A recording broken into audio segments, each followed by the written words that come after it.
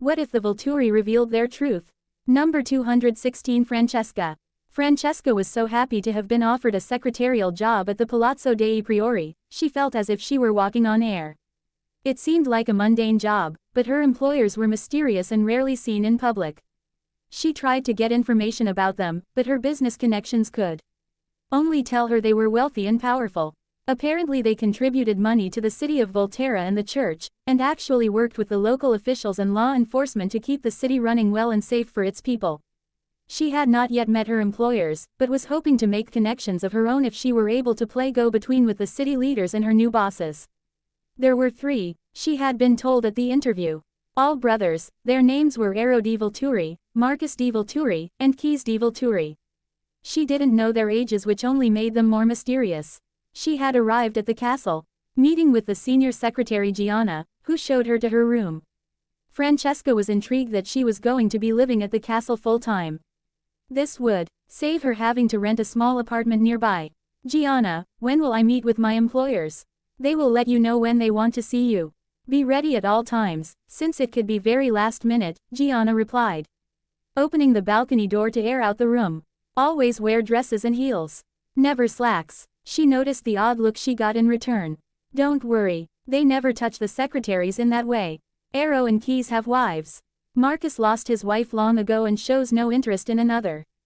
Ah, I see, Francesca said, glad being hit on by her employers wasn't a danger.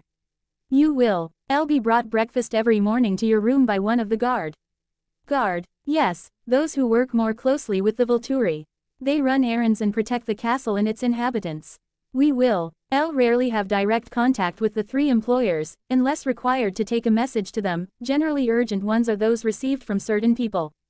Don't worry. When we start your training, I'll show you all of that. Lunch you may eat only in the kitchen with the other staff. Supper you may eat in the kitchen or feel free to go out into the village. Gianna headed for the door. Tonight is yours to unpack and relax. A supper tray will be brought around 7 p.m. Your shift will begin at 9 a.m. and end when the day's work is done, she said with a smile, then left Francesca alone.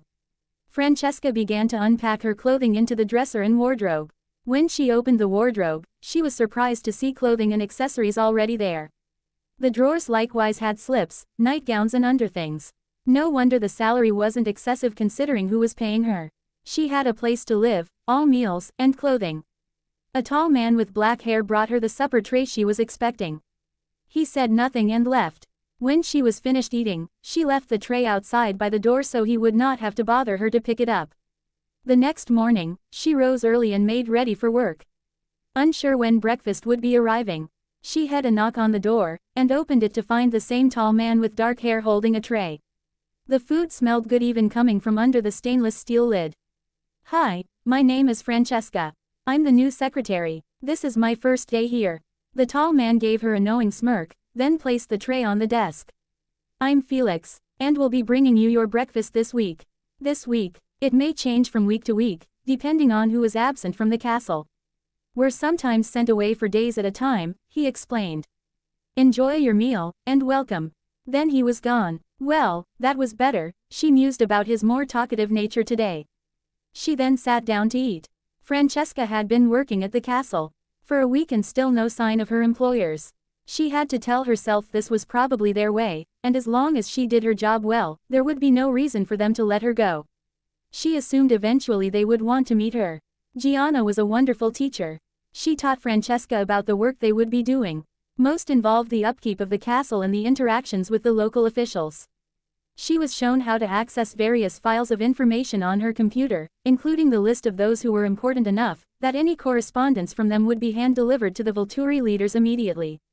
She was also shown the online calendar where any appointments with city officials and the chief of police, among others, were to be added and transmitted to the GUA road members who worked with the secretaries. Sometimes the Volturi leaders would leave the castle to meet with their contacts. More often than not, they would come here, so it was up to Gianna and Francesca to make sure they were taken to the appropriate office, notify a guard so that the proper leader knew they had company. Each leader had their own offices down the long corridor lit oddly with flaming torches. It seemed so medieval to Francesca, but it was interesting.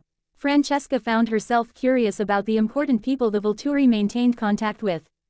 Some names she knew, others she did not. Gianna clucked at her for browsing, so Francesca smiled, her cheeks pink for getting caught. Sorry, it's just all so fascinating. The expected day finally arrived.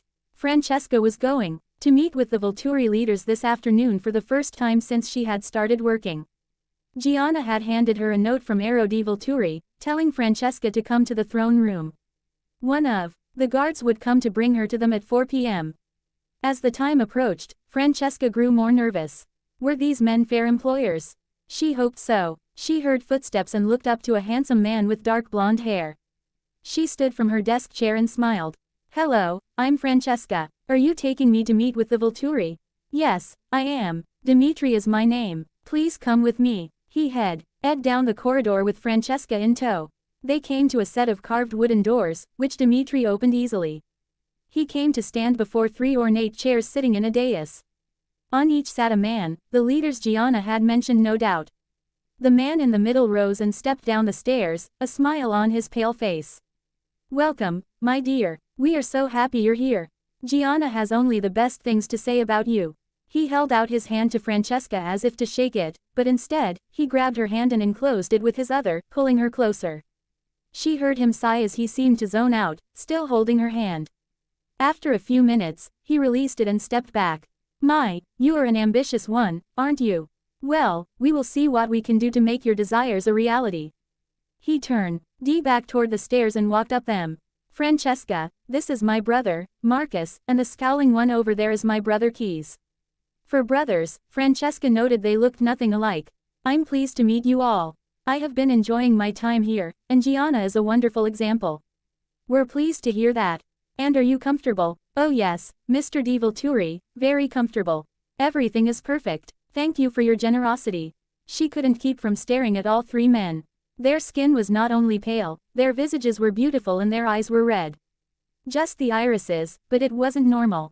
Please, call me Master Ero. Master. Francesca was confused. Let me explain, my dear. We, all of us here in the castle, are vampires.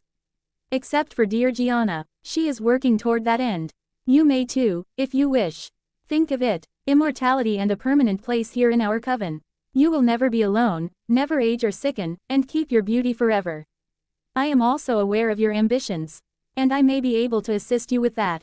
Vampires, she muttered to herself. They did look different, but were all politeness and generosity, not the monsters she was used to seeing in films. Talk to Gianna about it. She knows answers to many of the questions you may have. Go now. Continue doing your job well and your future here will be assured. Ero waved his hand dismissively. Francesca was led out of the room by Felix and led back to her desk. One day, Francesca was given a printed computer letter by Gianna, who told her to write it out, neatly, for that personal touch. She was then to take it to Master Ero for his inspection and signature. She knocked on the large wooden doors and was let in by a guard. She walked up to the dais and waited for Master to signal to her. He took the pen and the letter and read it. His face darkened when he noticed a letter missing from a word. Ero, she is doing well. One small mistake should not be counted against her, Marcus whispered. Keys was about to protest when Ero said, very well, brother. One more chance. He asked Francesca to rewrite the letter and bring back the corrected version for his signature. She left the room, letting the tears fall only after she was further down the corridor. It was then she realized how exacting Ero was. She fixed the missive, and Ero signed it, handing it back with his usual smile. Francesca knew she would have to work hard to be allowed to stay here. Francesca had been with the Volturi for a year. The masters seemed to like her and approved of her work, which was mistake-free all this time. Soon, they might offer her the promised immortality. She felt after getting to know them and the guard, she would accept. How could she not? A week later, she was told by Dimitri S. He would be expected to appear before the 3 masters in an hour. She wondered why they wanted to speak with her. Had she made another mistake? She had worked so hard to learn to do things the way they wanted things done. And she thought she had been successful.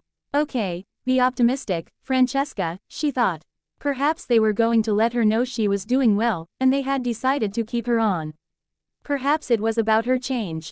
Were they ready to make her an immortal so soon? Gianna had not even been changed yet. Going through her wardrobe, she checked dress after dress, until she found one in a perfect shade of cool green. She put on the dress after showering, then pulled her hair into a ponytail, added some drop earrings, and put on only a bit of makeup. No ostentatiousness, according to Gianna. Dmitri came at the appointed time and led Francesca to the throne room, where she saw the three Volturi sitting in their usual places. Felix was already there, standing by the wooden doors. Ero seemed to be examining Francesca while she stood before him. He gave her a smile, then crooked a finger at Felix and Dmitri, who sped to her side. Francesca looked from Ero to Keys and finally to Marcus, whose expression was suddenly one of pity, as if he knew something. Before she could move, Felix grabbed her by the throat and pressed his face against her neck below her ear. He bit hard, her blood flooding into his mouth. Dmitri watched with jealousy while his friend drank the latest secretary. Why? Francesca asked, feeling her life ebbing away. She didn't know what she had done wrong. And then it was over. And Felix let her body slip to the floor. Ero, what was wrong with Francesca? She seemed to be doing well, and learning more. Her loyalty was unquestionable. Keys' expression became a slow smile. Cold and unpleasant. Ero turned to Marcus and shrugged. I didn't like the color of her dress. Marcus was alone in his garden, trimming dead buds off one of the rose bushes he grew in his first mate's honor. Didym always loved her roses, and this chore of tending this area of the flower garden kept her forever in his memory. He felt a hand rest on his shoulder. Earning to see his newborn mate standing at his side, Marcus smiled and stood. Good morning, Aurora. He bent to kiss her, then embraced her tightly, loath to let her go. Good morning, my love. My, what a greeting. She allowed him to hug her, then when he finally released her, Aurora scanned the flowers. The garden is looking positively beautiful today. She walked between the rows, looking over the bushes and bending to sniff some of those that had a more intense fragrance. Marcus was pleased his new mate liked the garden that he'd dedicated to his long-dead maiden without any jealousy. She turned to him, saying, When do I get a rose dedicated to me, Marcus? You're so talented in your cuttings. What would you like, my dear? He stood behind her, his hands on her shoulders while he looked over the various bushes and the colors of roses on each. You know I love red roses, so perhaps something that's a cross between a red and a yellow. Marcus wrapped his arms around his new mate from behind. Your wish is my command. I'll start work on it tomorrow, he said, nuzzling the back of Aurora's neck. Marcus had once been mated to a beautiful woman, but when she had been killed by a rival coven, he had gone into such a deep depression. His fellow leaders of the coven, Ero and Keys, feared he would never recover. Final death was preferable to the ancient vampire over an enforced lifetime of loneliness. Only the influence of another coven member kept him loyal to the coven and not seek an end to himself. Marcus wasn't even aware of this influence binding him to the Volturi. Then one day, he met a young woman who was pretty, witty, and so filled with positive human qualities that Marcus missed. He had to have her. He wooed her slowly, then revealed his secret to her. She did not fear him, being in love with him already. When Marcus explained the world of the Volturi to her, she accepted the immortal life he had to offer her. Ero and Keys were not as welcoming to her as Marcus had hoped. At times, they would barely acknowledge her presence. This saddened him and his mate as well. Marcus and Aurora were in the bedroom of their chambers, lying in bed. Marcus had just spent hours pleasing his mate while they made love. He sought to make Aurora cry out his name more than once when she came, and only then would he take his own pleasure of her. Later, they lay side by side, talking low while touching and caressing one another. Such a simple act bonded the two vampires into an inseparable couple. Aurora would rub her nose against Marcus's, then cuddle him while nuzzling his neck, inhaling the sweetness of his scent. Marcus had gone thousands of years without a woman's touch, but he had found his love now. Aurora always showed him how much she loved to touch him. As if she couldn't get enough of him. He had memorized her completely. Her scent, the taste of her, the feel of her. The day he had changed her was the second happiest day of his existence. He would never be alone again. My darling, I'm going to go take a shower.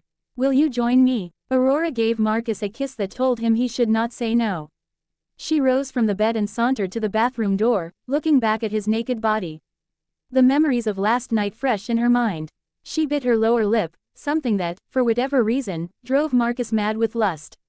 He got up from the bed to follow her. When he heard someone coming into the chamber's anteroom, Aurora sighed and went into the bathroom entrance. Come join me, my love, when you get rid of whomever decided to interrupt us, now of all times. She then shut the door behind her. Marcus threw on a robe, and went to the outer room, only to be greeted by Arrow. Seeing Marcus in his robe, he asked him, "Why are you not dressed? You were to be in the throne room at 2 o'clock p.m. I've been busy, brother, and had forgotten the time. Allow me to dress, and I'll be there soon." Marcus looked toward the bathroom, hearing the shower running, and turned back to Arrow. "Give me a few minutes, brother." "All right then, but hurry. The prisoner is a possible flight risk. He's being closely guarded by Felix, but may attempt an escape."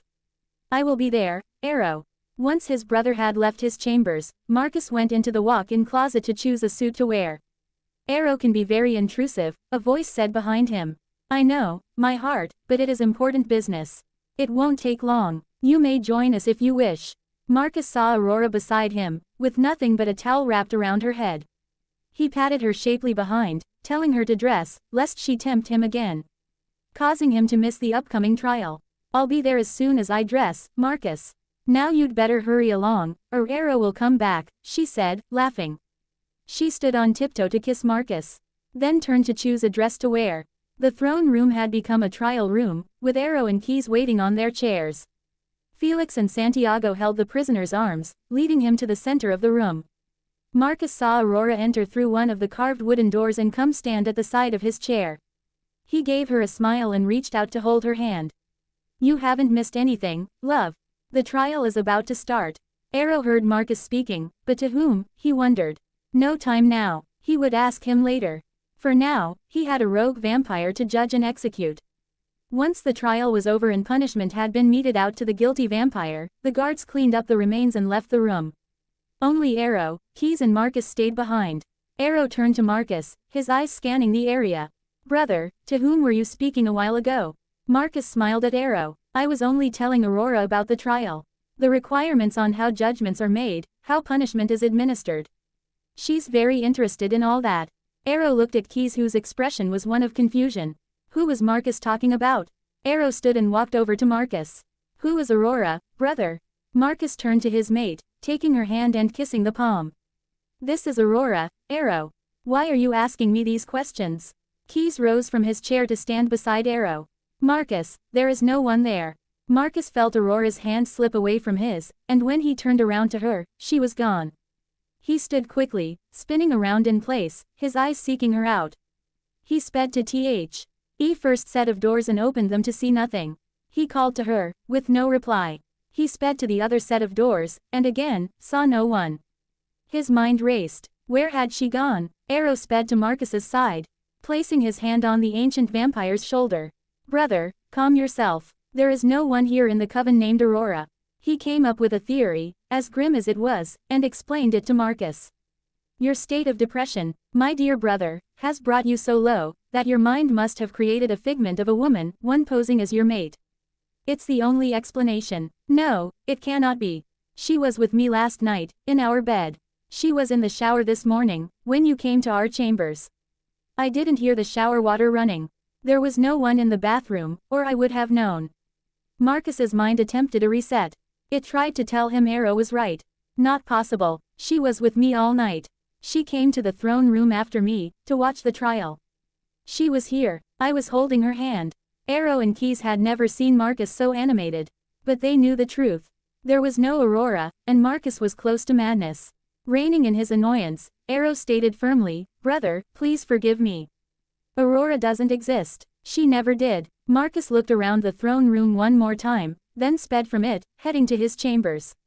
"Aurora, please, my love, do not hide from me." He sat on the edge of the bed. The same bed he had been in last night, with his mate. They had loved each other for hours. Was it all in his mind? "Please come back to me." He waited to only hear silence. "Please." Marcus sat in the garden, his unbeating heart feeling empty and broken. He had suffered the loss of another beloved mate taken from him. She had not been real, but she felt real to him. First Didim, now Aurora. Arrow had said that Marcus's mind was in such a state of loss and melancholy, it had created a mate for him. One that he could see, feel, and even smell. She was as real to him as Didim had been. Marcus, however, felt the loss of his imaginary mate as strongly as he had when Didim had been destroyed. Was he fated to lose every woman he ever loved, even one who wasn't real? Why did he deserve this hell? Even the birds seemed to agree with Marcus. They did not sing in the sunlight among the trees. His grief was like a heavy fog blocking out all sound from the garden. Aro told Marcus he needed to face the fact his one and only mate was gone. His latest mate was gone as well. No, he had said, annoyed. Not gone, never existed. Aurora was nothing more than a figment of his brother's misery. Lowering his head, Marcus deplored his solitary existence. There would be no one to greet him with a kiss and an embrace. He would have no one to sit and talk or read with. Would be no one to yearn for him and lie with him in bed. There was no one left to love him. The silence in the garden was about to overwhelm the melancholy vampire when he felt a hand rest on his shoulder. You are the mate of a trio of very powerful vampire kings who co-rule the vampire world with an iron fist. To them though, you are their beloved human mate, the one who joined with them a year ago, willing and unafraid. Why would you fear them, when you love all three with all your heart? They allowed you to remain human, but will soon discuss the need for you to accept the change. They love and care about you, and know your vulnerability is immortal. They never wish to see you harmed in any way. One day, you were in your room trying on your costume for an upcoming science fiction convention being held in Rome. You'd specially ordered the entire costume, your mates never denying you anything where money was concerned. You tried on the red satin dress with a full skirt that ended just below your butt. There was an overlay of black velvet that gave you small flares hanging behind you, sure to draw attention to your backside when you walked. The finishing touch was a Dracula collar that wasn't attached to the dress. Leaving your shoulders bare, you pulled on a pair of black silk stockings that reached mid-thigh and tied to a garter belt with thin, nearly invisible garters. The length of the skirt and the height of the stockings left a few inches of bare skin showing. Lastly, you slipped into a pair of stiletto black heels.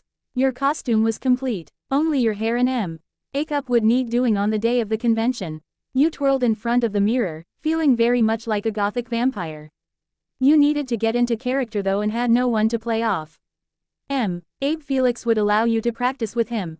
You were deep in thought while looking in your full-length mirror, when you noticed the reflections of your mates standing behind you. You turned to face them, then go to each to give them a welcoming kiss. Good morning. Why are you here, Arrow? Do we need a reason to come visit our mate? We thought to see how you are, and find you dressed in Hiwa. Vase his hand up and down in front of you. I'm going to attend a science fiction convention in Rome Saturday with Felix as my guard. You smile at all three of your mates.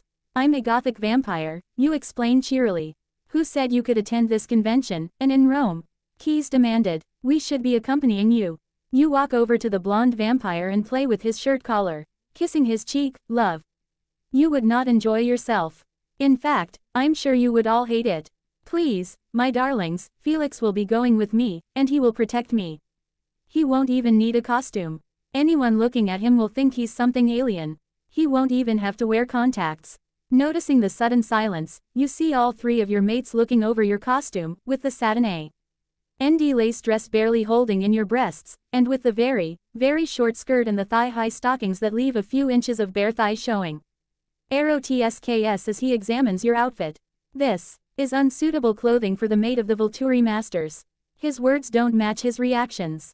You see him clenching and unclenching one hand. His eyes are dark crimson, telling you he does not disapprove of your appearance at all. Marcus moves around you as if inspecting a prize horse. You follow him, turning with him until he stops in front of you, his eyes looking at you appreciatively. It is a charming costume, my dear, he says, his eyes darkening. Marcus is feeling sexually needy, but he is less inclined to show his need as overtly than either Arrow or Keys. You notice Keys staring at you, unblinking. His eyes having darkened to a deeper red. Is something wrong, my love? You ask him. His eyes rake up and down your body. He's made no secret of his desire to bed with you lately. But Arrow has kept you busy with administrative tasks he allows you to work on around the castle to keep you from getting bored. The dress suits you, amore mio. Keys' actual goal is to remove it from you, and take you with all the pent-up passion built up over the past week. Their passionate need for you is not hidden. Arrow comes over to slip his arm around your waist. He gives you an all-too-innocent kiss on your cheek. Keys, on the other hand, stands on your other side and places his hand on the back of your neck, pulling you closer to kiss you with a desire that imparts his message. He wants you beneath him. His hard cock buried inside you while he teases your neck with his sharp teeth. You look at all three of your mates. They have never taken you to bed as a group. Always, you spend time with them alone. The very idea of a foursome is already making you wet. You need no words to tell your mates what you want. You walk over to Arrow and nuzzle his neck, the cold of his skin pleasant against your flushed skin. While you kiss him, your hands begin to unbutton his shirt, fingertips running down his chest, before you pull it off him and let it fall to the floor. When you pull back, you see his irises are black as night. While Arrow kicks off his shoes and socks, you move to Marcus, who has not budged at all. You offer him your lips which he takes with his in a passionate kiss. Why, our hands immediately divest him of his shirt as well. You feel his cool hands slide up and down your back. Turning away from him, you bend over to pick up both shirts and lay them on a chair. His eyes are now as black as arrows. Facing Keys, who has surprisingly proven to be more patient than usual, he pulls you to him with both arms, trapping you within his embrace. His mouth captures yours, sucking your breath inside his mouth. The soft noises you make spur him on, until he hears a protesting Arrow. You may not keep our mate to yourself, brother, if she is willing to take us all. He holds out his hand to you and leads you to the massive bed the masters ordered for you on your arrival here a year ago. Up to now, you only ever shared it with one of your mates. Now it was going to be used for what it was built. You smile to think that it could be true. Keys, you prevented me from removing your shirt. You proceed to unbutton it, kissing his chest after each button is opened. Kneel in front of me. Your eyes tell him it's not a request. A smile slowly forms on his face as he complies with your demand. Without warning, you place a foot on his right shoulder and push backwards. He as unprepared for this and falls on his butt. He can see up the length of your legs and beneath the skirt, noticing the dampness on your red satin panties. The scent of your arousal wafts to him, causing his eyes to narrow in desire. Take them off, you tell him. You extend a leg whereupon Keys removes your heel and tosses it across the room. You repeat with your other leg, his hands removing that shoe and tossing it aside. This time he kisses the top of your foot before releasing it. You turn to Arrow, holding out your hands to him, your eyes demanding he come to you. When he does, you tell I am to kneel and remove your left stocking. While he undoes the garter clip, you see Marcus standing to the side, jealousy written on his usually passive face. You wait until Arrow has rolled your stocking down and off your leg. Without a word, you step over to Marcus who knows what to do. He releases the garter clip and rolls the other stocking down while placing a kiss or two on your now bare leg, inhaling your sweet arousal. He takes the stocking and throws it over his shoulder.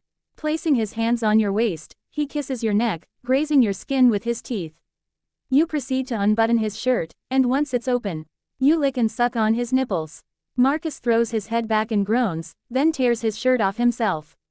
All your mates are nearly naked except for their black dress slacks. You have only the collar and short dress on. You reach up and remove the pointed collar. While all three men stare at you, you untie the bodice of the dress and let it all slide down your body to the floor. You're now clad only in your red satin panties with the garter belt.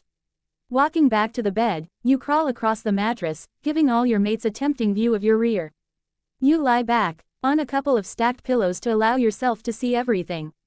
Keys is the first to approach the bed, with Arrow and Marcus close behind. The three vampires join you, their hands caressing your bare legs, arms and torso. Marcus lies on your left while Arrow lies on your right. Keys is at your feet, his lips moving up your legs, kissing your warm flesh. When he reaches the center of your body, he takes off the garter belt and slips his fingers into your panties, pulling them off. You help by raising your hips off the bed briefly. You are fully exposed to your mate, who moves closer to your mound, inhaling deeply. All you see now are three horny vampires with eyes black with desire and all hungry for you. When you feel a cold tongue slide between your lower lips, you arch your back and gasp. Arrow leans over you and kisses you, his tongue between your lips since it is too dangerous for you to use your tongue in this manner. Marcus leans over your body, one hand caressing your far bras. While his mouth carefully laps and suckles at the breast nearest him. You twist your body in need, your senses beginning to become overwhelmed by what your mates are doing to you. Keys has you so close to an orgasm. All you can do is breathe hard and whimper. God, Keys, don't stop. I'm so close. While he laps at your lips and sucks the hard butt of your clit, you feel him slide 2 fingers into your wet core, thrusting them in and out while his tongue continues its torture. Finally, you cry out his name, your hips unable to stop moving while your inner muscles clamp on his invading fingers. You collapse back on the bed. Your heart pounding in your chest. You reach up your hands to entangle themselves in Arrow's and Marcus's hair. Keys is about move to your side when you say, "Pants off." Marcus moves the fastest and you grab his arm. In a low whisper, you order him to take you. "Fuck me, Marcus. Keys has prepared me for you. Now." He needs to prodding, and positions himself over your body, then plunges into you. Taking your breath away. He usually likes to get you used to his size, but not this time. He fills you completely, thrusting deeply. You wrap your legs around his hips, pulling him down whenever he starts to rise off you. Arrow kisses you, knowing he will be next. You feel Keys' cold hands kneading your breasts and arch your back into them. An orgasm slams through you just as Marcus fills you with his cold seed. He is careful not to let his full weight on you, then rolls off you, his hand on your stomach while he lies next to you. With other ideas, Arrow lies on your other side, and pulls you on top of him. He brings your legs on either side of his hips, poking at your core with his hard and eager cock. "Brother," Keys protests angrily. You reach out to touch his thigh. Then wrap your hand around his cock, and begin to stroke it with a steady rhythm, tightening your grasp. He thrusts his hips forward into your hand and hisses with every other stroke. You rise and fall over Arrow, taking him into you as deeply as possible. When you start to circle your hips around, Arrow's hands grip them, guiding them, rolling them while he thrusts upward, closing his eyes. Feeling left out, Marcus moves behind you and slipping his fingers into your wet cunt, uses it as lubricant to push a long slender finger into your back hole while Arrow fucks your cunt. You gasp and move your hips forward, until Marcus's finger slips out of you. Feeling empty, you push back against him and let him excite you as he wishes. You cry out when Arrow's cock causes you to climax hard, his thrusts only stopping when he comes inside you. "Mie Dei, amore," he cries out, before smiling up at you, opening his eyes to enjoy your pleasure expression, as he calls it. He has barely moved from under you when Keys takes his place, pulling you back atop him. He thrusts in hard, his hands caressing your breasts. Marcus slides up the bed to your left while you ride Keys, rubbing your back he can tell you're about to climax again. Your hands press on Keys' chest, your nails unable to dig into his hard marble-like flesh. You cry out once before collapsing on your blonde mate, feeling him come, his cold emission filling you. The four of you finally rest, although your mates are fine. They know they can tire you out when you enjoy sex with them. This was more intense for you, and they assume you need rest. Then perhaps a hot shower later to relax you. You ask each of your mates to kiss you, telling them how much you love them. Each in turn whispers in your ear that they will love and adore you forever. Keys dresses and runs to the kitchen to get you a pot of hot tea. Arrow cleans you up with a wet towel, while Marcus collects your scattered clothing, knowing you will still want to go to Rome Saturday. Saturday arrives, and you're dressed in your sexy gothic vampire costume, surrounded by 3 handsome vampires attired in their battle dress. No one at the convention knows these are real vampires. But they make such a fascinating foursome. Many con-goers ask to have their pictures taken with the Volturi masters and their human mate. You laugh happily when Arrow agrees to the first request. Enjoying the sudden fame, Keys scowls until a pair of pretty young girls stands on either side of him, asking for a picture to be taken by a friend. He smirks and agrees, his arms draping around their shoulders, ignoring the smell of their rich blood. Even Marcus is finding he has his fair share of admirers. This is very unlike anything he has ever experienced, but when he looks to you and sees you smile and wink at him, he acquiesces and allows costumed fans to have pictures taken with him. You turn to Arrow at some point and warn him, "Do not tell Felix we had fun, or he will hate you forever." Then you grin at him, flashing your fangs, causing Arrow to roll his eyes. Really, my dear? After centuries of searching, Arrow had found the perfect woman who would provide him with companionship for hundreds, if not thousands of years.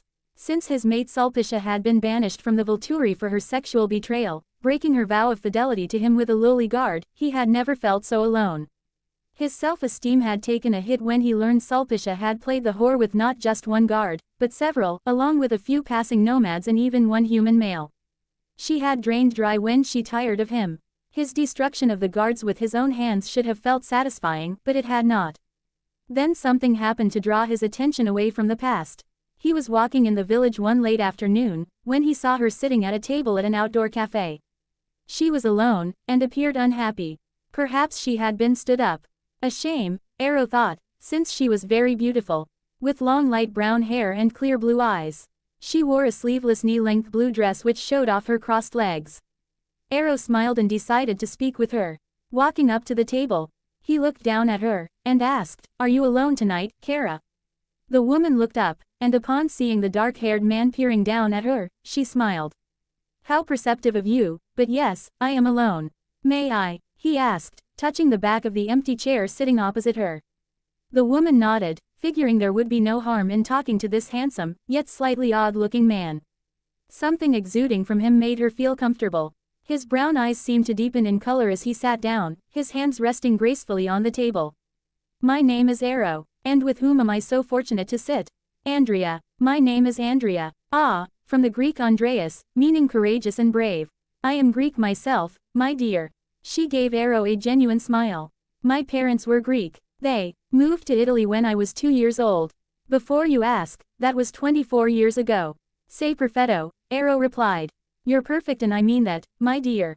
It is your appearance I compliment, but I can hope there is more to you." Andrea raised her brows at Arrow.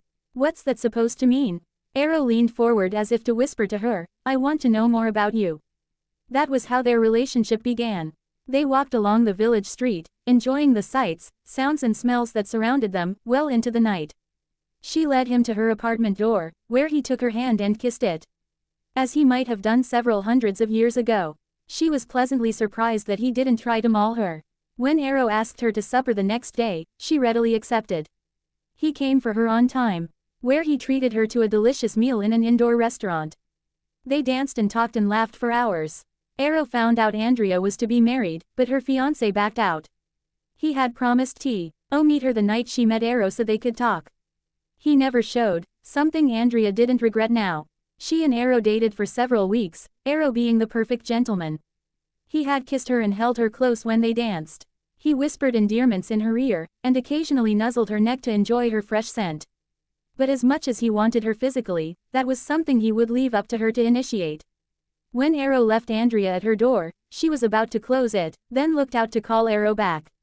She embraced him, telling him she loved him. He murmured the words she longed to hear, and they laughed together. Hugging on the steps of her home, Arrow was elated that this perfect woman wanted him as much as he wanted her. Over the weeks, he shared only some things about his life. When they had sex for the first time, he restrained himself for her sake. She had invited him to her bedroom, slowly undressing while he watched from the bed. His body betrayed his desire, which spurred her on. He undressed, exposing his vampire body. She ran her hands over his chest, aware of the cold of his flesh. "Kara, before we do this, I must tell you something." He felt her hands on him while they lay on the bed, her legs winding themselves around his. He removed the brown contact lenses and let her see his red eyes, darkened with desire to near black. "I am a vampire, my dear one." Andrea smiled, leaning in to kiss his cool lips. "I know, but I love you anyway." Arrow was shocked. She had said nothing to him, nor questioned him. Ever. After his initial surprise disappeared, he indulged in her need to show him how much she wanted him. They made love first in a gentle exploratory way, then unleashed their passion. By morning, Arrow was walking from the bathroom where he washed up back to the bed, when he passed through a beam of sunlight streaming from the bedroom window. Andrea gasped when she saw his naked body begin to shimmer in the light. She rose from the bed to look him over, her mouth open in a partial smile. "You are truly beautiful, Arrow. Now that you know, Andrea, will you join me at my home, the Piazza dei Priori?" "You live there?" she asked in awe. "We all do, Kara. We call ourselves the Volturi. And all of us are vampires. You may be one too, if you agree to become my mate, my wife, if you will." Andrea grinned at Arrow, then hugged him. Yes, my love, I agree." She kissed him, eager to know more about this inhuman Adonis she had met and fallen in love with. Arrow introduced Andrea to his brothers first. Keyes gave her his typical objectionable look. But he was actually satisfied Arrow had finally found someone who would make him happy, after Sulpicia's betrayal and banishment. He knew if his mate, Athenadora, had done the same to him, he would be livid. And everyone in the castle would know it. Marcus nodded at Arrow when he introduced Andrea to his more melancholy brother. His gift told him this human was the perfect match for Arrow. That was the ancient founder of the Volturi needed to know. Once Andrea had been presented before the guard, Arrow was ready to help her acclimate to vampire existence. He told her about their history, their laws, and what was expected from her as his mate. But he also lavished her with gifts and time out together. My dear, you will have to be changed soon, so I won't have to worry about you anymore. Arrow, this change you're speaking of is referring to me becoming a vampire, isn't it? Does it have to be now? I rather enjoy going out with you as I am. Human. She wound her arms around his waist, moving in closer to him. Is there a deadline, Arrow? I don't feel I know everything just yet. Please indulge me. I will be one with you as you want me to, just not quite yet. Trust me, will you? I love you, believe that. I do believe you, Kara, but now that I have found you, I don't want to lose you. Humans are such fragile creatures. Andrea laughed. You worry too much, my love. Arrow and Andrea live together at the castle over the next few months, sharing Arrow's rooms, living and loving and growing closer. Arrow's impatience was only outshone by Andrea's reluctance to accept Arrow's bite. She reminded herself once it was done, the effects could not be reversed. On a warm summer day, Andrea had asked Arrow if she could borrow his car to visit a friend in Pisa. He offered to go with her, but Keys reminded him of the arrival of a criminal vampire who was being placed on trial for turning a 10-year-old boy rather than killing him. Arrow gave Andrea the keys to his vehicle and kissed her deeply. Quote, call me when you leave your friend's home, so I can expect you. Andrea kissed him again, smiling at him before she headed for the back door to the exit gate. She drove away, happy Arrow let her go even though he was too busy to join her. Sometimes his concern was stifling. Her visit was fun, and her friend made supper for them both. Once they had finished eating and visiting a while longer, Andrea decided she had better go home as it was already dusk. She had just turned onto the main highway back to Volterra, when out of the corner of her eye, she saw a truck filled with hay bales coming right for her. It hit her on the driver's side, pushing in the door until it was pressing against her body. The last word on her lips was Arrow's name. An emergency ambulance came, taking her to the local hospital in Volterra. A staff member searched her cell phone's saved numbers list and called the name, Arrow Volturi, when they saw, my most beloved, next to the name. When Arrow received the call telling him about Andrea's accident, he called for Marcus and Keys to accompany him. The three vampires flashed to the hospital and were led to the emergency room. Arrow saw Andrea lying on a table, her purple SW eater cut open so the medical staff could work on her. The looks on their faces spoke volumes. Arrow knew it was a dire situation, and that he was close to losing his heart's love. Arrow desperately wanted to bite her. But the humans trying to heal her would not leave the room. What was he to do? Demand they leave? I want to have a moment with my betrothed. Will you all leave us? It was then Andrea began to experience trouble breathing. Marcus stood to the side of the door, watching Arrow in despair. The doctor and nurses began to work on Andrea again, their efforts to ease her breathing becoming more urgent. The hospital staff did all they could to save her, but her body was too crushed to survive for long. Arrow's anger and frustration grew with each passing moment. He had to bite her now or she could die. Will you all leave? The doctor looked at the dark-haired man, confused as to why he would tell them to stop trying to save his fiancée. But sir, if we stop, she might not make it. Our broken ribs are affecting her ability to breathe. Almost in response to the doctor's explanation, Andrea gasped loudly, her body convulsing. Arrow hurried to her side when he heard her heartbeat becoming erratic. And he knew time was running out. Leave us now, he shouted. Marcus tried to persuade the humans to go. As they had with Arrow, the medical staff gave the taller man disbelieving stares. If there is nothing more you can do, let us be with her alone, Marcus insisted. Looking at one another, and admitting the patient wasn't going to make it, they filed out of the ER cubicle. Arrow slipped his arms beneath Andrea, and flew from the room faster than human eyes could see, with Marcus and Keys close behind him.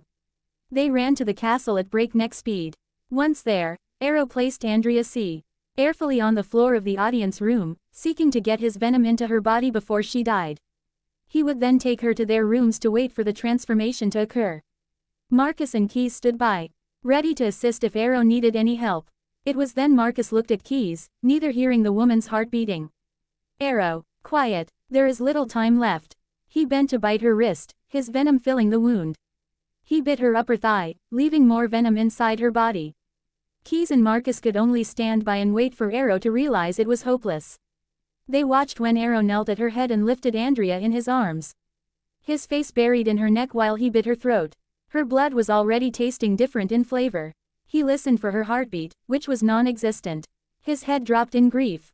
She was dead, he knew it, finally accepting that fact. There had been no time for the venom to flow through her dying body.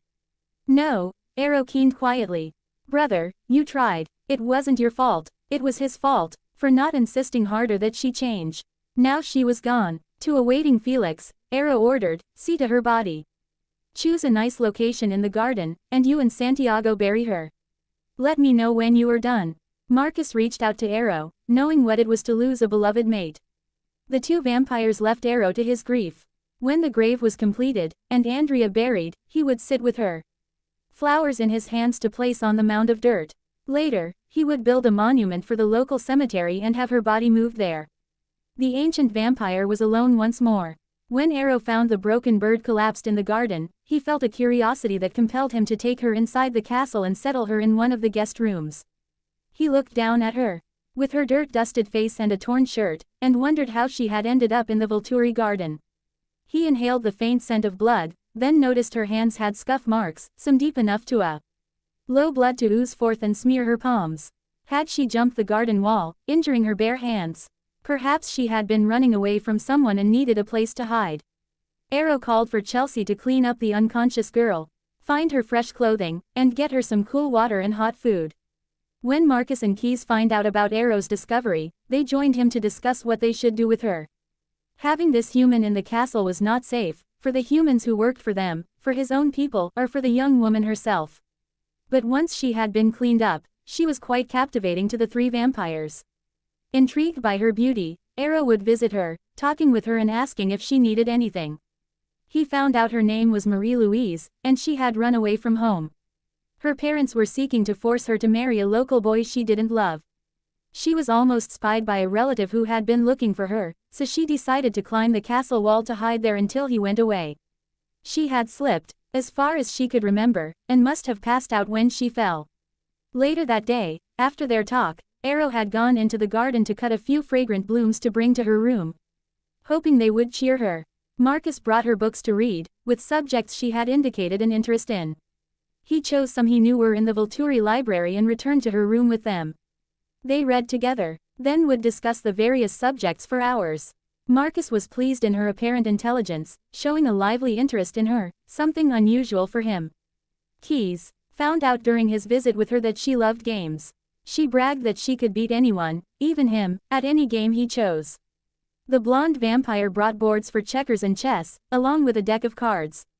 They played together, whereupon Marie-Louise beat Keyes at checkers, lost to him at chess, and tied him the same winning games of gin rummy, before she finally tired.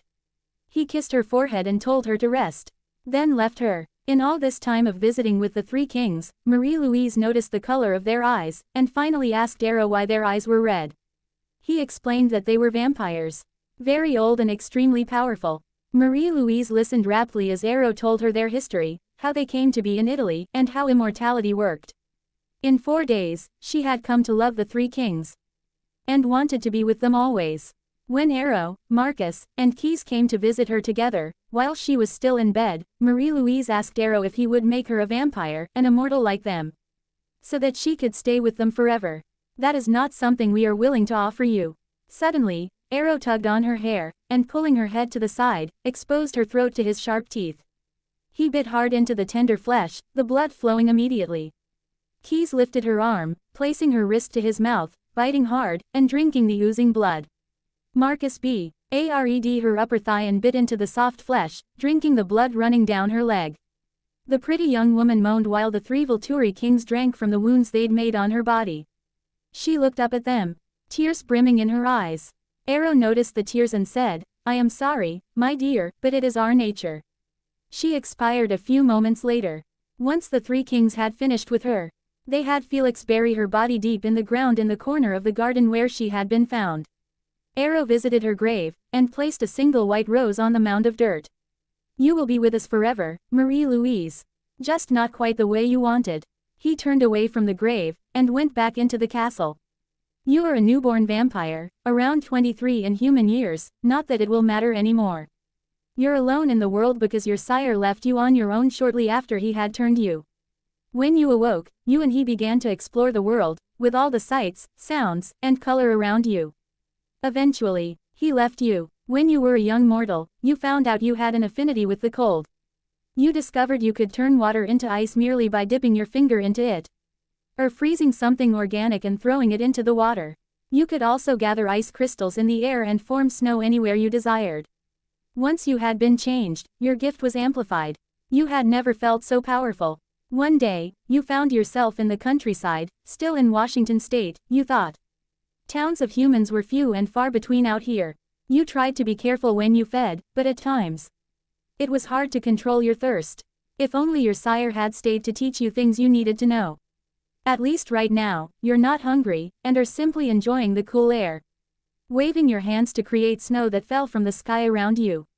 You came upon a field, once surrounded by trees, but the area itself was empty. It gave you the perfect playground. You raise your hands to draw together ice crystals in the air. The snow begins to fall, and you dance around in it, happy. It's interesting to you how you can no longer melt it, your body being cold as well. Off in the distance, you see a group of people running very fast to a section of the open space. There is nowhere for you to hide. One man, a blonde, sees you and calls to you. You know he is a vampire as well. But fear makes you want to run. He is at your side in a second. Who are you? You shouldn't be here. This place may become a dangerous place soon. The man looked off in the distance, frowning. It's too late. They're here. You need to come with me. Whatever it was the blonde man saw, was here. You see a large group of what you know to be are vampires coming through the fog. They are dressed in gray and black cloaks. And just seeing the group intimidates you. You wait, slowly moving backwards, keeping your eyes on both groups. Oh no, you say to yourself, knowing you have to leave. These two groups are not friends. And you don't want to be caught in the middle of this. I'm not involved in this, and don't want any trouble. So I'm just going to say goodbye and go. You turn around, but hear someone say, "Get her." You've barely taken 3 steps before you feel hard arms wrapped around you. Some man has you tightly within his arms, with no intent to let you go. You close your eyes, scared and struggling against him, albeit weakly. "Let me go," you plead. "I won't cause any trouble, I swear." If only your arms were free. You have no idea who these cloaked vampires are. But they are not as nice as the other one was. You struggle, but are held tight. "Please don't hurt me. I just want to go." Where? You have no home. The same voice as before says, "Bring her to us, Dimitri." So his name is Dimitri. You hear him tell you to open your eyes and stop struggling. One eye opens, as if partially blocking out the scene will make everything go away. Your other eye opens tentatively, making the vampire Dimitri laugh. You want to cry, but have no tears. As he pulls you along with him back to the line of the dark vampires, you stop fighting him. Once the two of you are behind the vampires, Dimitri loosens his hold to see what you do. You've decided fighting will gain you nothing. At least they are vampires too, and strong ones. You look up at the man holding you. His crimson eyes forcing you to stare. You've forgotten that your eyes are now red as well. You sigh loudly, stunned by his beauty. This also makes him laugh. You look away shyly, his stare intimidating you. His forefinger touches your chin, forcing you to look up at him. Your eyes meet, both of you seeing only the other and nothing else around you. He strokes your cheek with his knuckles, then they move down to caress your lips. You can tell he wants to kiss you, but doesn't. "Master Arrow, we must bring her back with us to Volterra. I feel like I know her. She belongs with me." "I know, Dimitri. Marcus has indicated to me she is your mate. That's why you're drawn to her and she to you, although she may not know why." Dimitri looks back to you, and leaning down, he captures your lips with his. "Will you come home with me?" he asks. You kiss him back, no longer desiring to fight him. On the contrary, this feels right and perfect to you. In one day, you have found a new home and a mate to spend eternity with. "Yes, I'll go with you." You stand watching what's happening, while Dimitri stands right behind you, his arms at your waist holding on to you. He dips his head, inhaling the scent from your thick dark hair. He then kisses the top of your head, pulling you back against him. If you could blush, your cheeks would be a bright pink. Whatever has been going on, it seems the two groups are not friends, but have somehow avoided fighting one another. The dark-haired vampire named Arrow tells everyone in his group there is no danger, and although one of the vampires is not happy, you see the fight is ended before it started. Arrow finally comes over to you, nodding at Dimitri and holding out his hand to you. Dimitri whispers to you to give your hand to Master Arrow. You do so reluctantly. The vampires lets out a faint sigh and says nothing while he just holds your hand. He lets it go, a smile on his face. You have a gift, my dear. Dimitri smiles, knowing this will ensure your being allowed into the Volturi. His hands grip you a bit harder while he nuzzles your neck. We shall enjoy testing your gifts once we are home. Now, child, I know you are a newborn, but who changed you? You tell him you aren't sure since you only have his name. You met your sire in the city of Seattle, along with others. This young man took you away from the group once they began talking about fighting another coven. The two of you traveled together, feeding on humans as you moved around the state. But then one day, he left you alone. He told you little about being a vampire. It might have been because he wasn't much older than you were. Arrow nodded, and turned to talk with a tall dark-haired vampire and the angry blonde one. Dimitri whispered in your ear so as not to interrupt Master Arrow talking with Masters Marcus and Keys. You're not alone anymore, cara mia. You will be with me from now on, and I'm sure Master Arrow will let me teach you all you need to know. You'll stay with me in my room, our room. I hope you like it. If not, we can fix it up any way you like. I will enjoy getting to know you very well. You feel like blushing again. Staying with Dimitri in his room has frightening yet interesting connotations. His lips on the back of your neck only makes you feel even more timid. But you want him to be happy with you, as you know he will work to make you happy. The grow up of vampires flashes across the valley floor, Dimitri holding onto your hand. You smile, your new mate at your side, knowing this coven is now your family. You are a pretty young woman with blonde hair and blue eyes. You had decided that being 22 years without one major vacation was unacceptable. So you took your tax refund and booked a trip to Italy. None of your friends could come with you, so you thought, what the heck? I'll go alone. You book your flight and hotel in Tuscany, in the town of Volterra. It was based in the region where you hoped to visit several wineries, and maybe stop in Pisa. Once you had arrived in the country, you rented a car and drove to the ancient town you had read about. It had quite the history, which intrigued you. While out walking in the square, you were approached by a very beautiful woman dressed in a lovely dress. Oddly, she wore long gloves that seemed out of place in the daylight. Even more interesting were the violet eyes she had. Her melodic voice drew you in when she spoke. Buongiorno, I'm Heidi, and I'm in charge of gathering people for a tour of the Palazzo dei Priori. I had a couple of cancellations. Would you be interested in joining my group? Are you with anyone else? She asks, looking around you. You tell her that you are traveling alone and would love to join her tour. You wait for her to add your name to the list on her clipboard. She hands you a ticket with a stamped time, and a brochure that has the address of the location for everyone to meet up. You thank her, and decide to go eat some lunch before heading for the palace. You choose an outdoor cafe, and order some wine, salad and pasta.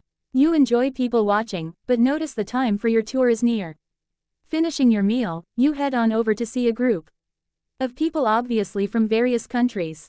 You smile, talking to some Americans who had been to Italy before and were happy to tell you all about it. Heidi stands at the front of the crowd, giving out orders. Then proceeds to lead everyone inside. You hang at the back of the group, never one to be up front anywhere. Heidi has everyone follow her down an old stone corridor lined with pillars and fire-lit standing sconces. It all looks very medieval to you, but you notice that she doesn't explain anything that you are passing by. She just seems to be leading the group somewhere, but where? The tour group walks down a set of steps. Before arriving at a pair of heavy-looking carved wooden doors, you see Heidi knock on one of the doors and they are opened by two young men dressed in black, both wearing dark coats. You look around the round room built of stone. On the far side of the room, you notice 3 throne-like chairs, where 3 men are sitting unmoving, but watching the group enter with visible anticipation. You turn to notice the 2 men who opened the doors are now closing them. Your spidey sense goes off, telling you something is not right. All of a sudden, other people dressed in black begin to grab the tourists, and pulling them close, you see them biting them. It actually looks as if they are drinking the tourists' blood. Men, women and children are being viciously attacked. You see blood everywhere on the floor. You start to move slowly backwards toward the doors, hoping not to be seen, when you see one of the men heading for you. He is the shorter of the 2 who stood guard at the doors. You think him handsome, but his eyes are dark, almost black, and you're scared. You turn around and run for the wooden doors, your heart beating so fast, you can barely breathe. You feel a hand on your shoulder and you scream, but the hand does not grab you. In fact, when you look behind you, the man is still and unmoving, his arms still reaching out. You inhale and exhale to calm yourself. The room is completely quiet now. No screams, no sounds at all. You check out the man who had come after you. You reach out to touch his shoulder. He doesn't react. You step closer, peering into his face. Your nose is practically touching. What the hell has happened? You walk around the room, observing the still life-size diorama. Those dressed in black are in the positions of attacking the tourists, who are showing fear, looking as if they are screaming, which they were only a few minutes ago. You're amazed to see everyone frozen in place. Now your mind is telling you to flee, so you go back the way you came, running until you're outside in the piazza again. You head back to the hotel to hide out until you feel no one will be coming after, and to figure out what had just happened. Back at the castle, time has resumed, and the feeding is done. Arrow feels as if something is not right. He orders the cleanup to begin, and asks Marcus if he senses anything. Dimitri goes over to the master to tell him that he saw a woman he was about to attack, but when he reached out to her, she seemingly vanished right in front of him. Marcus tells Arrow time was somehow affected. Arrow's brain starts whirring, ideas filling his mind. If this woman was gifted, he wanted her. Dimitri, did you sense enough of her to track her? When the guard nods, Arrow tells him to go out and find her. Take Felix with you, find her and bring her back. At your hotel, you shower and dress in your PJs, then open your small fridge to pull out a few snacks you had bought earlier. Going out was not something you wanted to do. In case anyone from the castle saw you. You eat while watching TV, not understanding anything being said, but at least you begin to relax. You have finished eating and are about to doze off, when you hear someone at the door. Perhaps the man who worked the front desk was checking on her. It was a small, family-run hotel, and he was very friendly to her when she got back. Her broken nerves were apparent no matter how hard she tried to hide them. She jumped off the bed and opened the door, ready to give Signor Facini her thanks for his concern. Instead, she saw the man who had attacked her at the palace. His taller companion next to him. She did what anyone would do and fainted. Dimitri gathered the woman in his arms, and both he and Felix flashed downstairs and past the arrival desk. They headed for the castle, unseen by any humans they passed. Once home, they headed for the smaller throne room where the masters were studying. On seeing Felix and Dimitri entering with the woman in his arms, Arrow directed him to take her to one of the guest rooms and he would join them soon. Once in the room, he lay her on the bed, and looked down at her. He brushed her hair off her face, finding her beautiful. You opened your eyes to find yourself staring up at the man. Your eyes scanned the room to see it was not your hotel room. You start to sit up to scream, but the man holds you down by your shoulders. Shish, please don't scream. I'll explain everything. My name is Dimitri, and you are in our castle. It's important you understand that you are not our prisoner. Far from it, Master Arrow wants to speak to you about your gift. Somehow, you were able to stop time during our feeding. You look up at the man, frozen in fear, but he said you were not their prisoner, if you can believe them. Still, they kidnapped you by force. Dimitri looks into your blue eyes and knows instantly you are his mate. You're human, but he will take care of that once you understand and agree to the change. He smiles down at you before sitting on the bed next to you. He takes your hand and kisses it. You watch the handsome man hovering over you. Dimitri, he said. Your heart feels strange, as if something were tugging at it. It was strong but not painful. His eyes pull you in, crimson in color. You reach up one hand to touch his face, and find his skin cold. What are you? You ask. He says simply, as if you would understand instantly. I'm a vampire, but I won't hurt you. I cannot hurt someone who is to be my mate, someone destined to spend eternity with me. You look at him, me, your heart skips a beat when you see him nod. Just then, the three masters come into the room, their expressions ones of annoyance. The one with shoulder-length black hair speaks first. You nearly interrupted our feeding. But I am willing to look past that if you tell me about this gift you have, he says softly. You sit up on the bed, Dimitri now standing by the door. You tell them you don't know anything about a gift.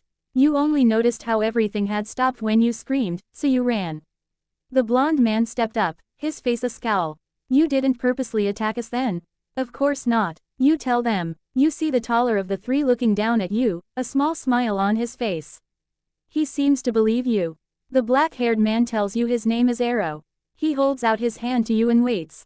You look around at everyone and see Dmitri nod his head, so you put your hand in Arrow's. He sighs softly, then after a minute, lets it go. The taller man speaks. My child, you are for our elite guard, Dmitri. If you agree to stay with us, he will take you as his mate and make you a vampire. You may join the elite guard if my brother feels you have a usable gift. If you were unaware of it, we can assist you to learn about it and use it for the benefit of the Arcoven. It seems fear triggers it, but you might learn to control it. Life will be good here, and you will discover your own strength. The blonde who tells you his name is Keys explains that you have to accept being changed or you will be killed. When you look at Dmitri, you see his eyes pleading with you to listen well. Once the masters leave, with Arrow telling him to stay with the woman, Dmitri sits beside you on the bed, leaning against the headboard. If you agree to stay here as my mate, you will find it's not that bad. We will have our own room, you and I, and your clothing will be provided for. You will train so that you become proficient in the use of your power. He reaches out to touch your hair, then brings his fingers to your face, caressing your blushing skin. His thumb brushes over your lips, while he tells you, you're beautiful. He asks you your name and you give it to him. His arm slips behind you, pulling you close. His other hand cups your chin. He kisses you, softly at first, but once he has tasted you, his kisses become more passionate. A heat fills your belly. Breathless, you pull back but you give him a smile. Your eyes are sparkling and you kiss him again. You then lean against his chest, feeling comfortable and wanted. You tell him you will stay with him and here at the castle. You assume much will be expected of you, but he reassures you Arrow will take care of you, as will he. You wonder how it is you feel so close to this man already. It won't take long for you to fall in love with him. And the power you discovered you had excited you as well, stopping time itself. But before you can think too hard about that, you feel Dmitri touching your chin with a finger, guiding you to his lips. You wonder how long you have to decide to be changed. You ask Dmitri to stay with you all night and smile when he agrees. You snuggle against his body, the coldness of his skin radiating through his clothing. You feel your face go hot when you imagine him without those clothes. You sigh and close your eyes, happy while thinking of nothing else but the vampire lying next to you. Keys, the giftless vampire of the Volturi triumvirate, had finally met his mate in a pretty red-haired woman who worked for the Biblioteca Nazionale Centrale di Roma, or as it was called in English, the Rome National Central Library. She was driving from Rome on a country road when her car got a flat tire. She pulled over to the side of the road, and got out to glare at the damaged tire, not knowing how to change it. She checked the trunk and found she had a spare and a jack, but had no knowledge on what to do with either. Keys spied her as he was driving past the disabled vehicle, and pulled over. He was not starving, having fed 5 days ago, but thought he could do with a snack. He got out of his car and walked over to her. Car trouble, I see, he observed with a smirk. Yes, flat tire, and I don't know how to change a flat tire. Do you? She stood with her hands on her hips, still frowning at the car. Keys wanted to laugh, but when she turned to look up at him, he couldn't see past the deep olive green of her eyes. With that and her genuine smile, he lost any interest in drinking from her. I'll see what I can do. Keys changed the tire, his natural strength making it easy. In no time, he was finished, and was using a rag to clean his hands. All done, he said with a grin. Thank you, sir, I appreciate your help. Her smile intrigued Keys. She was pretty, more than pretty, with her long red hair and green eyes. I'm Keys, pleased to be of assistance. Loath to let her drive away and out of his life, he asked her to lunch. There is a small cafe down the road. Please, let me take you there. We can talk for a while. He noticed the pink blush of cheeks. Unless you're married. No, she said, I'm not married nor do I have a boyfriend. I would have to refuse your invitation in that case, but since I have no one, I can say I would be happy to join you for lunch. Miranda in fact, had no one. Her parents were dead, and her last boyfriend had left her to move to America. Follow me then down this road about 4 miles. It's on the right side of the street. He got into his car, satisfied when he saw her car following him. They both pulled into the parking lot, where Keys met her at her car. He helped her out and placed his hand at the small of her back. What's your name, by the way? She flashed a smile at Keys. It's Miranda. Keys asked Miranda out over the next month. He had already decided she was the perfect woman for him, beautiful, graceful, intelligent, and curious about life. Since Athenadora had left him so long ago, he preferred to remain alone. To think of taking a human for a mate was unacceptable since they were inadequate, and vampires were rare enough to make his desire for a new mate unfulfillable. Athenadora had been lured away by a human male, whom she later changed. It didn't make Keyes any more a lover of humans when he had learned that. Yet here he was, drawn to a human he would never let go. He had to ask her if she was as interested in him as much as he was with her. Miranda actually adored Keyes, but was afraid to say anything. Men these days had such commitment issues, she had given up finding an equal she could love and respect. So she was quite taken off guard when he had asked her if she loved him. She gazed into his violet eyes, a strange color for a man. Elizabeth Taylor was said to have had violet eyes. But Miranda found only one photo that proved that. Refocusing her thoughts, she knew Keyes was asking her about her feelings for him. Keyes, I love you. Surely you know that. If not, I haven't been doing things right. He smiled at her statement. I love you, Miranda. You've been everything my previous wife was not. The violet of his eyes darkened to a medium purple. He confessed the truth of his existence at that moment, taking one of her hands and kissing the palm. Miranda, my love, I'm a vampire, whether you believe me or not. Do believe I love you and want you to join me in Volturi with my people as my mate. You will become like me and live forever. Miranda was shocked at first, disbelieving all of it, until he removed the blue contact lenses that made his eyes appear violet. She peered into the crimson orbs with interest. Maybe she should have run, but she was frozen to the spot. Her boyfriend was a vampire, and he was asking her to become one too.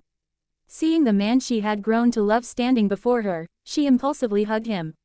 Laughing, she told Keyes how much she admired and wanted him. Yes, I will go with you to Volturi. Once were at the castle that Keyes called home, he introduced Miranda to Arrow and Marcus. The latter had seen his brother's mate very much a part of his existence, so gave the human female a smile of welcome. My dear, you will make our Keyes a very happy man. Welcome to Volturi, and to our home. Miranda enjoyed going into the village or the countryside when Keyes was busy with trials and unavailable to her. He only stipulated she be home by evening, so that they could spend time together. He would remove her clothing piece by piece, until she was as nude as the statues he had seen when he lived in Greece so long ago. He would worship her with his body, his desire focused on pleasing his mate first. When it came time for her to be changed, Keyes did it himself.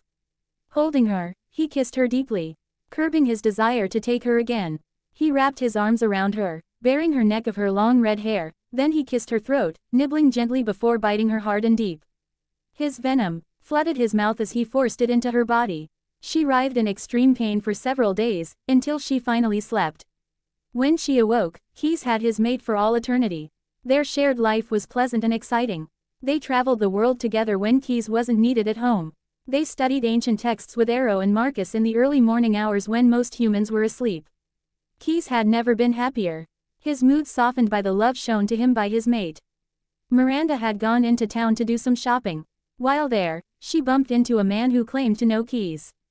The fact he knew her mate was a vampire made his story plausible. He asked how Keyes was, his smile slightly off to Miranda. He said he had meant to visit the Volturi leader, but time had gotten away from him. Miranda said he should come back to the castle with her if he wanted to see his old friend. The man, who said his name was Georg, accepted her invitation. On the way back, they walked along a portion of the high wall that was part of the wall surrounding the city. Suddenly, Miranda found herself wrapped in arms holding her tightly. Georg had embraced her, and moving to the balustrade out of eyesight of anyone. He jumped over the railing and fell hundreds of feet to the bottom of the wall. When they landed, he ran toward the forest, Miranda thrown over his shoulder.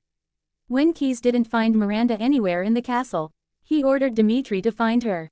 It took the tracker a few days, but his success would mean grief for his master. The coven came as soon as Dmitri had called Keyes.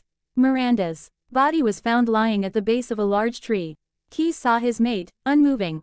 The guard walked the area to see what evidence they could find. One came back to report he had found werewolf tracks indicating there had been at least 7. The fury in Keyes' eyes darkened them to black. He had killed most if not all of the werewolves. Apparently some had lived to enact their revenge against him. Because the werewolves had managed to survive over time, and because of their hatred for him, they had destroyed the light his soul. Kneeling at her side, he saw the many grievous wounds that had killed her. She had been literally ripped apart. They left her face untouched, he whispered, while he brushed aside strands of her red hair. He leaned down to kiss her, her open eyes staring sightless at him. Arrow stood beside Keys, witnessing his brother's pain. They were very cruel, brother. They left her face untouched so that you would always remember her beauty, even as they savaged her body. Keys was conflicted in his fury at the loss of his mate and his fear of the beasts who had killed her. Arrow, this is my fault. Had I destroyed them all, she would be safe and alive. Bring her home, brother. We will take care of her there, Arrow said quietly, placing his hand on Keys' shoulder. Keys slipped his arms under her body, lifting Miranda off the cold hard ground. Felix collected any of her torn-off body parts. She might have lived, but there had been too many of them for her to fight alone. He cradled her gently as if she could feel the pain inflicted upon her. Once the coven members had returned to Volterra, Keys commissioned a tomb to be built in the town cemetery. It was made of pure white marble, her profile carved into the hard stone. When it had been completed, he personally placed her within the tomb, laying a red rose on her chest, her hands seemingly holding the perfect bloom. Visitors to the Palazzo dei Priori would now see two Volturi masters sitting on their thrones, dispassionate, disinterested, and under the thrall of Chelsea. Arrow had no choice but to order her to influence Keys to keep his brother from starving himself to death. Perhaps one day, Hughes would come out of his grief and hunt down the last of the surviving werewolves. In the Volterra cemetery, stood a carved marble tomb holding the body of a mortal who, in her trust, had fallen in love with a vampire, and had given up her mortality to be with him forever. Felix met the woman when she bumped into him, literally, in the town square where the castle entrance was located. She had been carrying 2 bags of groceries, which were now all over the street. He was instantly transfixed by her golden hair and olive green eyes, even if she looked a little annoyed. Perhaps that was part of her attraction too. I'm sorry, he said. Let me help you. He heard her sigh and decided he wasn't making a good impression. My name is Felix. He chased down her food and put the items back into her mesh tote bags. When everything had been retrieved, she held out her hands to take the bags from him. Let me help you home, Felix offered. Thank you, Felix. I'm Sarah, she started to say, but when she looked up at the man, she was in awe. He was as tall as a tree, his eyes a deep brown. She felt like he was strong enough to carry not only her groceries, but her along with them. She walked ahead of him until they reached the door to her small apartment, where she unlocked the door and stepped aside to let Felix in. I don't usually let strange men walk me home, but for some reason, you seem trustworthy. She flashed him a smile that lit his insides. Entranced with the woman, Felix asked her if she'd like to join him in the village that evening. The guard had nothing to do as far as receiving orders from the masters, so he was free for the night. Sarah blushed and said yes, making Felix smile. Later, when he picked her up at her apartment, they walked up the road and into the village just as music began to play. Sarah held out her hand to Felix. He took it, marveling at how small it was compared to his own. His little human, he called her. She laughed and called him her Titan, after he told her how strong he was. They danced together into the morning hours, after which Felix took her home, kissing her on her doorstep. They dated over the next 3 months, the bond between them instant. Felix kept his relationship with the human a secret from the Volturi, all except his best friend Dimitri. If there was anyone most trusted by the tall vampire, it was Dimitri. Felix, if the masters find out you're seeing a human and without permission, I would be afraid for Sarah. They might require her to be changed. You haven't even told her what you are yet. I know. We're we've lasted 3 months without discovery. Do you love her, my friend? Dimitri asked, curious since he'd never seen his fellow guard in love. I do, Dimitri. Being with her has reminded me about kindness and compassion. Things I have long forgotten. Then stay with her. Never let Master Arrow read you, and I'll do what I can to help. Dimitri patted Felix's back and sped back to the castle. That night, Felix slipped his arms around Sarah while she brushed her hair. He nuzzled the back of her neck, eager to excite her. He had to go on a mission tomorrow, and he hated telling her whenever he had to go away. He could never be completely honest with Sarah, but he needed to feel her, to remember her scent and the touch of her hands on him before he left for any mission. That feels good, sweetheart. She put down the hairbrush and turned in his arms. "You're going away," she stated, knowing his actions. He always got clingy when he was about to go away. "Yes, love, and I am sorry. My boss has an assignment for me." Felix's hands moved to her butt while he kissed her. Her sighs in his ear moved him to lift her in his arms and carry her to the bed. He lay her on it, kneeling next to her, removing his shirt. Felix slid the straps of her nightgown over her shoulders before he buried his face in her neck, inhaling her scent. He lowered his face to her breasts, taking one into his mouth. His tongue stimulating her nipple into a hard peak. Sarah's fingers insinuated themselves in his hair, while her breath came in soft sighs. "Please, my love, don't make me wait, I need you." Felix stood and removed his slacks, then fell into Sarah's arms. They rolled together on the bed, laughing low with one another until Felix moved his hand to her already damp womanhood. His fingers slid inside her, readying her for him. He was as hard as she was wet. He moved inside her and waited for her to adjust to his size, then thrust slowly and deeply. Sarah moaned in need, her arms tightly around him. She kissed him and nuzzled his cheek, her hips meeting his with his every thrust. Vampire and human came together, pushing each to the peak of pleasure before Felix growled into Sarah's neck. She cried out his name when he spilled his seed inside her. Later, Sarah snuggled against Felix, already missing him. How long would he be gone this time, she wondered. "Felix, I'm late." She looked up at him, waiting for his response. "Late for what, my love?" he asks absent-mindedly. "Late, my period is late," she replied. He gazed at her until the words sank in. She was late, he hadn't even paid attention to the calendar. He placed his hands on her shoulders. Are you going to have a baby?" It had been so long since he had dealt with such human concerns. "I would need a pregnancy test to be sure, but I may be." "Yes." She looked up at him, hoping he was pleased by the news. A smile broke his somber expression. He picked Sarah up in his arms and spun her around. "We're going to have a baby." He put her down and cupping her chin, Felix kissed her deeply. He never had children when he was mortal, as far as he knew, and once he'd become a vampire, he never thought of being with a human for anything other than feeding off them.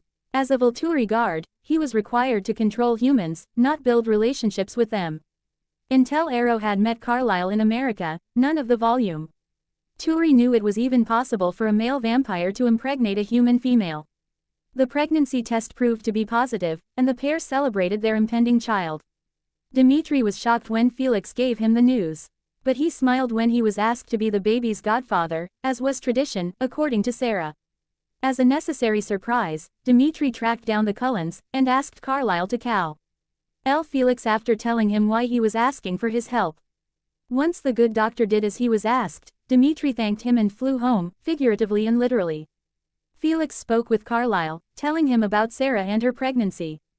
Arrow had mentioned once, after the confrontation with the Cullens and their witnesses, everything that had happened with Renesmee's birth. Bella had almost died. Felix did not want that to happen to Sarah. Felix first had to admit to Sarah the truth about his existence. She listened raptly until the word, vampire, came into the conversation. She gaped at him in disbelief. But as he explained the coldness of his body, his lack of interest in food and liquids, and his frequent trips away, she listened more closely. He finally removed the brown contacts and she saw his crimson eyes. "It's true then." She embraced him, but began to worry. "What of our baby, Felix? Will it be human or vampire?" He replied by telling her all he knew from Carlyle and his experience with his granddaughter's arrival. "There is a danger to you, my love. But together, and with Dimitri's help, we'll make it. It may mean you becoming like us. In fact, Carlyle suggested you begin drinking human blood before the birth. We can get that for you. If you don't want our help, tell me. It might mean your death, and that I cannot bear to see happen." Felix convinced Sarah to follow his instructions. Her life would change, but she would have her husband and her child. They would be a family. After a month or so, Sarah began to experience labor pains. Felix called Dmitri, who flew to their side to offer his assistance. Sarah began pushing, but nothing was happening. Recalling Carlyle's instructions, Felix cut into Sarah, with Dmitri at his side with a towel. Sarah had been given a painkiller. And with Felix doing the work quickly, she felt little, but she was not doing well. Felix grinned from ear to ear when he saw his daughter in his arms, but quickly handed her over to Dmitri. He leaned over Sarah, whispering, "I love you." He then quickly bit her neck and arms. His venom began to flow through her. In the meantime, Dmitri cleaned the baby up, and wrapped her in a clean towel. He knew Felix and Sarah had been buying clothing, but he didn't know where it all was. Once Felix had made Sarah comfortable for her transformation, he went to care for his daughter. "You're a natural, Uncle Dmitri," he said, smiling at his friend. Backquote. Felix held the baby in his arms, the infant dwarfed in size by her father. He was very careful so as not to crush anything. Felix leaned in and inhaled the distinctive scent of his child, a smell he would never forget. He leaned over her and kissed her pink cheek. "Your mother's mother was called Emma. I hope she likes the idea. We'll ask her when she wakens, now won't we?" he cooed. Dmitri took charge of Emma when Sarah woke 3 days later. Felix helped his mate to feed for the first time, before introducing her to their daughter. Sarah liked the name Emma, and so it was decided. Looking at his mate, Felix smiled. "She is beautiful, like her mother." Handing his daughter to Sarah, he watched while she placed a bottle of formula to her little pink mouth. Little Emma suckled loudly, and Felix laughed at how hungry she was. The little family enjoyed a wonderful existence, until one day, Dmitri teased Felix about diaper changing. Arrow had overheard the guards talking, and he called Dmitri over, silently holding out his hand. Having no choice, Dmitri placed his hand in Arrow's. The Volturi master's eyes widened as the memories filled his mind. He sorted through them, then asked for Felix's hand. Rather than endure the examination, he confessed everything. Arrow sent Santiago and Afton to bring back the woman and the baby. Arrow spoke. "You had a child without our express permission, Felix. We cannot have our guards arbitrarily impregnating human females. The baby must be destroyed." Sarah held Emma close to her chest and sped to the double doors. But Santiago and Afton got there first. She turned to Arrow, her eyes flashing. "You will not take our daughter." She looked to Felix, who flew to her side. When he spoke, his voice nearly trembled. "Master Arrow, this child, our child, is a hybrid. Surely you can spare us mercy, and in exchange, we can watch her as she grows, much like the Cullens did with their hybrid." Arrow slowly took the 3 steps down to the main floor. He stood before Felix and his mate, a deceptively sympathetic smile appearing on his face. He held out his hands, waiting for Sarah to hand him Emma. He took the female baby from her, noticing she looked older than her few weeks. Holding the child in his arms, Arrow looked down at her face. Her olive green eyes concentrated on his face, then she smiled and reached up to play with Arrow's long hair. When light flashed on metal, she saw the Volturi pendant and clutched it in her 2 hands. Arrow was tempted to let the child live, but she had no discernible gift. And he had to make an example of her disposition to all his guards. He knew neither Felix nor Dmitri would obey his order. His forefinger twitched, and Santiago stepped forward, taking the child from Arrow's arms. Felix attempted to stop him, but Arrow called softly to Alec, who stepped toward Felix and Sarah. Charcoal-colored smoke left his hands and floated toward both vampires, the tendrils wrapping around them. Their senses now blocked, they were deaf and blind, a blessing that neither could see Emma, or hear her cries silenced. Santiago had taken her out into the corridor and smothered her with his hand. In less than 2 minutes, he had brought her back to the throne room to show Arrow the task had been completed. Alec released Felix and Sarah. Felix took his baby and cradled her gently. He remembered the first time he had carried her in his arms. She was so alive and happy. Now she was quiet, the sleep of death upon her. Sarah ran at Arrow, her hands held out like claws. His eyes widened, but 2 guards ran forward and grabbed the grieving newborn, restraining her from attacking the Volturi master. Arrow raised his brows and nodded. The 2 guards, seeing the silent signal, decapitated the woman. Then burned her body and head with a torch taken from the wall. Felix let out a growl of anger and grief, his mate and child now both destroyed. Arrow needed Felix, so had him restrained and removed to a cell. Until he accepted his fate and his place with the Volturi. Spring has arrived in Volterra. The trees are starting to bloom, then the blooms will fall when the leaves begin to grow to take their place.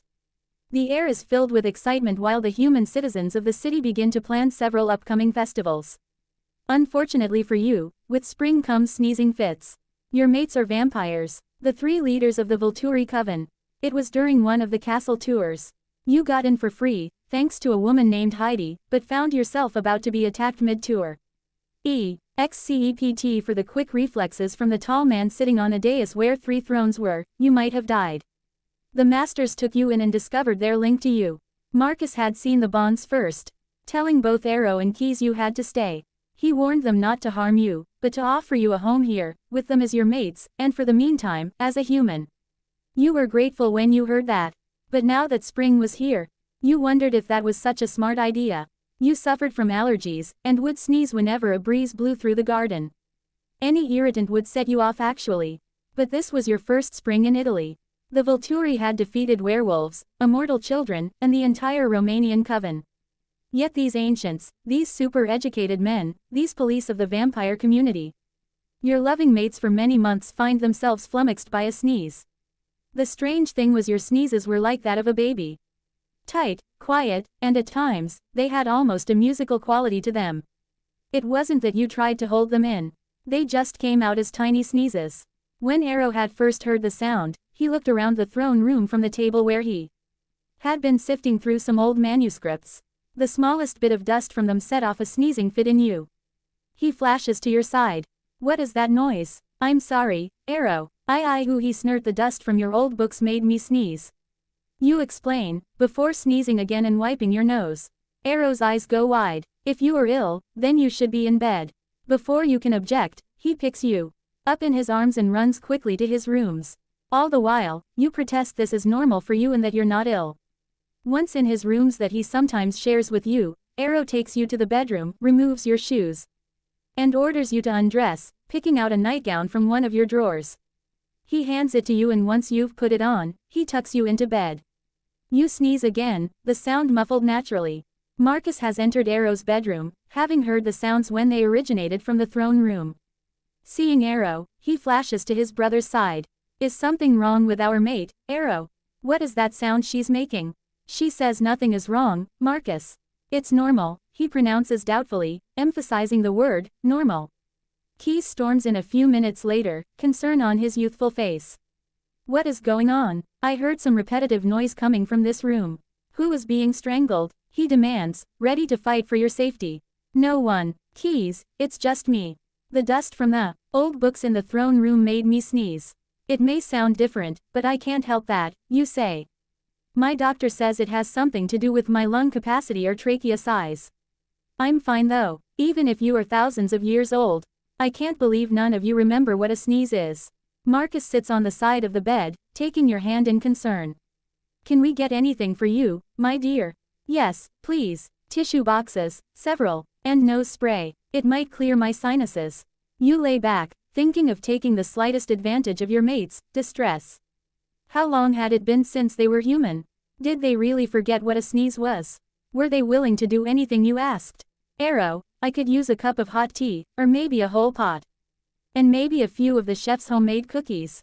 Will that help you? He asks, worried that you might need a human physician instead. It can't hurt, you answer, trying to keep from smiling. And no doctors. You might fool the masters, but you'd never fool a real doctor. Keys sits on the other side of the bed from Marcus, while Arrow flies to the kitchen to see what the chef can make up for you. Is there anything we can do for you, love? You frown, as if in pain and ask for a movie to watch. Keys goes to the TV in the room and offers various names of films Arrow has bought for you. Just as he is putting in the movie for you, Arrow returns with a tray carrying a teapot, a cup, and a plate of chocolate chip peanut butter cookies. The breeze that accompanies his speedy gait carries pollen from the garden and you begin to sneeze again. Snort, oh no, he chew. You curse with each sneeze, holding your nose while your mates wait patiently. Marcus pours you some tea and hands you the cup. You feel miserable, but loved as you grab a cookie off the plate. The three masters join you on Arrow's huge bed, and all four of you watch the movie you requested, the original version of Fright Night. It never fails to make the Volturi masters laugh. Every spring, a traveling carnival would put up camp in the city. People from around the area would go there to eat, play games, and attempt the rides. You are excited to find out there is such a thing here in Volterra. You ask the masters to take you there to experience what the fun side of humanity can be like. Keys scoffs as he thinks it's a ridiculous idea, but you challenge him. There GHTB rides there that test one's endurance. Are you afraid? You ask, peering at him with a slight smirk on your face. He scowls at you. You should know better than that, little human. A challenge to me is an easy way to get hurt. You smile and play with his collar. You wouldn't hurt me, Keys. You would do anything to protect me.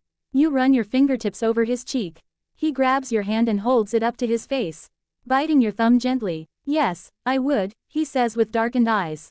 Then ride the coaster with me? You ask, giving the blonde vampire a puppy eyes look. Arrow overhears you both. What about us, Kara? Marcus and I would like to try this coaster you speak of. Do you doubt we could protect you? You think a moment and say, all right, we'll ride the coaster 3 times, 1 time for each you to ride with me. Agreed. You wonder if you've gotten yourself in too deep. 3 times on the coaster. No food for me, you think. When you reach the park, you wander the area with the 3 masters clustered around you. Then you see it. The coaster stands before you, tall and majestic and scary when you hear riders screaming their lungs out. Sensing your emotions, Keys places his hands on your shoulders. Who's scared now? He teases you. All right, Keys and I will go first. You two wait here, you tell Arrow and Marcus. You give them both a kiss on the cheek.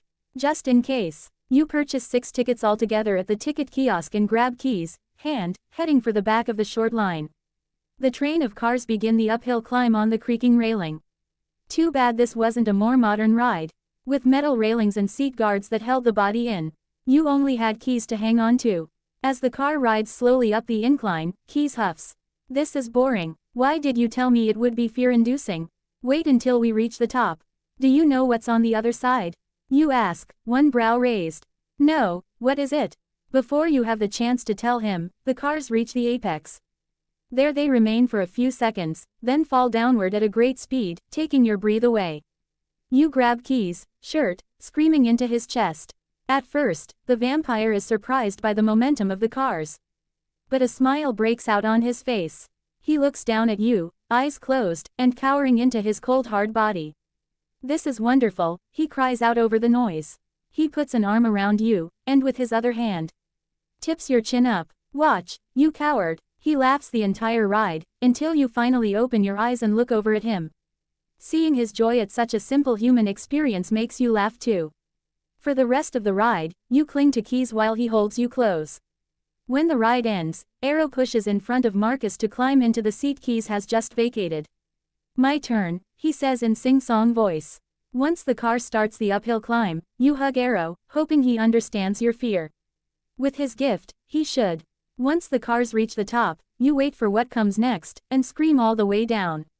You hear Arrow cackle like a loon, obviously enjoying the ride. While he holds your hand, he finally sees your fear, and understands. His arm moves around you and holds onto you tightly. But while the cars careen around the twists and turns, he lets you go and raises his arms up as he sees others around you do, still cackling. You still hold onto his body beneath his raised arms. Upset he would let you go. Finally the ride is over. You are about to leave the car before Arrow, letting him know you're not happy with him. You take Marcus's hand in yours and enter another car. Sitting next to the tall master. Arrow, let me go, Marcus.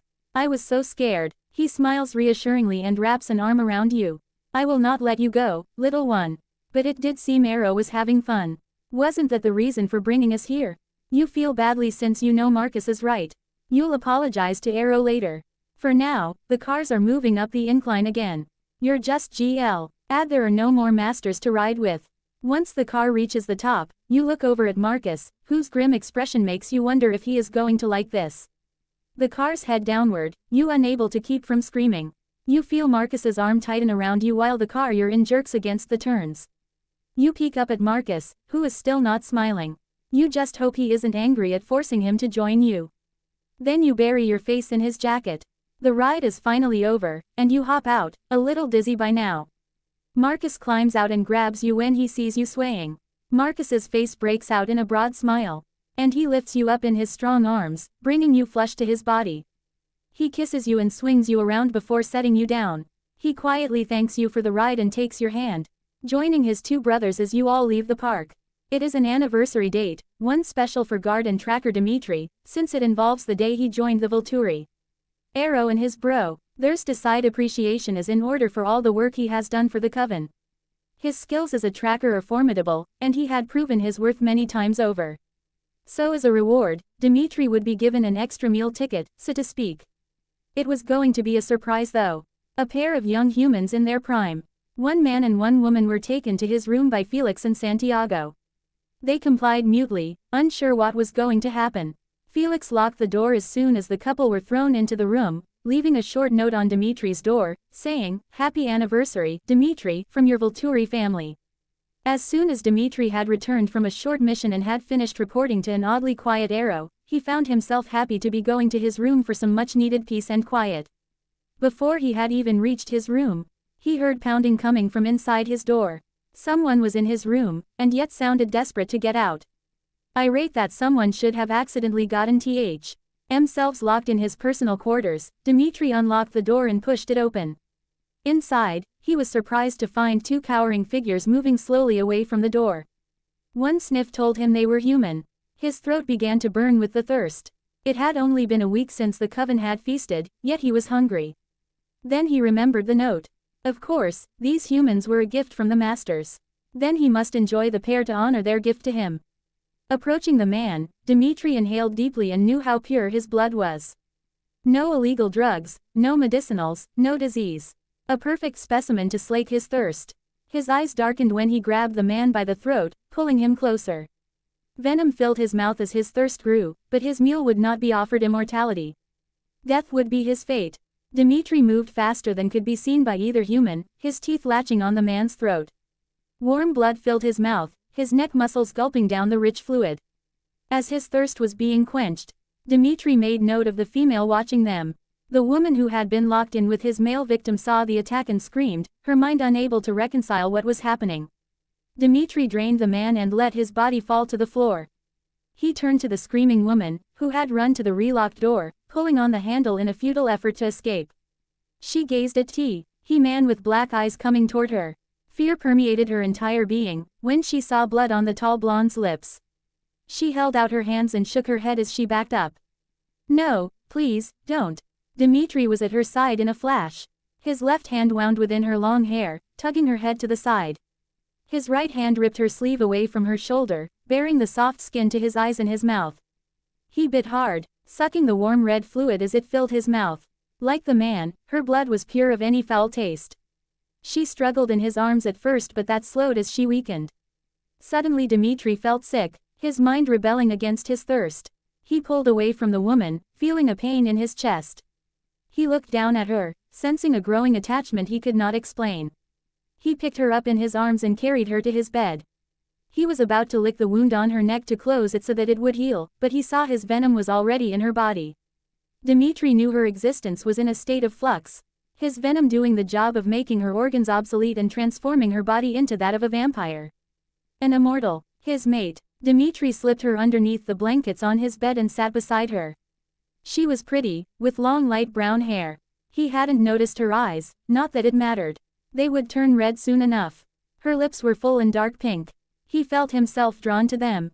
But it was the tug in his chest, the need to have her with him that bewildered him. He had not been looking for a mate, but was that even his choice? While he was thinking, the woman began to stir. Moans coming from her parted lips. Dimitri knew the pain that would follow. He quickly kicked off his shoes and took off his jacket, and went to lie beside her. He would be the to hold her while she endured the change. As her cries grew louder, he hugged her, whispering in her ear, assuring her he would be there for her. He came to the realization she was his mate and accepted that. She was his to cherish and love. He only had to wait until she woke, then he would explain everything to her. Moans turned to cries, cries turned to screams. There was nothing to be done but for Dimitri to wait. And he did. He was eager to see the woman turn so he could speak with her, tell her about her new existence, and how they belonged together. A few days later, the woman awoke. She looked up to see the man who had killed her friend standing over her and she screamed. Dimitri, shocked, attempted to calm her down. But she would not stop screaming until suddenly, she did, going completely silent. She backed into a corner in the room and cowered as she sunk down to the floor. "I'm Dimitri. Please, you don't have to fear me." He leaned down to take her hand, but she shrunk away from him. "Look, I have to go take care of something. It's safer if you stay here. I'll be right back." He flashed to the door, locking it behind as he left. The woman rose and ran to the door, bumping into it when she finds she can't stop in time. What just happened, she wonders. She grabbed the door ring and pulled on it, the door slightly tearing off its hinges. Again, she is confused. Metri arrived just as she is about to pull the door off its hinges completely. He has an unconscious human in his arms. Setting the body on the floor, he holds out his hand to the frightened newborn. This is for you, my love.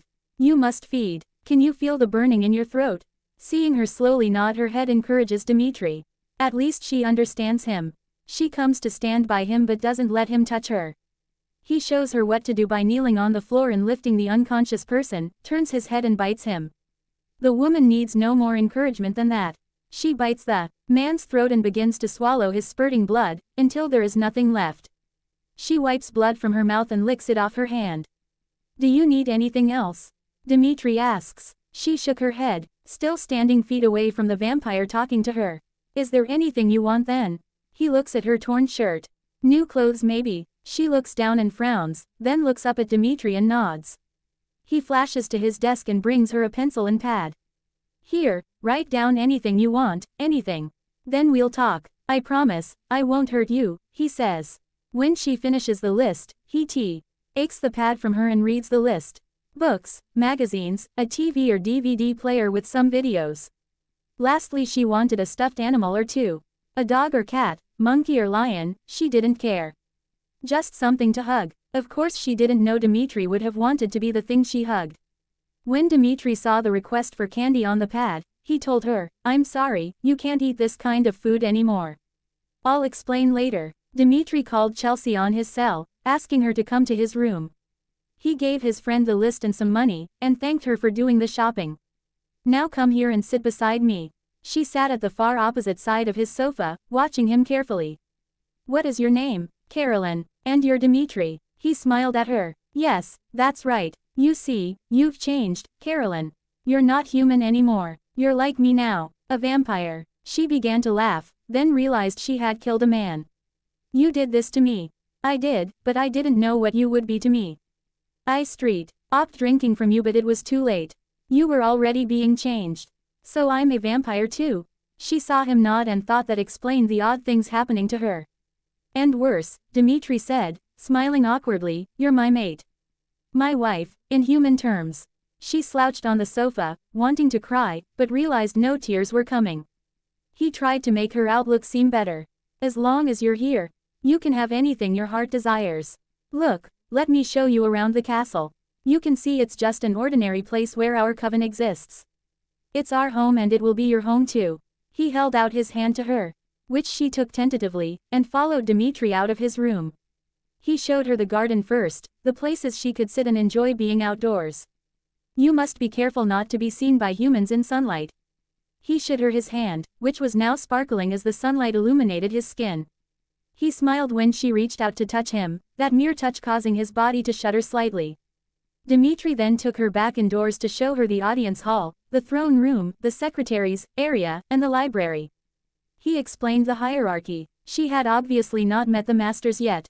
He spent the next few days getting her acclimated to life in the castle. He introduced her to his best friend Felix, and the other more important guards. He cautioned her about the lower-level guards. Both new and less vital guards. Although she was a vampire, she was new herself, might not be seen as welcome yet. One day, while Dmitri was off on a short mission for the coven, Carolyn wandered the halls, learning to get her bearings. The castle was huge inside due to the lower-level floors unseen by humans outside. She ran into a group of guards she didn't recognize, who surrounded her. Their smiles looked more like leers, as they reached out to touch or push her. This must be the newborn Dmitri created by accident. Gossip traveled within the castle quickly. She's pretty, but doesn't seem to have much newborn strength. See how scared she looks. Dmitri got himself a good one all right, one said while laughing at Carolyn. Then out of nowhere, a flash appeared and D began to tear the arms and heads from the four delinquents. No warning, just final death. Carolyn backed against the wall, shaking her head and looking quite frightened. When Dmitri was done destroying her assailants, he frowned, seeing fear in her expression. But then she ran toward him and hugged him, kissing his cheek. Thank you, Dmitri, oh thank you. I didn't know what to do. If you hadn't shown up, she hugged him tighter, making him feel happy. So simple an emotion, but it gave light to his immortal soul to know she wasn't afraid of him anymore. His hand cupped her cheek, and he leaned in to kiss her lips gently. You're my mate, Carolyn, and I'm yours. Your life will be more important to me than my own. We'll learn to love each other. She asked, so innocent, since Dmitri was the first man she'd felt anything for. We will, he replied, literally grinning. Come, my sweet, Heidi will be here soon with our next meal. If you need anything, I will be there with you. Carolyn didn't know how long it would take for her to get used to being a vampire, but with this man, her new love at her side, she wouldn't be alone in her future existence. Taking his hand, she followed him to the throne room. Staying close beside him, the weather in Volterra and the surrounding area was beautiful today. Since the entirety of the guard had been given time off, there was little to do at the castle. You, the only human allowed to live with the Volturi and not having been given an actual job to do, suggested you and the three kings go out and enjoy a day at the beach. On the west coast of Italy, there were several beaches popular with the locals, but there are also areas less visited, perfect for the vampires who treasured their privacy. First, you drive to a local store similar to a Target back home in America. Having borrowed keys, sports car, using the credit card the masters generously gave you for your own use, you buy several beach blankets, an umbrella, towels, sun protectant, sunglasses, water and snacks for yourself, and several different pool floats. Once you arrive back at the castle, you load up the trunk of Marcus's car, the largest of the three masters' vehicles. You see everyone has chosen to wear jeans and t-shirts, extremely casual for the Volturi masters. You all do have your swimsuits, right? You ask, hoping they don't intend to go skinny dipping. Why, oh, you have your blue floral one-piece underneath your clothes, with the matching cover-up and floppy hat you're bringing along. Yes, of course, we do not intend to swim unclothed, Arrow tells you, relief running through you. Well, if everyone is ready, let's get into the car. It's your duty to drive, something you love anyway. The masters all have such interesting vehicles, but you think you like Key's car the most. The drive is pleasant enough, but the masters aren't talking too much, making you feel uncomfortable. You peer into the rearview mirror, and notice them sitting stiffly, as vampires do. Looking out the windows at the passing scenery. Okay, so everything is fine, you think. Arrow catches your eye when he notices you looking at them. Watch the road, my dear, he cautions, making you smile. Yes, sir, you say. Once you reach the coast, you follow a road down to the beach, parking on the blacktop abutting the sand. Everyone climbs out of the car while you gather the purchases you've chosen for the day. Once the masters have reached the beach, you spread out the blankets, set up the umbrella, and place the bags of water, food and sun protectant on them. You slip your jeans down. Then lift your pullover up and off your body. You turn to place the folded clothes on the corner of a blanket and gasp when you see all three of the kings stripping down to their birthday suits. You turn your back on them, even though you are tempted to watch them. Their bodies are beautiful, like sculpted marble, but you have never seen them fully nude before. Arrow, have you no shame? Why did you wear your swimsuits under your jeans? Were we supposed to? You never mentioned that. He looked to his brothers, waving his hand at them, indicating to you they are also dressing in the open. You bring your hand up to block the tempting vision from your curiosity. Heaven help you if Arrow decides to read you right now. We are in public, Arrow. Did you just happen to lose your modesty over the centuries? Unable to resist, you spread your fingers ever so slightly and hold your breath. OMG, you think, your face blushing hot. You quickly turn away to rub sunscreen on your skin. Once everyone is dressed in their swimwear, you pull out the selection of cool floats. These are for having fun in the water. There are different ones for you to choose from. You set them out, design side up. Right away, Keys picks up the one that has a picture of a tank on it. This one is mine, he says with a wicked grin on his face. He begins to blow it up, even if the float is bigger than he is, leaving you impressed. Arrow chooses a float that is in the shape of a shark. Ah, I shall take the predator that loves to eat humans. He takes the float in his hands and turns it around until he finds the air valve. I blow into this, is that correct? He asks you, smiling when he sees you nod. He encircles the nozzle with his mouth and blows. He gets a good amount of air into the plastic shark, but his teeth bite too hard on the nozzle and it splits off, letting out any air he had blown into it. It flies around until it falls into the water with a sound similar to a human experiencing flatulence. His chooses a second one, which he fills with air correctly. Marcus has picked one in the shape of a coffin. He quickly blows it up, and setting it on the water, he lies fully relaxed in his coffin-shaped float, leaving the top sitting loosely over the bottom section. Wading out to him, you look down at the reclining vampire and smile. Marcus, I know you're depressed much of the time, but I hope you're not planning to leave us. No, child, but I am enjoying the visual effect and the feel of it. You lean down to kiss his cheek. Very well, enjoy yourself. You push the oddly shaped float out into deeper water for Marcus. Keys blew up his tank float, but when he sat on it, it kept tipping over. Peeved, he adds a bit more air and finds it firmer. He sits in the float, where you show him how to fill small water containers built into it. Your weapons, keys. You wink at him and wade over to Arrow. His second float has a built-in motor. On each arm sits a device that looks like joysticks. He discovers by moving them, he can make the float travel over the water and change direction as needed. You look down at him and ask, "What is that?" "It's my swimsuit," he replies. "Not that." "Yo." You reach down and tap his nose with a fingertip. "That. It's zinc oxide, to protect the skin from sunburn."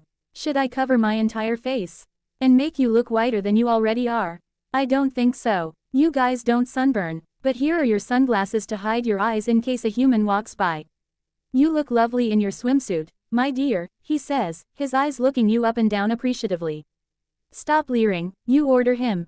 Then chuckle, shaking your head. Arrow knows how much you love them, but you aren't sure if Marcus and Keys know, unless the senior master had already told them. Arrow places the glasses on his face and sits back, enjoying the warmth of the sun. He learns how to steer his float around, and bumps into Keys repeatedly, who is definitely not amused. He shoots a large stream of water at Arrow, who protests loudly as he waves his hands in front of himself. You laugh and give sunglasses to the other two masters, then put on your own. You pick an ordinary pink mat and blow it up, then push it further out into the water, avoiding Keys' aimed water streams. The day passes, with the four beachgoers either tormenting one another, or just relaxing. Hungry, you leave the water, pulling the mat behind you and slip on the cover-up. Sitting on a blanket in the shade, you grab a bottle of water, a candy bar, and a bag of Fritos while watching the masters enjoy a very human activity.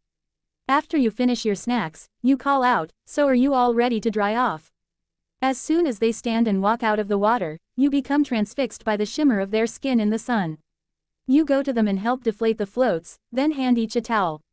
When they remove their swimsuits to dry off, you look around and do the same.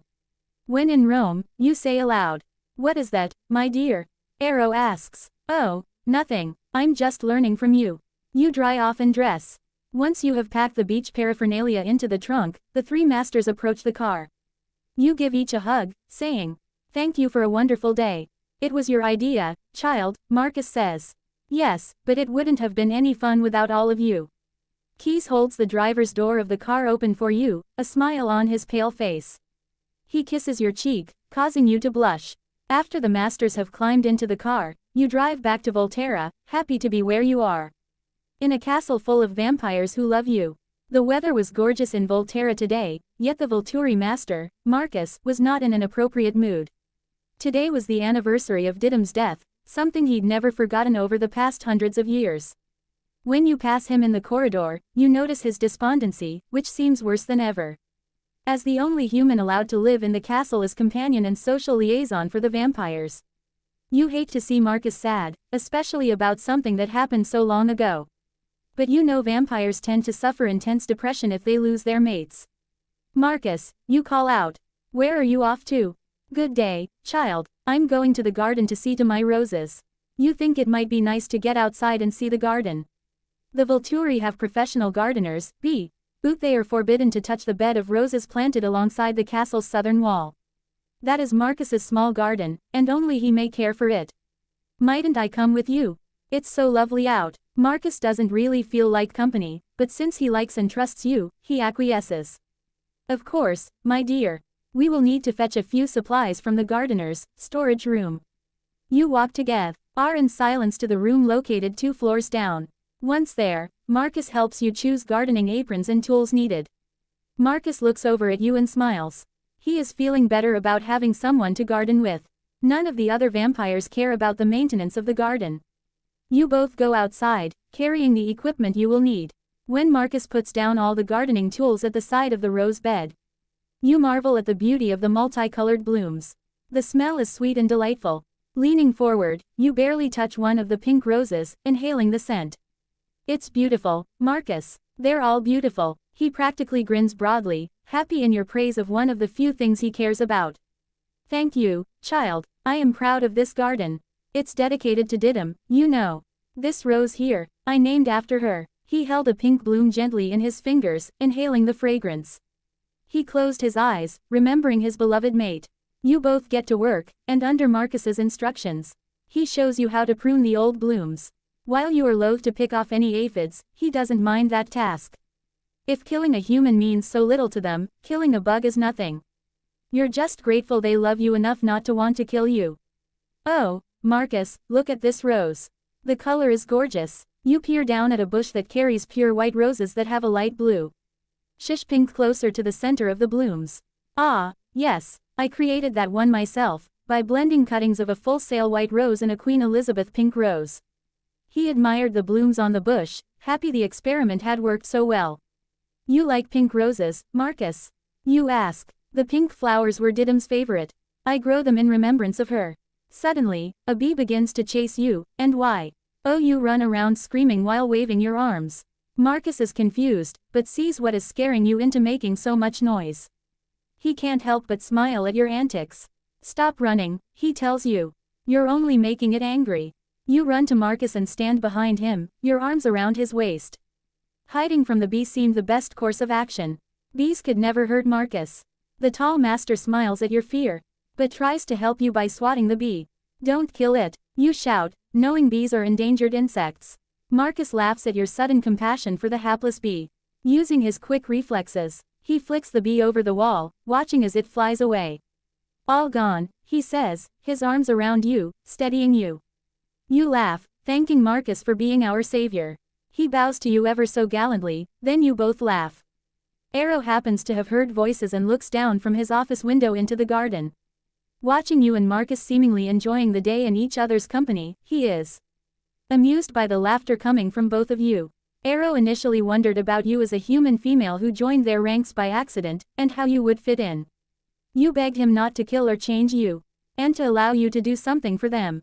He had decided they needed someone who could intercede for them with other humans, teach them modern ways, and be a companion to them. At the time, Ad wondered if that meant indulging them sexually, but so far, aside from occasional teasing, none had asked you for sexual favors. Sometimes, when you were feeling your oats, you wished they would. If Arrow had read this, he never said anything. Arrow did wonder if perhaps you would be a suitable mate for his despondent brother. There was no instant pull, but perhaps something could happen to increase your feelings for one another. He knew that you would probably not be averse to such a connection. Back in the garden, you and Marcus continue caring for the roses, pulling out a hose to water them once the pruning had been completed. Then you both gather the equipment to return it all to the storage room lest the gardeners rail at everyone within earshot, angering Keys. Once that has been done, you and Marcus go back inside. But before Marcus lets you go, he removes a perfect pink rose from inside his shirt and hands it to you. He kisses your cheek, and leaves you watching him walk away, a smile on your face. You inhale the scent of the rose and return to your room. You have been feeling a bit lonely of late, and even though the guards keep you occupied, sometimes they get busy and then you just feel alone again. You have no partner, no lover, no mate as the vampires call their spouses, and no one in the romantic realm to even relate to those things. The three masters willingly allow you to use them for company. But even they get busy. They try to keep you occupied with Volturi business and meetings with local authorities, but that doesn't begin to replace affection and love. If only you could find a friend who might become interested in a romantic relationship. One day, while wandering the corridors, you see Arrow heading your way. You force a smile on your face and greet the Volturi master. Good day, Arrow. He isn't fooled. Is there a problem, my dear? He asks, truly concerned. Damn the man, he can read you, even when he's not reading you. I'm fine, Arrow, really, you reply. I don't believe you. He holds out his hand to you, waiting patiently. Arrow, no, please. He tilts his head, giving you a small smile, waiting for you to comply. When you do, it doesn't take him long to understand. We will go out today, a picnic in the park if you will. I'll get Marcus and Keys to join us. Go to the kitchen and have the chef fix up a basket of food for you. We'll meet you out back here at say, 1:30. And what about you? You ask, wondering if they plan on bringing blood bags with them. Embracing you with his arm, he walks you down the corridor, explaining they recently feasted and will be fine for several weeks. When 1:30 rolled around, you and the masters pile into Arrow's car and drive to a large park away from the city. There are picnic benches scattered around the public parkland. You choose a picnic table, sitting on top and eat the food the chef made for you that included a sandwich, several hunks of cheese, homemade cookies and several pieces of fruit. He also included a bottle of water and another of sparkling fruit juice. You eat while talking with the masters, feeling comfortable with them by now.